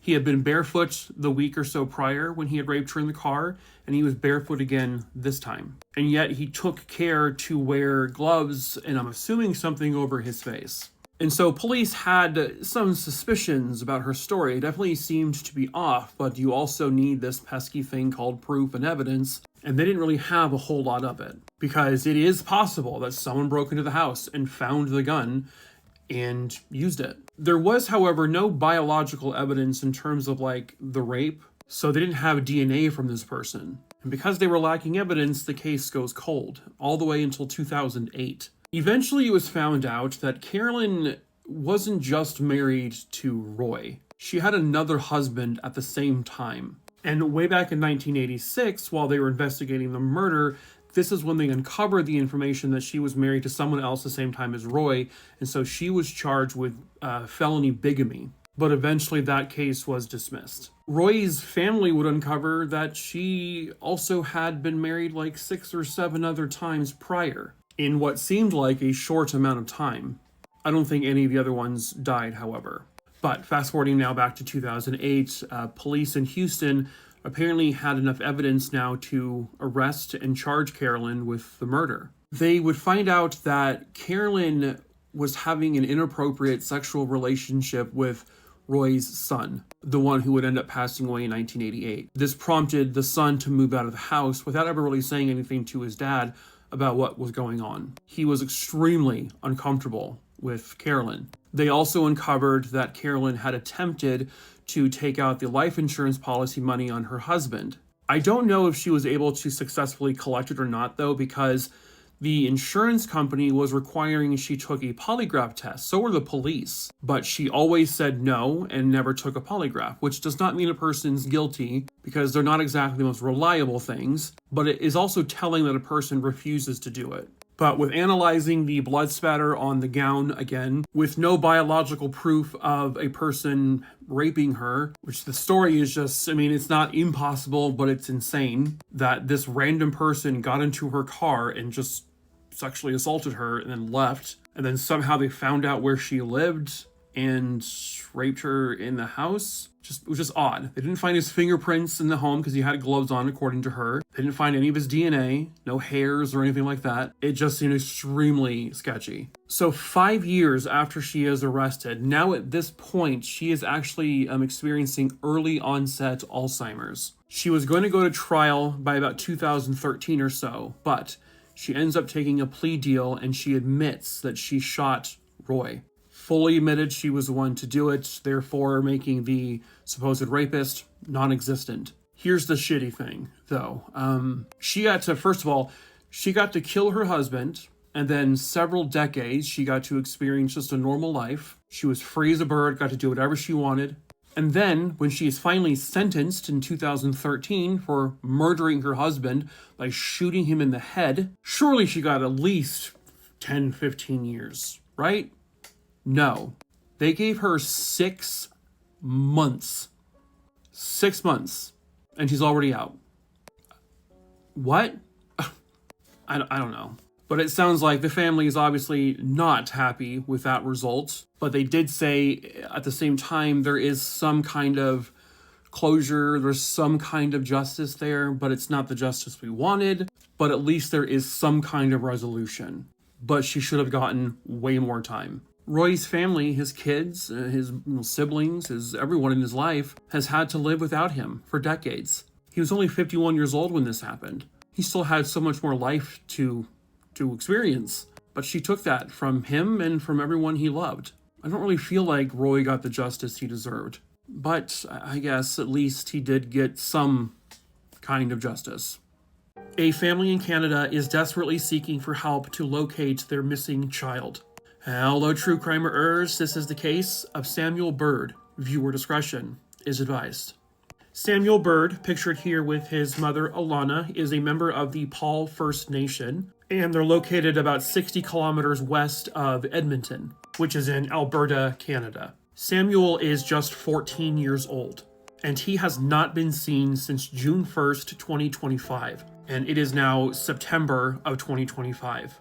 And he was reported missing very quickly. So on June 1st, 2025, Samuel had gone to a friend's home. And the friend, I guess, lived in the Kenora neighborhood in West Edmonton. He was last seen leaving the friend's home on foot by himself. He never got home.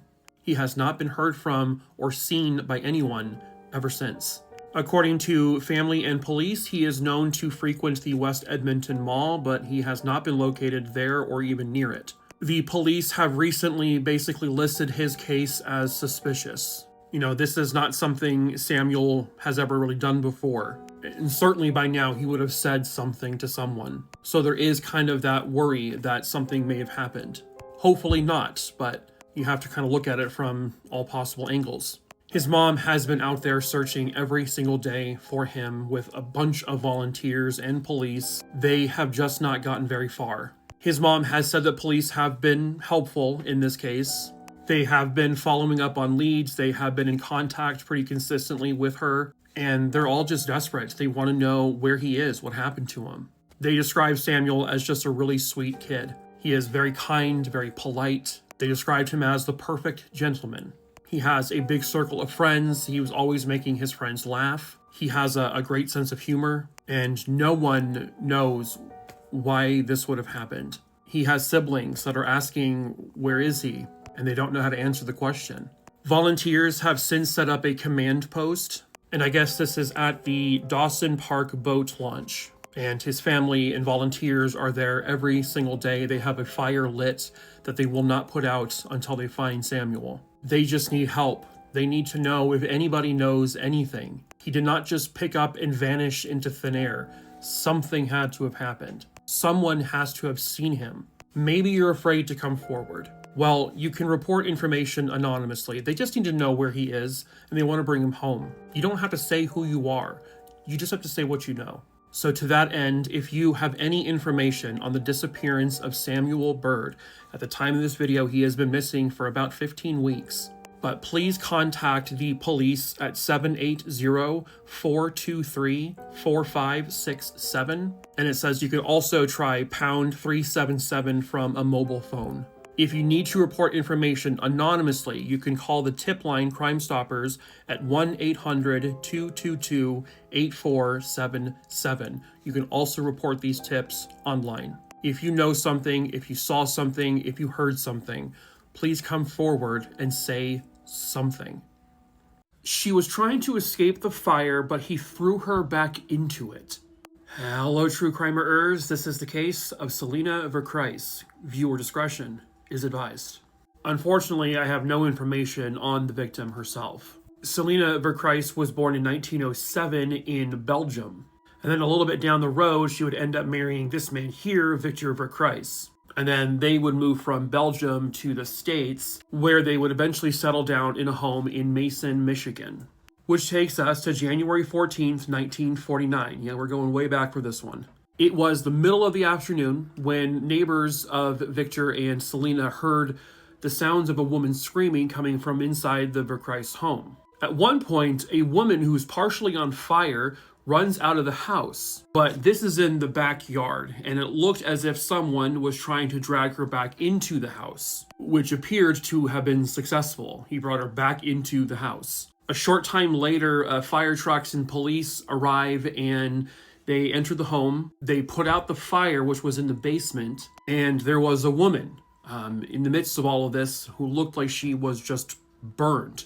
Very, very badly burned. The victim was Selina Vercruysse. So here's the crazy thing. She had been set on fire, but was still able to tell people what happened. So the first thing is that at one point she was lying down after police and fire arrived, and she asked the question, "How is my face?" Where Victor said, "Your face is fine, it's beautiful as always." And then she was heard saying, "Why did you do it, Vic?" She was then able to communicate to someone else the story of what occurred. So Victor asked her to come down to the basement for a moment. She has no idea what's about to happen. And there's no way she would have ever even guessed that this was going to happen. When she gets to the bottom of the stairs, Victor comes out from a corner. He throws gasoline onto her face. He then takes a fire source, a match or something like that, and throws it onto her face, and immediately her entire head catches on fire. And this is why this case would at some point be referred to as the Human Torch case, because she looks like a torch. Her head on fire at that point, but nothing else. She then continues her story by saying that she tried to get out of the basement to go upstairs, but Victor blocked the exit. However, she was able to move him aside, where she then was able to get out into the backyard, still partially on fire. Victor then runs after her, grabs her, drags her back down to the basement, which is now at this point completely engulfed in flames, and he tries to push her back into the fire. Now, when Victor is being talked to by police and the rescuers, his hands are completely burnt, and so he is also being treated for the burns on his hand. He had initially told police, "My hands are burned because I was trying to swat out the fire on my wife's face." But the actuality is his hands burned when he grabbed her and put her back into the on-fire basement. Selina was a nurse, and she knew the gravity of what this was. There was a very good chance she wasn't going to survive this because she had extremely extensive burns. She arrived at the hospital where she would live for another 4 or 5 hours or so, but unfortunately, the burns had done just too much damage, and she would end up being pronounced deceased at the hospital. When she was communicating her story, she flat out told this person that Victor did this, and they asked, well, why do you think he did it? And she told them, well, he's always been a very jealous person. And he said that if he couldn't have her anymore, nobody could. She said, I've always been very true to him. I don't know why he would ever think that way or why he would do this. You can see Victor here with his hands bandaged up. This is when he's attending the funeral for his wife that he killed. He is surrounded by police officers. But Victor would be arrested and charged with his wife's murder. And really it was her own testimony that she had told people about what happened. It's kind of unbelievable that she even was able to talk after what happened to her, but thankfully she did. While in custody, Victor tried to end his own life on numerous occasions, but always failed. He was so, mentally and psychologically unwell at this point that he was deemed unfit to go to trial. It was so bad that they ended up never going to trial. He was just put into basically an insane asylum where he spent a short amount of time, honestly, and they let him go after, I think, a few years. He would end up living until 1983, where he himself died. He killed his wife in probably one of the most brutal ways a person could die. The fact that she was still alert after the flames were put out means that she was alert and alive when all of this fire was all over her head. That's horrific. It's just unbelievable that she did not get any justice. A severed head in the woods would lead to a baffling mystery. Hello, true crimerers. This is the case of the severed head mystery. Viewer discretion is advised. This case takes us to the area of Economy Borough in Pennsylvania. It was December 12th, 2014. A 15-year-old boy that they have nicknamed Charles was walking down this road. As he is walking down the road, he notices something kind of a little bit in the distance in the woods. As he gets closer and closer, it's beginning to look more and more like a head. And obviously I can't show the whole thing here, but in fact, it was a human head. So the police were called. So eventually, this is the claymation reconstruction of this head that they would come up with. They did not want to release the photo of the severed head, just obviously for obvious reasons. They also came up with this drawing, and then this was another drawing they did of what she may have looked like when she was alive. One very strange aspect to this was that the head was already embalmed, meaning that whoever this head belonged to had already gone through the process and was probably already buried, or maybe they were in the funeral home awaiting the actual funeral. Or there is always, of course, the possibility that this was a murder victim and maybe her killer knew the embalming process. It's not completely out of the question that someone who does that kind of thing on a day-to-day basis couldn't also be a killer. That being said, police do not believe that there was foul play in this case, or I should say they don't have evidence of it. The head was found relatively deep in the woods because there was this theory that if maybe the head fell off of a vehicle or something, it could have rolled into the woods, but where it was found, that just wasn't possible. Even if someone from the road maybe threw the head into the woods, where it was found, it's just like, it's not feasible. Which led them to the belief that the head was placed there on purpose. This was done by someone, but why? Also, very strange, they found these exact ones. This is an actual image of them. These two little tiny red bouncy balls. They were put into the victim's eye sockets, which is not a part of the process when they are getting ready a person for their funeral. This is nobody's standard practice. So this was just yet another crude aspect to this. Not only were these images put on the local news, but they also made national news, and as a matter of fact, they made international news. And then in the recent volume of the new Unsolved Mysteries on Netflix, this case was covered. And they bring up a very interesting potential suspect. So on this road lived a man named Jay Grabner. This was Jay Grabner sometime prior to 2020. He basically lived across the street from where the head was found. Now, he initially told people that a month prior to the head being found, he thinks he saw what looked like a mannequin head in the woods, but he never went to go, check it further. Then he tells police that 3 days prior to the head being found, he said he saw an unknown man and an unknown woman standing at the edge of the wooded area where the head was later found. Jay Grabner basically inserted himself into the investigation. He was overly curious about it. I mean, this is across the street from his home. I mean, you probably would be very curious. He came up with a suspect of his own, a person whose image I do not have because of their age at the time. Jay Grabner blamed the 15-year-old boy, Charles, who found the head. Jay Grabner had a friendship with this 15-year-old kid. He told police at one point when Jay and Jay's girlfriend were hanging out, Charles was also there, and Charles tried to grab his girlfriend's breasts on a number of occasions. Jay also said that Charles could very well be the next Jeffrey Dahmer. Jay was coming up with all sorts of reasons to pin this on Charles. The police were like, this guy is giving us a little bit too much. It's a little weird. Well, why did he have such animosity towards Charles? Why did he want Charles to be the one that did this? Jay Grabner had a horse. That horse was named Ginger. I don't think it was technically his horse. It was some kind of wild horse that he basically took care of. Well, one day, in the same exact area where the head was later found, Jay found Ginger. She had been stabbed in those same woods. As a matter of fact, Ginger was found stabbed just by where the head was later found. And Ginger was buried just a few yards away from there, right across the street, as you can see, from Jay's house. Jay blamed Charles for killing the horse, and that Charles did this because Jay and Charles had this falling out. It was just very bizarre. But what Jay also kind of inadvertently ended up doing was telling police how much he knew about human body parts. He seemed to have some knowledge of the black market body part trade. The police never really thought that Charles, the 15-year-old, had anything to do with this severed head thing. But there is some belief that Jay Grabner himself may have been the one to put the head out there in order to blame Charles. He had a lot more animosity towards Charles than Charles had towards him. But then it always just comes back to, who is she?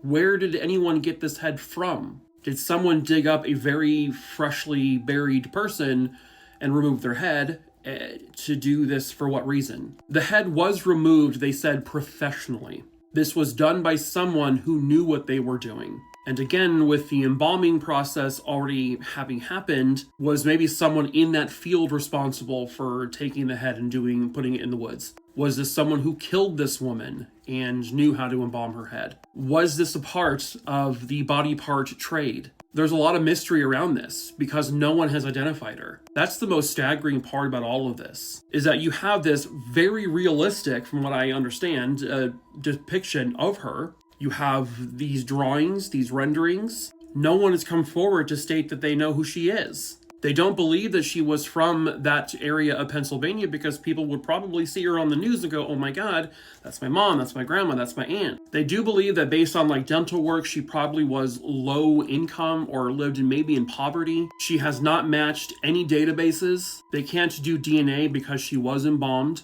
That basically eliminates the blood and any kind of DNA. So who the hell was she? She is technically referred to as the Beaver County Jane Doe. Somebody deliberately placed her head in those woods. But why? And who? This was an intentional act. They know that.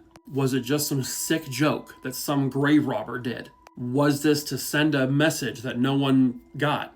Was this an act of revenge by Jay Grabner, trying to blame it on Charles? Was this about her eyes? They weren't found because they were replaced by those little red bouncy balls. They've looked into that. They've looked into eye transplants and eye surgeries and nothing. But if it was black market stuff, it's going to be a lot harder to track that down. It's just a very strange, bizarre mystery. But at the end of the day, this was someone's loved one. Someone's maybe mom, someone's maybe grandmother, someone's maybe aunt, someone's maybe sister, someone's daughter. She was someone, and she deserves to be put back with the rest of her, if that even is still a possibility. Because as of right now, her head is buried in an unnamed grave. She deserves to be put back whole again. Somebody somewhere out there knows the truth, and perhaps that someone is you. If you have any information on the identity of the Beaver County Jane Doe and how she ended up where she was, please call 724-773-6709.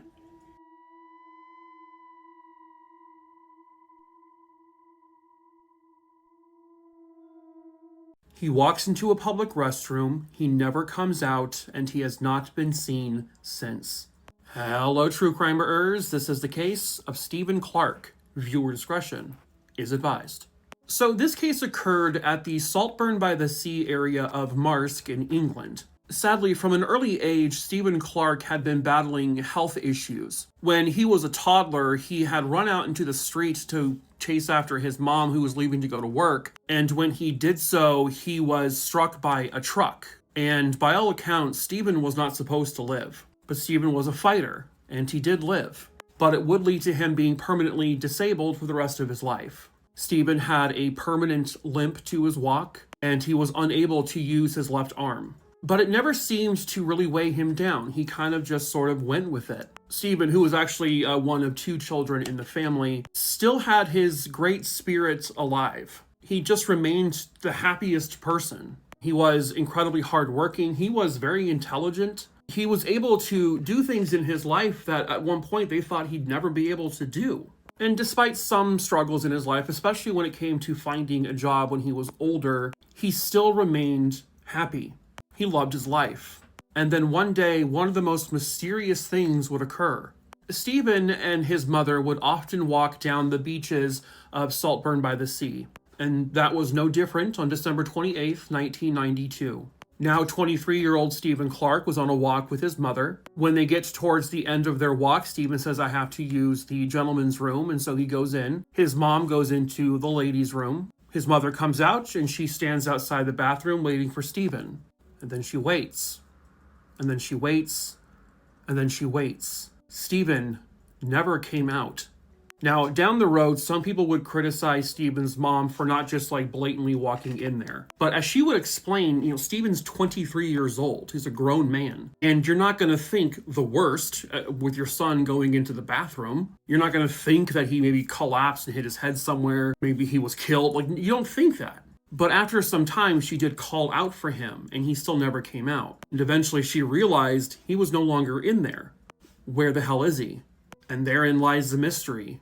Nobody knows. There were allegedly no witnesses who saw him leave the bathroom. His mother says he did enter it, but no one has come forward to state that they saw him in the bathroom or that he left it. It was a relatively busy morning. There were a lot of people out and about on the beach, and they were walking. People had come in and out of the bathrooms. His mother was only in the ladies' room for a few minutes. She didn't hear anyone screaming or a sound of an altercation happening in the other bathroom. And again, nobody heard anything. Well, we all know that there aren't these portals that people just fall into and disappear forever. People don't just slip into some void and end up somewhere else. Something had to occur that made Stephen leave that bathroom. But what was that thing? And it baffled authorities, it baffled the community. How did this happen? How on earth does a person vanish like this? There was no signs of any kind of foul play or altercation in the bathroom. There was no blood, no broken mirrors, no scuff marks, nothing unusual that a bathroom wouldn't already have in it. If someone killed him and disposed of him, first of all, people would have seen that. And his mom was in the bathroom for a couple of minutes. She would have been out there. She would have seen something. This is truly one of the strangest ones I've ever seen. It just doesn't make sense. Years down the road, police would get an envelope, and this is the exact front of the envelope. And then in that envelope was this letter, which they have pretty much redacted the majority of it. They have never released what the exact contents of this letter are. But this letter claims that Stephen was killed, and this person is claiming to know the killer or have some knowledge of the crime. And police released the small amount of handwriting you can see to see if anyone recognized this handwriting. But so far, no one has come forward, or at least no one the police have said has come forward. And then many, many, many years later, his parents suddenly were both arrested and charged with Stephen's murder. Police had conducted a very thorough search of their property. They had been doing some excavation in the backyards, digging up to see if maybe he was there. They found nothing. They found no indications that Stephen was buried there or killed there. And then both of them are released from prison and all charges are dropped. And they found the whole thing to be completely ludicrous. His dad wasn't even there at the time, not in that area. And his mom's very petite, like the idea that she would have somehow killed him and been able to hide his body on her own, it's insane. It's not impossible, but it's just like, really? It sounded like police were really grasping at straws. But maybe those of you who live in the area will know more. But they have never been charged or indicted for anything since. What we have here is a story of a 23-year-old man who walks into a public restroom on a busy day on the beach, and he is never seen leaving it. But he's also no longer in it. What happened in that tiny few minutes of time that would cause this to all happen and unfold? Was he even really at the beach that day? You do have to ask that question. It sounds like there are witnesses who saw him walking with his mom and other witnesses who say they don't really know. Again, on a busy day like that, it's just after Christmas, it's like, and if you're not thinking you have to notice this kind of thing, you may not remember it. But if you believe that he wasn't there on the beach that day at all, then you also have to believe that his parents are lying. But they haven't found any proof that they are lying. It seems far-fetched to me that his mom did anything to him. I don't know. I'm inclined to think that they were there on the beach, he went into that bathroom, and something happened. But I don't know. It truly is very unsettling, it's unnerving, and it's incredibly mysterious. Stephen Clark was a full human being, and he is now gone. And by the way, his parents and his sister have been extremely involved in searching for him. Year after year, they are very much out there trying to find out what happened. If they had done something to him, they may not be putting themselves out there as much. But they have always been very, very determined to find out what happened to Stephen. Someone, somewhere out there, has got to know the truth. Perhaps that someone is you. If you have any information on the whereabouts of Stephen Clark or his suspected murder, please contact the UK Crime Stoppers at 0800 555 111. You can also go to the Crime Stoppers UK website and submit a tip that way as well. They just went out to run some errands. That was 48 years ago. Hello, true crimerers. This is the case of the Stewart family. Viewer discretion is advised. This case takes us to Northern California, specifically a really tiny little town, at least back then, called Honeydew up there.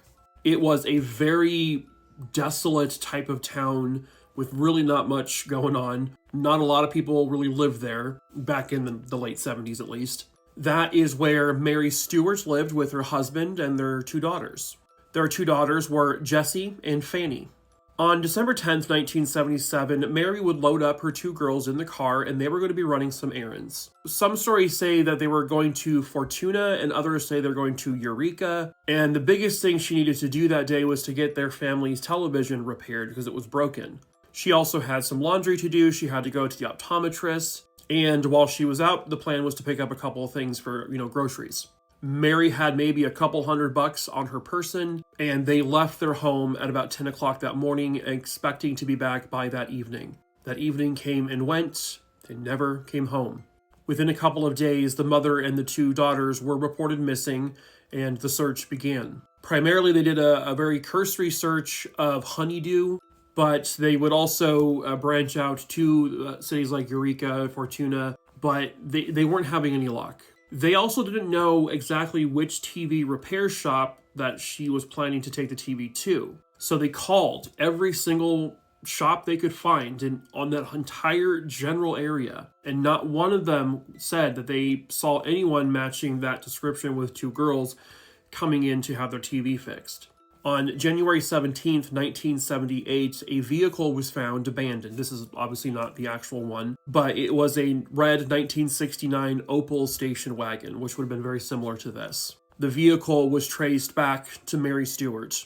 In the car, they found a couple bags of groceries. The food had obviously gone bad, They found laundry, which appeared to have been cleaned. So they know she went to the grocery store. They know she went to do the laundry. They also found the TV in the back of the car, and the TV was now fixed. That was kind of odd to police because they called every repair shop that they could possibly find, and not one of them said they saw a woman matching Mary's description along with two little girls. So was someone just not able to remember they helped her? Or is someone hiding something? They just don't know. They have no idea. They also contacted every optometrist in the area, and they started with the ones that Mary typically would go to. Nothing. They called hospitals in that entire area to see if they could see maybe something happened or they had to go to the hospital. Nothing matched. Something about all of this just felt very off. Not one single person can say that they saw Mary and the two girls that day. No one. So there is that question. Did they really leave the house? So, like I said earlier, Mary was married. Her husband's name was Byron, and he was not the one to report his wife and two daughters missing. He knew they weren't there for several days, but it was actually a friend of Mary's that found out, and they reported her missing. But not the husband, not the father of the two girls. Very strange. After they were reported missing, everyone said Byron's behavior became very odd. He said that he believed that Mary and his two daughters were abducted by aliens. That's what he was telling people. Okay? He was also an alcoholic, and he certainly did a lot of drugs. He seemed to be doing more after the three disappeared. In 1991, he ends up getting diagnosed as having AIDS. Byron would never really date any other women after this. He never got married, never had more kids. And by 1996, at the age of 48, he died. And if he was responsible for the disappearance of his wife and two daughters, well, he took all the information he had to his grave. But they also can't say for sure that he had anything to do with it. The fact that the broken TV was now repaired in the back seat of the car did kind of indicate that they had at least gone out somewhere. Could they have just run into the wrong person? It's just a very baffling and quite haunting mystery. Because how do you have not one but three full humans just vanish like this? I mean, people don't vanish, obviously. They have to be somewhere. But, if the husband was responsible, maybe he told someone. There is always that glimmer of hope. There is also the chance that he had nothing to do with it, and all three of them moved on somewhere, and now they're living in secret. Is it likely? No, but you never know. Someone, somewhere out there, has got to know the truth, and perhaps that someone is you. If you have any information on the whereabouts of Mary Stewart and her two daughters, Jessie and Fanny, you are please urged to contact the District Attorney's Office at 707-445-7251. If you can help bring them home, please help.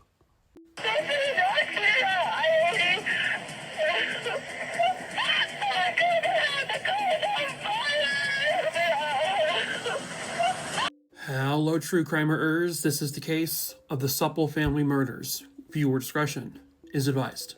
On March 23rd, 2008, in Iowa City, Iowa, a 911 call was placed, the call you heard at the beginning of this video.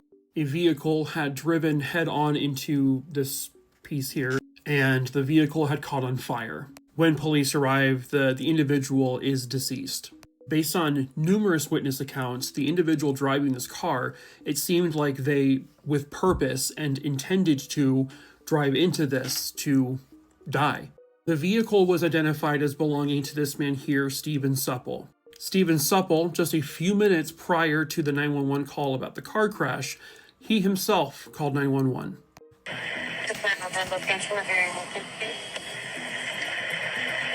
Hello? Am I talking to Iowa City? What is the location of your emergency? Iowa City, Iowa. What's the address? Teteringen Road. Please go there immediately. What's going on there? That call was made at 6:31 a.m. by Stephen Sueppel. By 6:36 a.m., he was dead. They identified the driver of the vehicle that purposely crashed as Stephen Sueppel. But when they go to his home, the horror story has just begun. Inside the house, it was an absolute bloodbath. Blood was everywhere. People were in different parts of the house. 5 individuals were found in the home deceased. Cheryl Stevens' wife, and their 4 adopted children. 10-year-old Ethan, 9-year-old Seth, 5-year-old Mira, and 3-year-old Eleanor. All of them had been bludgeoned to death with what they believe was 2 separate baseball bats. 4 tiny innocent children and an innocent woman killed in such a horrific manner. Kids probably saw their own sibling get murdered and were probably horrified and terrified. And then the killer took the bat to them. You have Stephen Sueppel dead on the freeway, and you have the rest of his family dead in the house. It was more than obvious who did this. It was Stephen Sueppel. He committed this mass murder and then ended his own life deliberately. But why? Why? Well, Stephen Sueppel was in a lot of trouble at this point. He was actually scheduled to be going on trial for a crime he allegedly committed. He had been charged with money laundering and embezzlement from his employer, Hills Bank, to the tune of about $560,000. At one point, he was actually the vice president of this bank. But he was caught for what he did, and he pled not guilty, and he was scheduled to go on trial later in 2008. But then this horrific thing happened.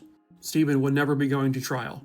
Unfortunately, nobody knows exactly why he killed his entire family. He found notes, by the way, in the house. He wrote like a 7-page note, a letter, where he never explicitly says he murdered the family, but when he wrote those letters, he knew that they were already dead. And given what he ended up doing to himself, the fact that he was going on trial, it all seemed very obvious that he did it. But unfortunately, with him dead, they'll never truly know why. Was it to save the family from embarrassment? Like, I don't know. I think they would probably rather be alive, even if they're embarrassed of you. These are 4 kids, especially. They knew the family was alive Sunday morning because they had all gone to Easter Mass together. That night, a family friend stops by their home. This is around 8 p.m. or so. They talk to Stephen. He's very calm. And then the person also sees one of the kids who seems to be playing. But by Sunday at 11:30 p.m., Stephen leaves a voicemail for his father at his father's law firm. So knowing that he wouldn't hear that voicemail until the following day. On that message, he states that his wife is in heaven now. Then in the letter he wrote, he stated that at some point that night, he and the kids got into the vehicle, and he tried to end all of their lives, including his, doing the whole, exhaust pipe thing, the hose into the car, but it didn't work. He also called his own home to leave a message on their answering machine. And he says how regretful he is for what he has done. But again, he doesn't specifically say what it is. He then also says on another message that he had tried to drown himself in the Iowa River, but obviously failed. And then finally, he succeeds by driving his car and crashing. An entire family wiped out, gone. 4 very young children who had nothing to do with whatever embezzlement issues were going on. They didn't even understand it. And quite honestly, they probably loved their adoptive father. And then he did this to them. He is an absolute monster. And hopefully he is rotting somewhere down below. But in a way, it's also a shame that he is dead. Because his wife and 4 children, they didn't get any justice. In less than 2 hours, a young girl would go for a walk to a store, get kidnapped, and be found murdered in this spot. Hello, true crimerers. This is the case of Tammy Leakey. Viewer discretion is advised. When this case occurred, Tammy Leakey was 12 years old, and she lived in Montreal, Canada. And I know she had at least one sister. Thursday, March 12th, 1981, Tammy, her sister, and her mom would go visit a friend of theirs. The friend lived in the Point St. Charles neighborhood. 8:45 p.m., Tammy's mother would send her down to this little store to purchase some chocolate snacks, and Tammy would go on her own. At 9:20 p.m., Tammy still was not back at the friend's apartment. The whole thing should have only taken a few minutes at most. Oh, worried, Tammy and the friend and the sister go down to the store and ask them, did you see a 12-year-old girl come in here and purchase anything? And he said, yeah, that happened. And she left the store sometime around 9:05 p.m. So then they begin to walk back to the friend's apartment because maybe somehow they just didn't see each other. Tammy wasn't there. On the way, they found something alarming. They found a bag, and next to that bag was a chocolate bar. There was also a little thing of milk, and lying in a gutter were a pair of glasses, the same glasses Tammy wore. So they contacted police right away and reported her missing. At 10:45 p.m., approximately a 20-minute drive away from where Tammy was last seen, this man here discovered something horrific on the side of the road, lying on a curb. It was what he had initially thought was a bundle of rags, but when he got closer, he realized this is a person. So he contacts the authorities and they rush this individual to the hospital. Turns out that that person was 12-year-old Tammy Leakey. She would be pronounced deceased at the hospital, and it was more than obvious that she had been strangled to death with some kind of cord. She was found partially clothed, but the clothing she was wearing was found next to her, except for one shoe. One shoe was missing and has never been found. The coroner also noted that there was a chance that she may have been struck over the head with something. Coroner also noted that there was no evidence of an actual sexual assault. However, they did find male bodily fluid on her clothing. And so the motive here may have still been sexual in nature. She was just found, this is a diagram of the street, she was just found tossed on the side of an actual road. Not in some desolate wooded area, next to businesses and apartments. And how does she get a 20-minute drive away? Well, they would find out from witnesses outside of an apartment complex that was near the little store Tammy went to. These witnesses saw a man who was wearing this beige trench coat, and he got out of a small little red car. He then grabs a little girl and yanks her into the vehicle, and then speeds away. No one went out there to see what was going on or help or anything, or I don't even know if they called the authorities when they saw this or heard this. I hope they did. I just don't know if they did or not. But it's believed that that's what they witnessed or heard was the abduction of the 12-year-old girl. 12-year-old girl who probably went through an absolute nightmare for at least an hour or so. This person abducted her, took her somewhere 20 minutes away. They don't even know, did he try to sexually assault her but couldn't do it? They don't know. Then he ends up strangling her and I guess takes care of himself and leaves evidence of himself behind. But to this day, that DNA, if they even still have it or how good of a sample they have, it hasn't matched anyone. By all accounts, this was a very random chance encounter. She was in the wrong place at the wrong time. And again, I've said this many times before, this is also in Canada. I know we tend to be kind of different, from country to country. But even here in the States in the 80s and the 90s, again, kids were outside by themselves all the time. It was normal. Kids would walk to convenience stores or stuff like that all on their own. It was just a normal thing. And then when these types of things started to happen frequently is when the behavior started to change and adapt over time. As to why you might be more of a paranoid parent nowadays, rightfully so, sadly it's because of stories like this. Police, in this case, people said that they weren't doing enough. That there was just other homicide cases and other cases they needed to also solve. This apparently was at a time in an area that may have been a little bit higher on crime. The police basically just kept saying, we're going to solve it at some point. We're going to solve it. But it's 2025 now and they haven't solved it. I don't know if they've done any more DNA testing. Technology has obviously advanced a lot. They could probably take all the clothing she was wearing, seeing if there was any additional DNA, touch DNA, anything like that. Unfortunately, the witnesses who saw/heard this didn't get a very good look at the guy, and they only said it was just a little red car. They didn't even know what kind of car it was. No one went out there and rushed to help or anything. So could they have actually done anything? Probably not, but at any rate, her case remains unsolved to this very day. If you have any information on who may have done this to Tammy Leakey, please contact the authorities there at 514-280-0113. She was found wrapped in blankets and rugs and thrown into a wooded area, but the question still remains, who is she? Hello, true crimerers. This is the case of the Teteringen Girl. Viewer discretion is advised. I'm having a hard time finding the correct pronunciation of this town. But one site says it's pronounced Teteringen, and it is a town in the Netherlands. It was Christmas Day, 1990. A couple of hikers were hiking in this area when they came across what looked like just a bundle of rugs. When they went to inspect it, they found something horrifying. There was a body in it. The body had been wrapped in several rugs and sheets. This is one of the rugs that was used to wrap them up. They also found this blanket was wrapped over them, and they did want to point out that there is an embroidered V on that blanket or rug. I'm not exactly sure which this is. They also found this fabric next to the bundle of rugs. They found this wrapped up as well. And they found this lace with the body. And this is the outfit that the victim was wearing. The victim in question was 5 feet 4 inches tall. And this is a rendering of what she looked like while wearing the red outfit. They believed she was somewhere between the ages of 15 and 25. They found no ID with her. There was nothing there that indicated what her name actually is. And so they would nickname her the Teteringen Girl.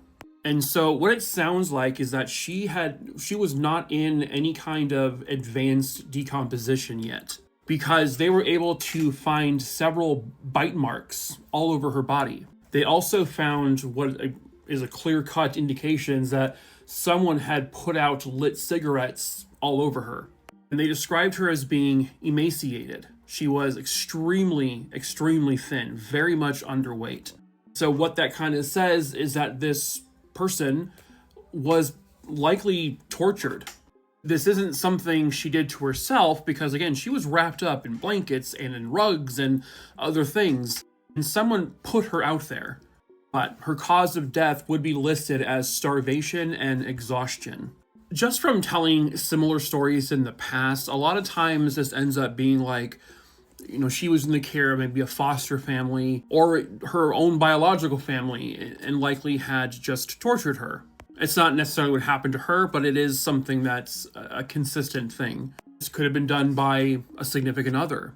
The odds are probably kind of low that this was like a random thing, given the fact that she had been deliberately starved and clearly tortured for a short period of time at least. And usually that's someone that knows the victim, but not always. Maybe she was kidnapped or abducted off the side of the road or from somewhere, and a random kidnapper did this to her.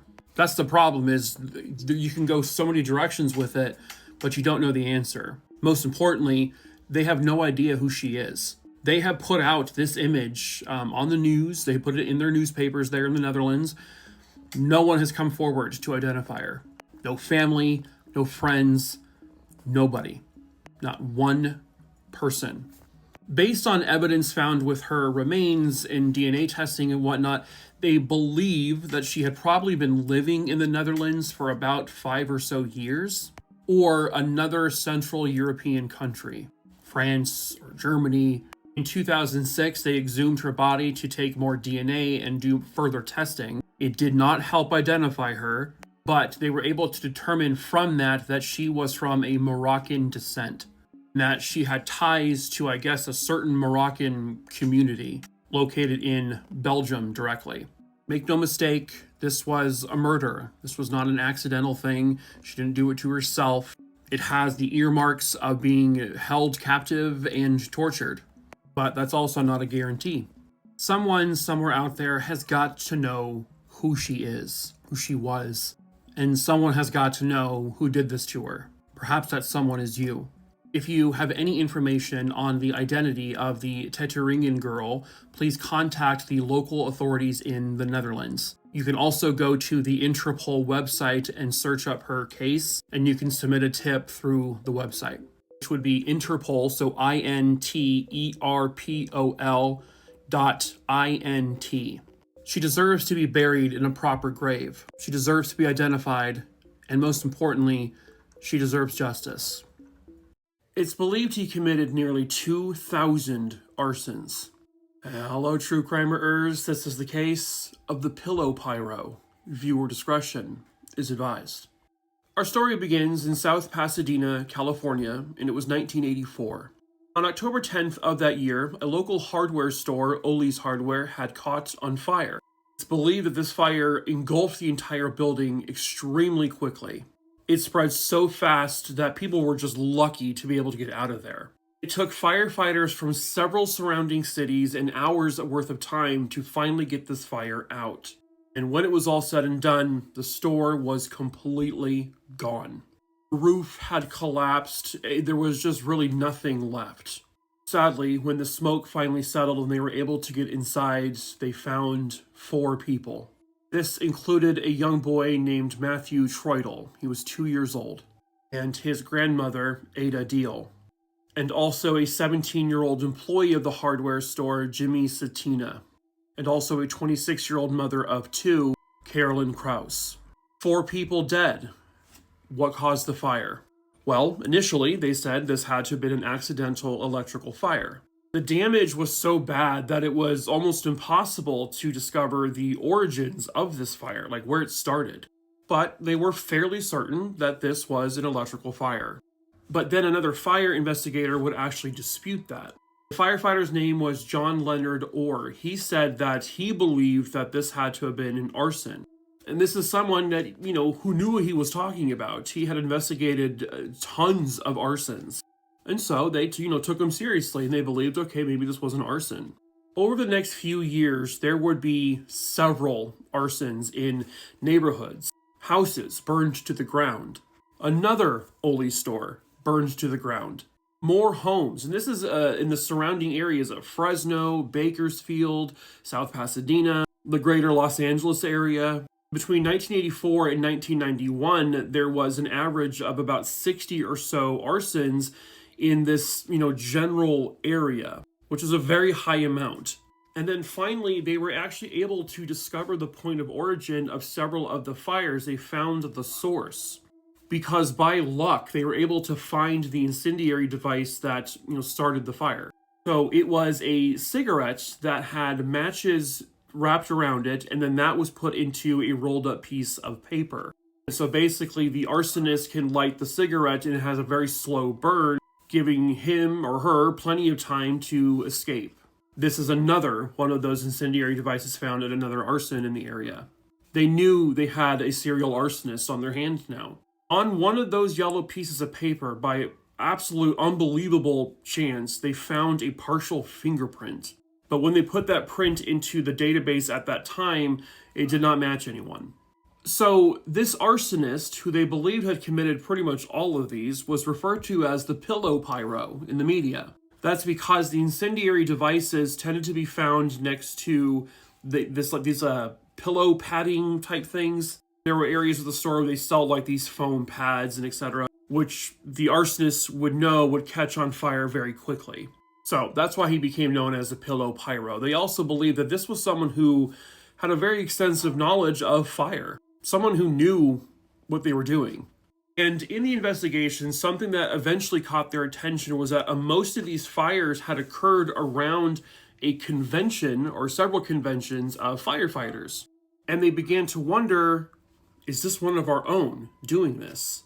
And so they had a thought. What if we run this print against people who had applied to be firefighters and police officers? And they got a match, and they were unbelievably shocked. The print matched a man named John Leonard Orr, the exact same arson investigator who told them that this was arson. A man who had investigated hundreds, if not thousands, of arsons. He was an expert. This is what he did. But they were still just completely blown away. They discovered that Orr had attended all of these firefighter conventions where the fires had been kind of started around. They could place him physically in the areas where these fires were, not to mention how he inserted himself into the Ollie's Hardware fire investigation. So they got a warrant to search his residence. They got a warrant to search him in general. Through this, they discovered he was writing a book called Points of Origin, a story about a fireman who becomes a serial arsonist.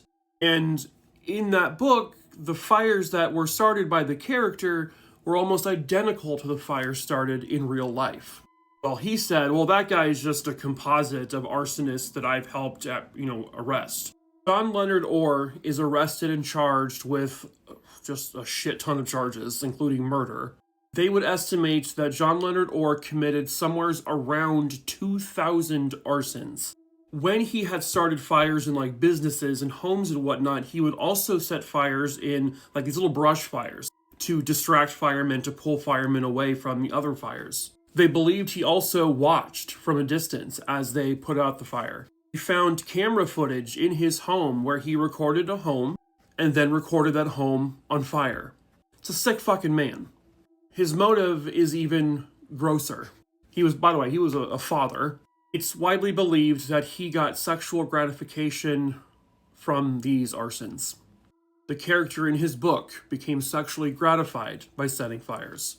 His own daughter, one of them, would also state when she was older that, yeah, that's one of the reasons why.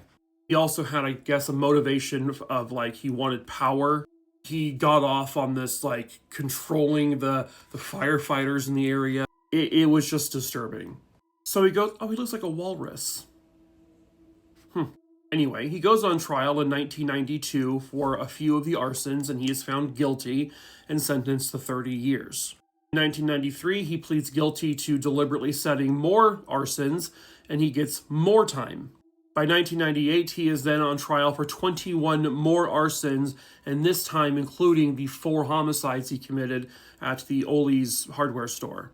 John Leonard Orr would be sentenced to life in prison without parole. And that is where he rots to this very day.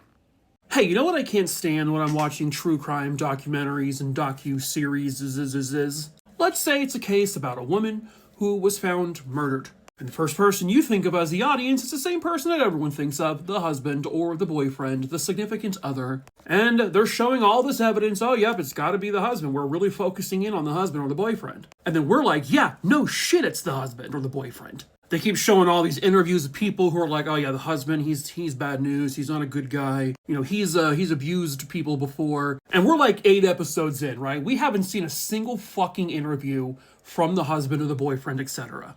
Furthering our belief that they are the one who did this, that they're the murderer. And then episode fucking 9 ends with a cliffhanger, all right? They focus on the empty chair. It's clearly in a house. It's not a green screen. It's not any kind of props or anything. They're in a fucking 3-bedroom cottage off the beaches of San Diego. And then all of a sudden, someone sits down in that empty chair and does the whole like, oh my god, is it working? Test. Where do I look over here? Look over there. And it's the fucking husband. And he's wearing normal clothes. He's dressed up for this shit. He's got a tie and everything. No teardrops tattooed. He hasn't been in prison. So we're like, what the fuck? We've been focusing on this guy the whole time. You're telling me he isn't the guy? Then he starts doing the interview. Oh yeah, everyone thought it was me, blah, blah, blah, blah, blah. Oh shit, it was a stranger or someone else. Oh my god, I feel so bad. And then the finale, episode 10, they're like, oh, okay, we got more evidence.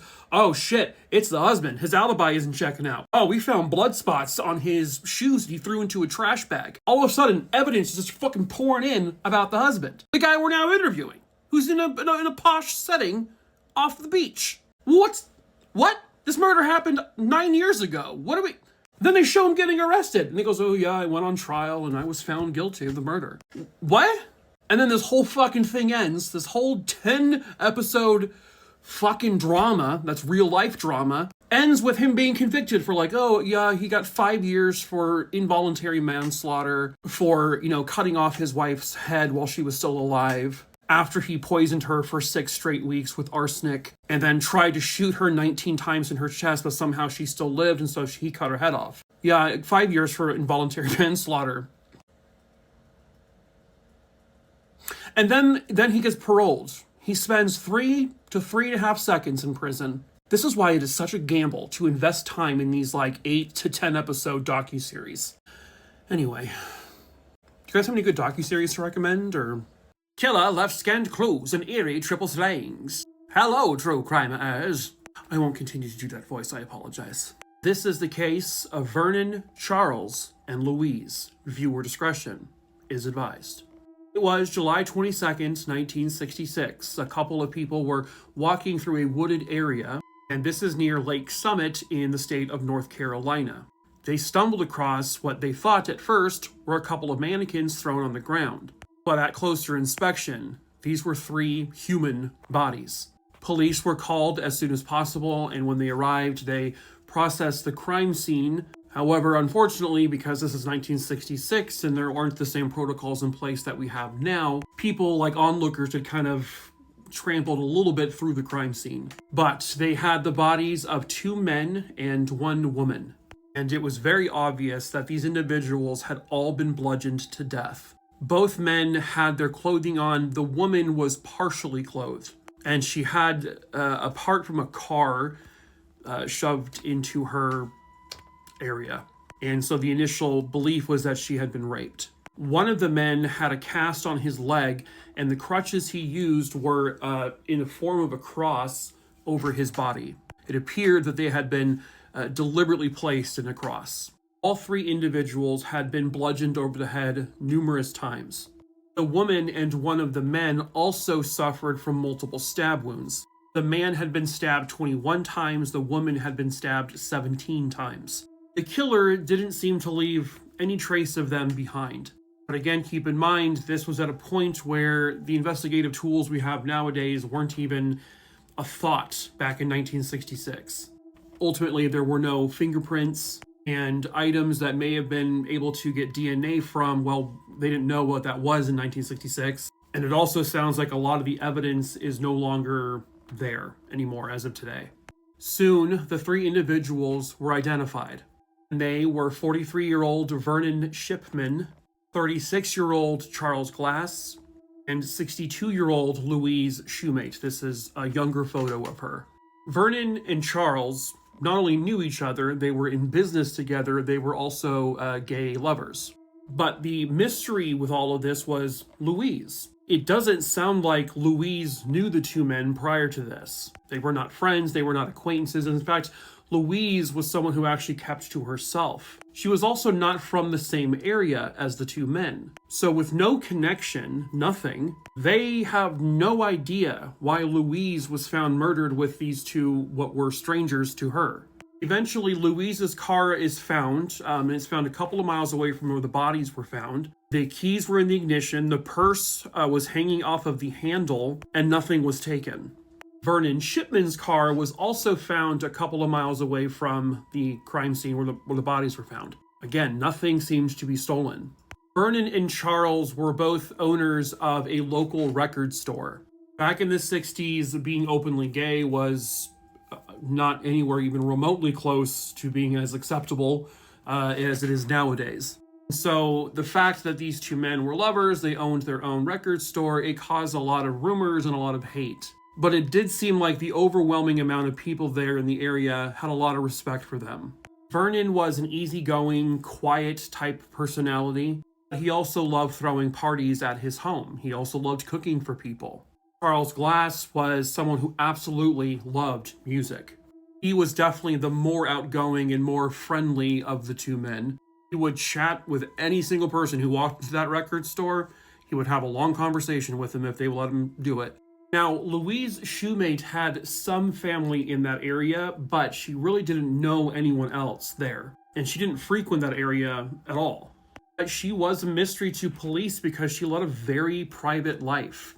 People like her family described her as, honestly, a hard person to get to know because she didn't open up much. She had, no phone at home. She really never had her picture taken very often. And the people in the community where she lived, most of them are like, we don't even know how old she is. She kept everything very private. And again, there was never any indication or knowledge that she knew the 2 men. And that is a baffling mystery that really remains to this day as to why all 3 of them were found murdered together. We've even looked into this idea of voodoo being involved. Charles Glass had a fascination with voodoo. He even wrote a pamphlet on it. And some are suggesting the way the bodies were positioned in a semicircle and the fact that one of the bodies had a cross made out of crutches. They're thinking, there's some symbolism here. Voodoo maybe has something to do with that. But again, it's not a confirmed thing. Now, all 3 of the victims were last seen alive on Sunday, July 17th, 1966. So about a few days or so before their bodies were found. The two men had plans for a Sunday dinner that night with another friend of theirs at 6 p.m. However, they never showed up. And then here's the weird thing. All three victims, now including Louise, were all seen in Vernon's car. There was also a fourth person in the back seat with Louise. They were seen driving down Little River Road somewhere near the record store. And then another person saw the car with 4 people in it, and this was on the US 25 South. Then, never again. Again, nobody knows why Louise was with these two men. Perhaps if they knew why she was with them, that might give them some more answers as to what ultimately happened to all 3 of them. But it's remained a mystery, just like whoever killed them has also remained a mystery. There had been several suspects over the years, however, only one of them truly stood out as being the one. This man here named Edwin Thompson Jr. Between 1966 and 1968, he would go on a very long and terrifying crime spree. He kidnapped several people, he raped several women, and he murdered 2 people. He also fit the description of the 4th individual seen in the car. He fit the description of some people that some people gave. Thompson was ultimately arrested in 68, and he was tried for the crimes they knew he committed. Through all this, they discovered that he was in the exact same area of North Carolina where the 3 other homicide victims were from. They know he was there, but they just don't know if he truly is their killer. In 1989, he dies in prison, and whatever answers he may have had to the triple homicide went to the grave with him. He is still to this day considered the likeliest suspect, but they cannot say for sure that he is the one. The fact that Louise was likely raped, and he had raped a few other women, not to mention his murder victims, his confirmed murder victims, pretty much died in a very similar fashion that these 3 died in. But how on earth did they all end up together? Louise had been known in the past to help pick up strangers on the road if they needed help, but the thing is she was seen in Vernon's car in the back seat, not in her car, which her car was in working condition. There was nothing wrong with it. The keys were in the ignition, so was she kidnapped as she was starting her car? They don't know. Nobody witnessed it. It's just a very unsettling mystery, really. The 2 men killed because they were gay. Also a possibility, but they don't know that for sure. The sad fact of the matter is that all of their potential suspects are all dead. The vast majority of the police officers, the investigators, the prosecutors who were around during this case, all dead. They no longer have all of the evidence. Even if they had it, they don't really have anyone to test it against anymore. So it remains a perplexing thing. Who truly killed Vernon, Charles, and Louise, and why? Well, unfortunately, the answer to all of those questions will likely remain unsolved forever. Worst deaths imaginable. Y'all, this one's bad. Viewer discretion's advised, and hello, true crimerers. This was Hernan Gutierrez, a 42-year-old landscaper from Florida. He had come to the United States back in the year 2000 from Guatemala. He had plans to marry his girlfriend, and he was attempting to start his own company, a roofing business. But sadly, none of this would happen. Pictured down there is a wood chipper. It's a potentially dangerous piece of equipment, but, if handled correctly, it should operate fine. But sometimes accidents happen. Hernan was extremely well-versed in how to use a wood chipper. And to those who don't know, you could put tree branches in there and it disintegrates them to little flakes. Around 4:15 in the afternoon on that June 2014 day, the very hard-working Hernan Gutierrez was cleaning up some branches and shoving them into the wood chipper, when suddenly Hernan himself was sucked into the wood chipper. His entire body went through the blades, and the blades would look something like this. So Hernan passed through it completely, head first.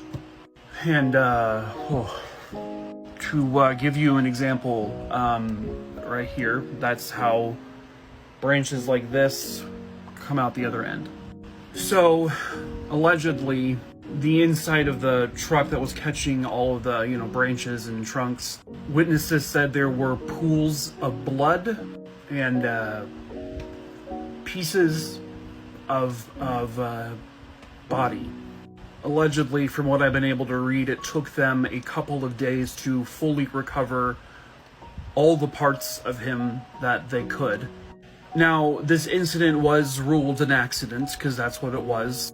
There was no foul play. Maybe Hernan was exhausted from the heat, and he just fell in, or he just kind of got caught up in it with the branch he was putting in there.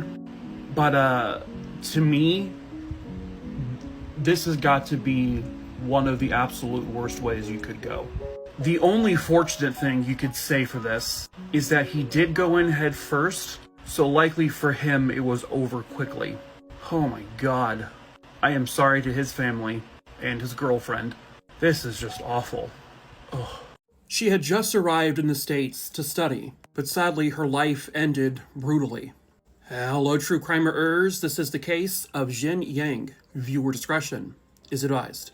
This case occurred at Virginia Tech directly, which is located in Blacksburg, Virginia. 22-year-old graduate student Xin Yang had arrived to Virginia Tech just on January 8, 2009. She had been traveling from Beijing, China, and she was going to the school for accounting. Specifically, she was attending the Pamplin College of Business there. Almost immediately after arriving, she met this man here, 25-year-old Haiyang Zhu. He had been studying at Virginia Tech since 2008. He was basically there to kind of help guide Xin Yang around, but it was more than obvious that he quickly took a liking to her. Some would say he fell in love with her almost instantly.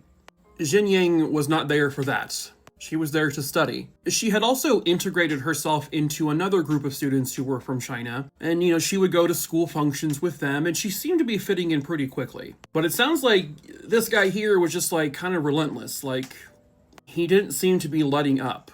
Eventually, it got to a point where he asked her to be his girlfriend, and she said, "No, thank you." She actually told him, "I already have a boyfriend. I'm actually planning on marrying him." He did not take that well. One, he was devastated of being rejected. Two, he told her, "I would make a better fiancé, a better husband than him." And she's still like, dude, no. On the morning of January 21st, 2009, this man goes out to a local store and makes a purchase. He purchased a claw hammer, an 8-inch butcher knife, and 2 other knives. He then proceeded to call Xin Yang multiple times. Eventually, while on campus, she responded to one of his calls or texts. He asked her if she would be willing to join him for a bite to eat on one of the on-campus restaurants. And this was at the Au Bon Pan restaurant. She agreed to meet because it will be public, and it was at 7 p.m. that night on January 21st, 2009. There were other people in there, and there was staff working there behind the counter. The two of them got some coffee, they sat down, and they were talking, and then he did what he did. And there was no, build up to this. They weren't yelling at each other. There was no obvious argument, nothing. He took one of the knives out and began to attack her with it. He managed to stab her numerous times. She put her arms and hands up. She had defensive wounds on her. Everyone was so afraid they just ran. He then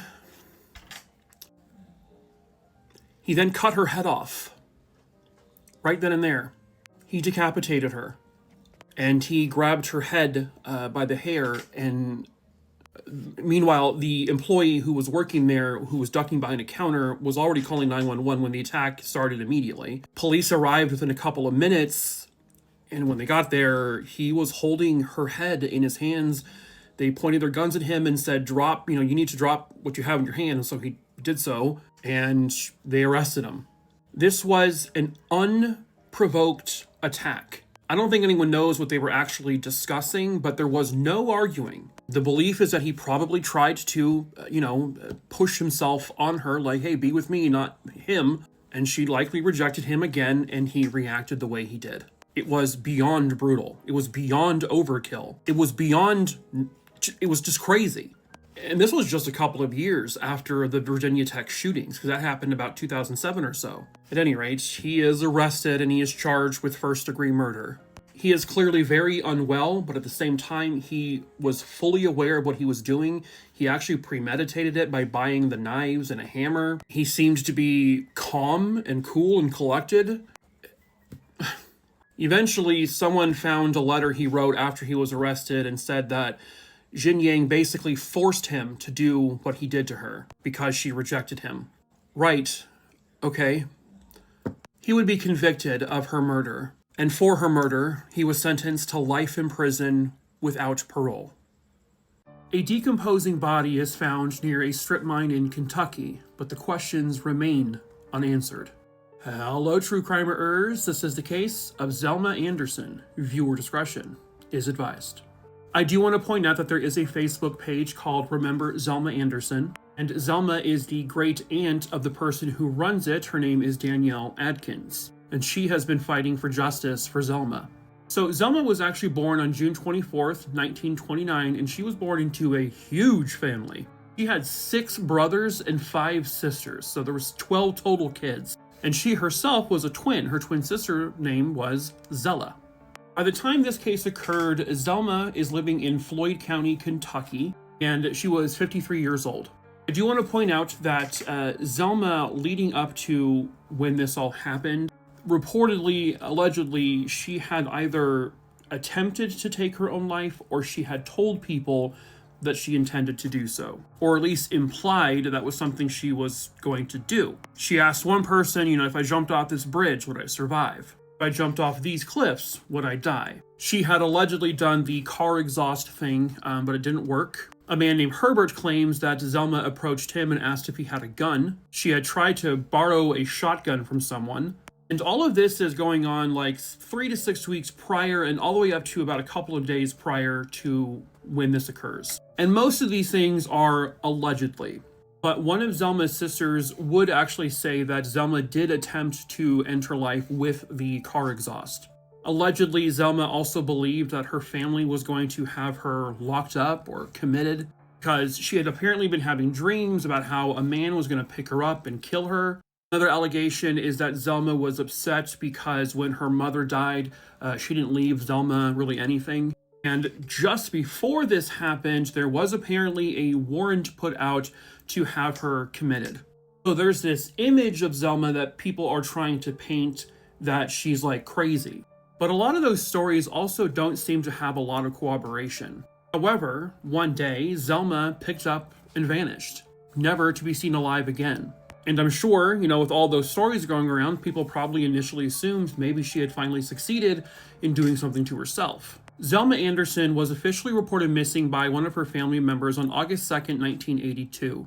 5 months later, and this is not the exact area, in an area they refer to as Spewing Camp, or it's in Orkney, Kentucky, 2 teenage boys were walking, in or next to one of their strip mines, and they found what looked like human remains. When they got closer, they confirmed this is a person, and this person is obviously very dead.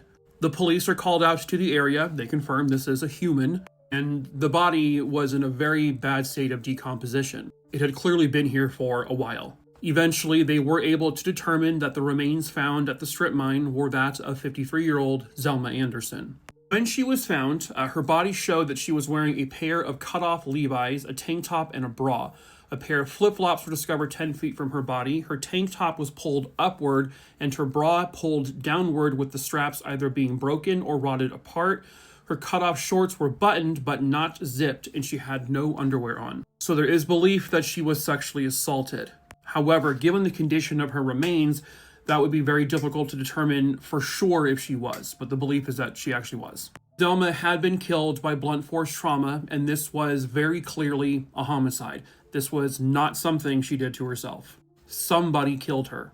It appeared that based on the wounds and the injuries to her remains, that she may have been lying down or somewhere down on the ground somehow, and her head was struck. It also had a crushed throat, possibly someone stamping on her throat or holding it down with a lot of pressure. There were also other blunt force trauma injuries to her chest area. She had 6 broken ribs. I also want to take a moment to point out something here. So for a long time, I didn't have access to the newspaper websites because money. But, recently I've been able to get them back, and I love to look up newspaper articles. And so I found a few about Zelma's case, but what's interesting, and this is kind of proof of this, is that sometimes if we get things wrong, it's because the sources we're supposed to trust also get it wrong. Because this stated that she was from Michigan. She wasn't. Another one stated that she was from Ohio. She had been there for a short time, but she wasn't from there. She lived in Kentucky most of her life. Unfortunately, this is proof that these things sometimes happen. At any rate, there was a story about a woman who came forward to state that she was at a bar and she saw one of Zelma's brothers, and another man was yelling at the brother and basically told him, shut up, or the same thing that'll happen to your sister will happen to you. Now, this happened before Zelma's body was found. However, that person's name has not been released. Another rumor is that two men, one named James, the other named Fred, had picked up a woman, and this was after they had been out drinking and doing LSD and stuff like that they picked up Zelma at some point, and then one of them had consensual sex with her, but she refused to have sex with the other, and so he killed her.